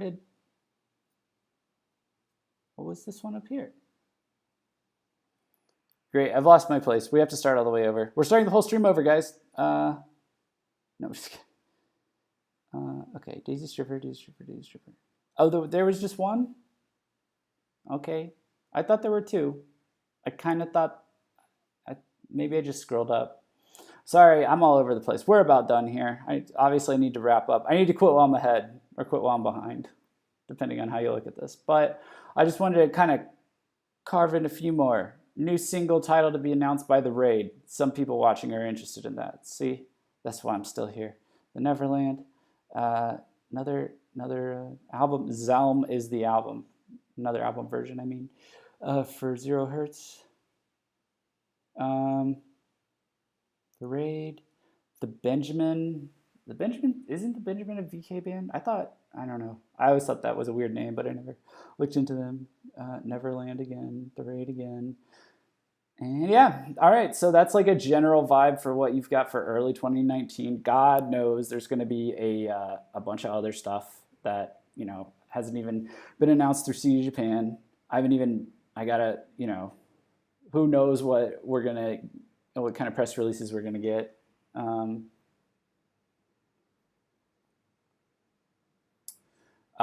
So yeah, I think that's a good peek ahead at. So we were able to do it. I gave you a sneak peek, quote unquote, of next week's stream where we go through the January releases, but I probably low key just like named like at least a third of them. But that's okay. That's okay because this all just it works out better for me because that means I'll have it fresh in my mind. I can write the article faster, and I'll be more on my toes. So.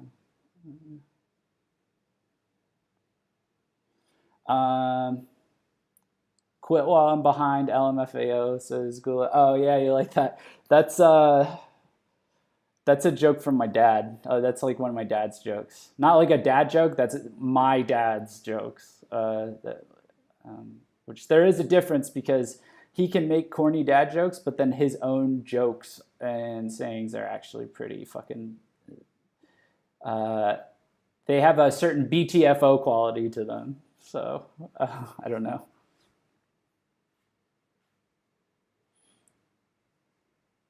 Like he's the master of if someone asks him why did you do something, like why did this happen or why did you do this, like he will like snarkily ask in reply like what do you mean why did I do this in response, and just the delivery and the timing, it's just like the ultimate way to turn it around on someone so you don't have to explain yourself to someone.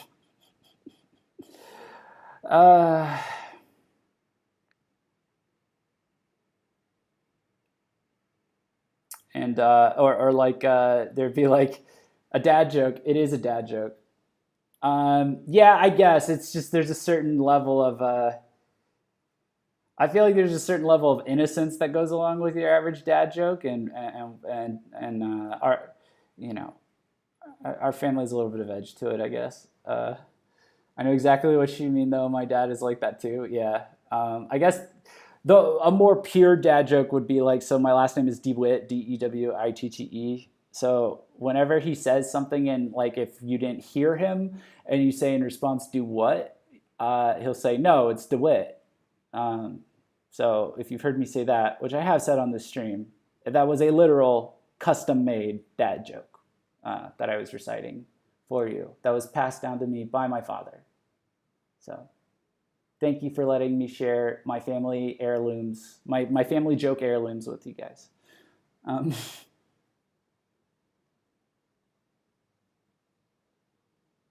need to buy some sour mix for New Year's Eve.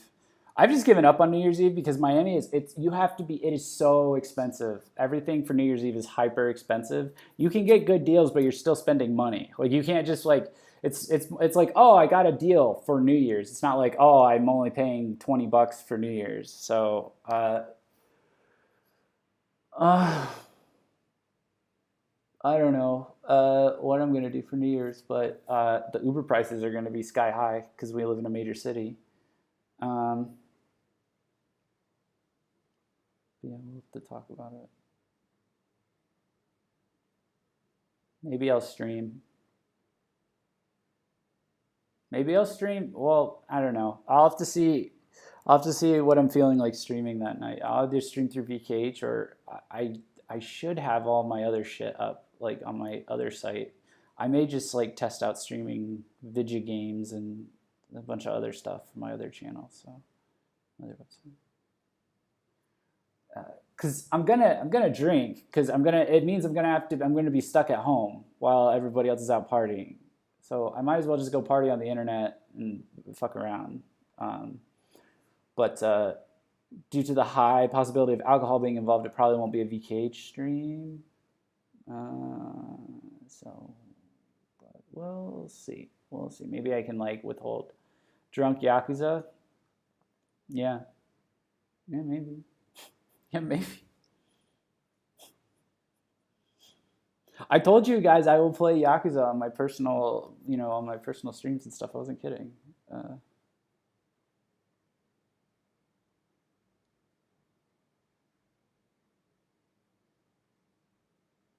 And the guy and my friend who I'm bringing on to do those streams with me, like the gaming stuff, like the after hours hangouts, gaming stuff is gonna be, or it's not gonna be called after hours because I use that on VKH Live, but on the after hours streams there, it's probably gonna be called off hours or something like that.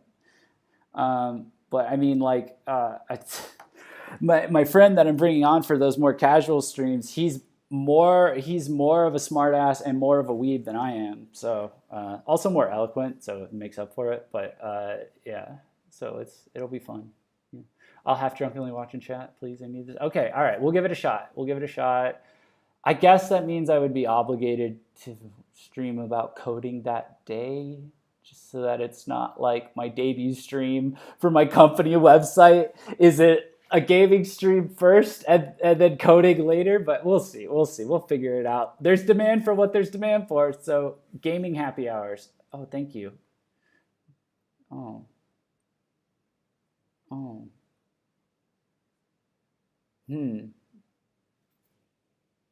Emoji. Real Jeff. Yeah, real Jeffrey. Basically. Yeah.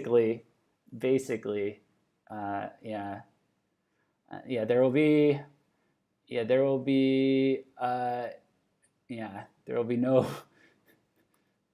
no filters. There will be no moderators because there will be no need. It will be live and unplugged and uncut and whatever.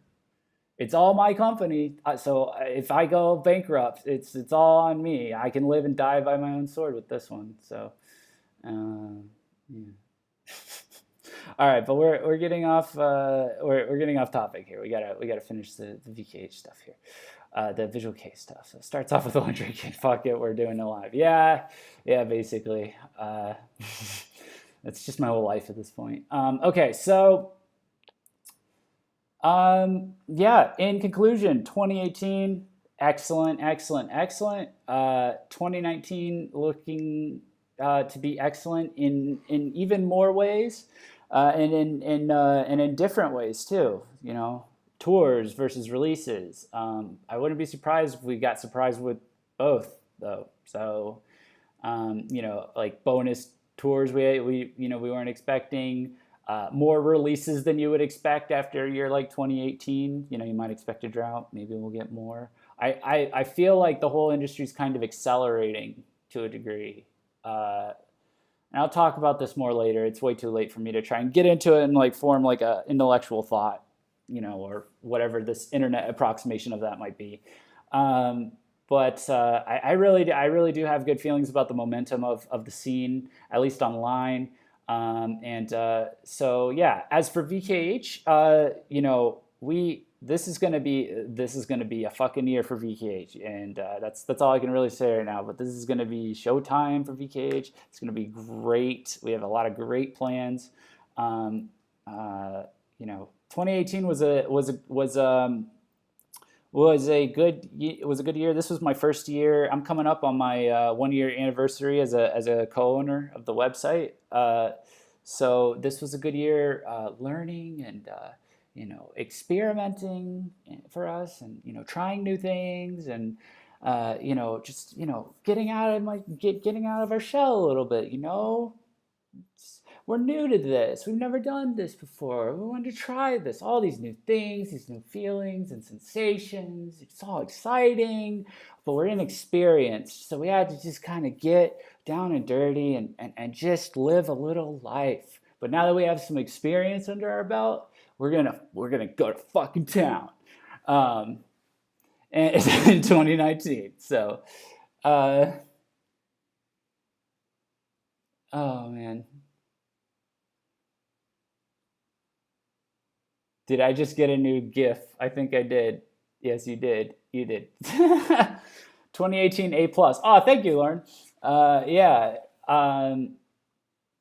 Oh, that was for the look. So yeah, but yeah. So 2019, we're gonna be.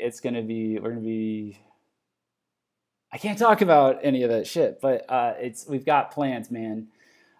We got plans. So first thing you can look forward to is streams continuing, and me catching up on a bunch of these articles to round out 2018. And you're going to see some fun surprise stream topics, and then you're going to start seeing some cool shit beyond that. So I guess that's about the best that I can do.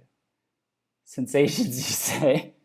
Sensations of future variety. Yeah, well, you know how it is. You got to mix things up to keep things exciting. You keep the fire alive, so to speak. Yeah. So. Yeah. So. Yeah. With all that out of the way, thank you for those of you who watched all the way to the end. Holy shit! Or just like watched a lot of it. I appreciate you. Appreciate everybody subscribes and hits likes and shares this around and supports us on Patreon, or has supported us on Patreon in the past, or has tipped us in the past, or all things in general. Supporting us with your art and your gifts and your dank memes as well. It's appreciate it all. 2018's been great. It's time to put it down. It's time to put a bullet in the back of its head. It's time to put it out of its misery. Not just yet. I understand. I actually don't have the authority to kill 2018 because it's only Sunday, December 30th. We have to wait about another 47 hours, a little bit less, 46 hours and 52 minutes before we are required by law to euthanize 2018 to bring about the birth of 2019. It's a cruel, sick, savage system. Only one can live, and only for an exact period of time, exactly 365 days. It's sick. I don't understand why we're in this loop, but we have to put it out of its misery. And so this was us saying goodbye to it and preparing, for the traumatic shift to suddenly receiving a new loved one like 2019. So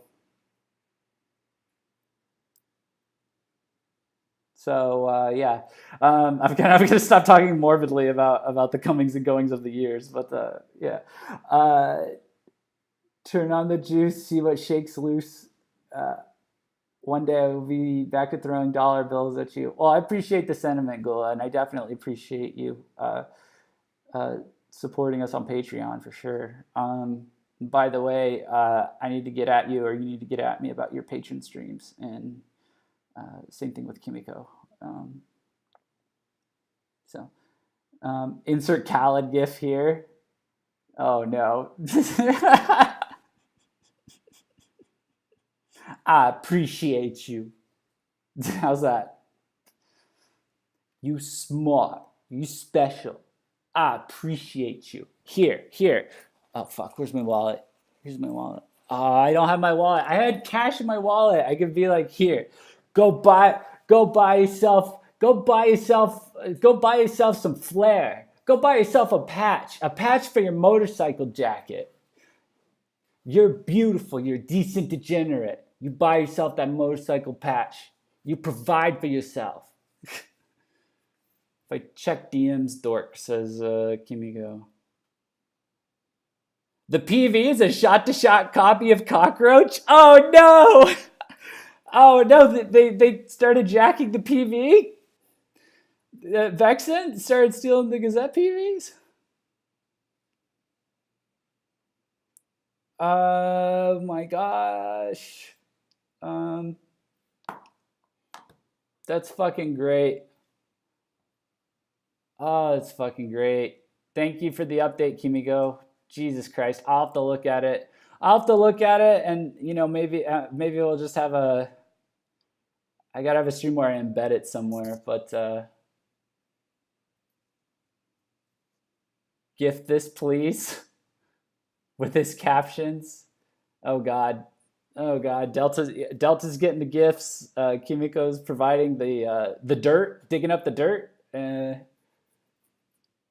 Gula's providing the positive vibes. Everybody in chat is positive, great, beautiful, decent degenerates. You're all wonderful. Okay, all right. With all that, I'm going to bow out and try and finish this Gazette review. Finish this for once in my life. For once in my life, do something. Do something useful, like finish a Gazette review. Because that's how I get when I'm way late on something. It's just, no, it doesn't matter. You won the Nobel Prize. Go fuck yourself. Go finish the review. You said you'd finish, so that I got to do that because I can't let 2019 come and that's not done. So yeah, bowing out gracefully, everybody.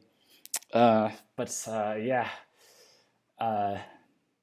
Thank you so much for watching. We'll catch you for the Gazette stream tomorrow if you're into that. And otherwise, we'll see you in the new year. And join the Discord. Keep in touch that way. Otherwise, we post through social media, but join the Discord and I'll give updates on anything for New Year's if we're doing anything or not. So, but we'll see. Anyways, thank you so much. Peace out. Good night. Oh, that's not the right screen. That's the right screen. That's, this is all dumb. This is all wrong because I got rid of the background before. This is all, well, this is, no. Just let me have this one, let me have this outro. I know we've been going a while. Okay, and you're being a fucking cunt. You're doing the cuck stream thing, you stupid OBS stream. Just let me, for once in my life, have a peaceful outro with an animated background and the chat showing like it was before, and some nice GIFs and some memes. Will you just let me do that? You never let me have my way. You're unbelievable. You're unbelievable. Your bitrate is all over the place. Controlled bitrate my ass. I don't know what happened in the last hour. You completely screwed up. Completely screwed the pooch. For all I know, I'm just going to put this video up. Thank God the stream's over already, but for all I know, I'm just going to put this animated video up and it's just going to tank the stream. We're already done. No, see, that's too bright. That's too goofy. Whatever. Fuck it. That's fine. That's fine. That's fine. The stars were for the beginning. The disco is for the end. And, oh God, what did you do? You fucked it up. You fucked it up. You fucked it up. What did you do? What did you do? Oh God. There it is. You can't even do this right. Oh my God. You are unbelievable. You are absolutely amazing. Fuck you, OBS. Seriously. Oh, I see. You need me to customize your stuff to do anything beyond like a retard level of performance. Like you just, it's just unbelievable. Oh God, see, now I'm back here. Okay, yeah, here we go. How about this? Was that too hard? I mean, it's not like I can see chat. But like it's okay. I just wanted an end screen, Chat's kind of hard to read there, but I couldn't grab the one I definitely wanted because you made me spend so much time with this. I hate OBS. I hate you, OBS. No, don't leave. I didn't mean it. I'm sorry. I'm sorry. I had a long day. Look, we're in this together. I'm the only one you're the only one that I can use to reliably make whatever kind of stream I want. And I'm the only one that appears to put in any effort to make any half decent looking stream. So, you know, I'm the best you got. So we got to stick together. I'm sorry I took my day out on you.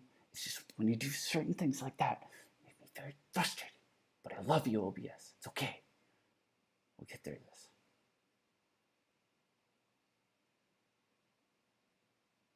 Oh, fuck. Was the mic on? Oh, no, this is my scandalous presidential moment. I did not mean what I said. When I called that stream software retarded, that is not something that I would have said if the mic had been on.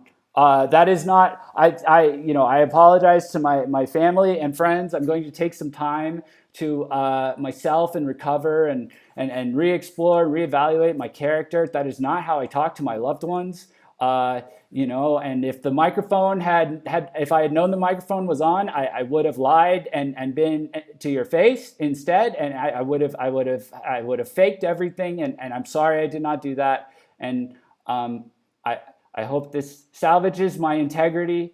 And yeah.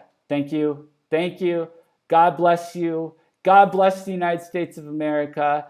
And Happy New Year in about 46 hours and 42 minutes. Good night.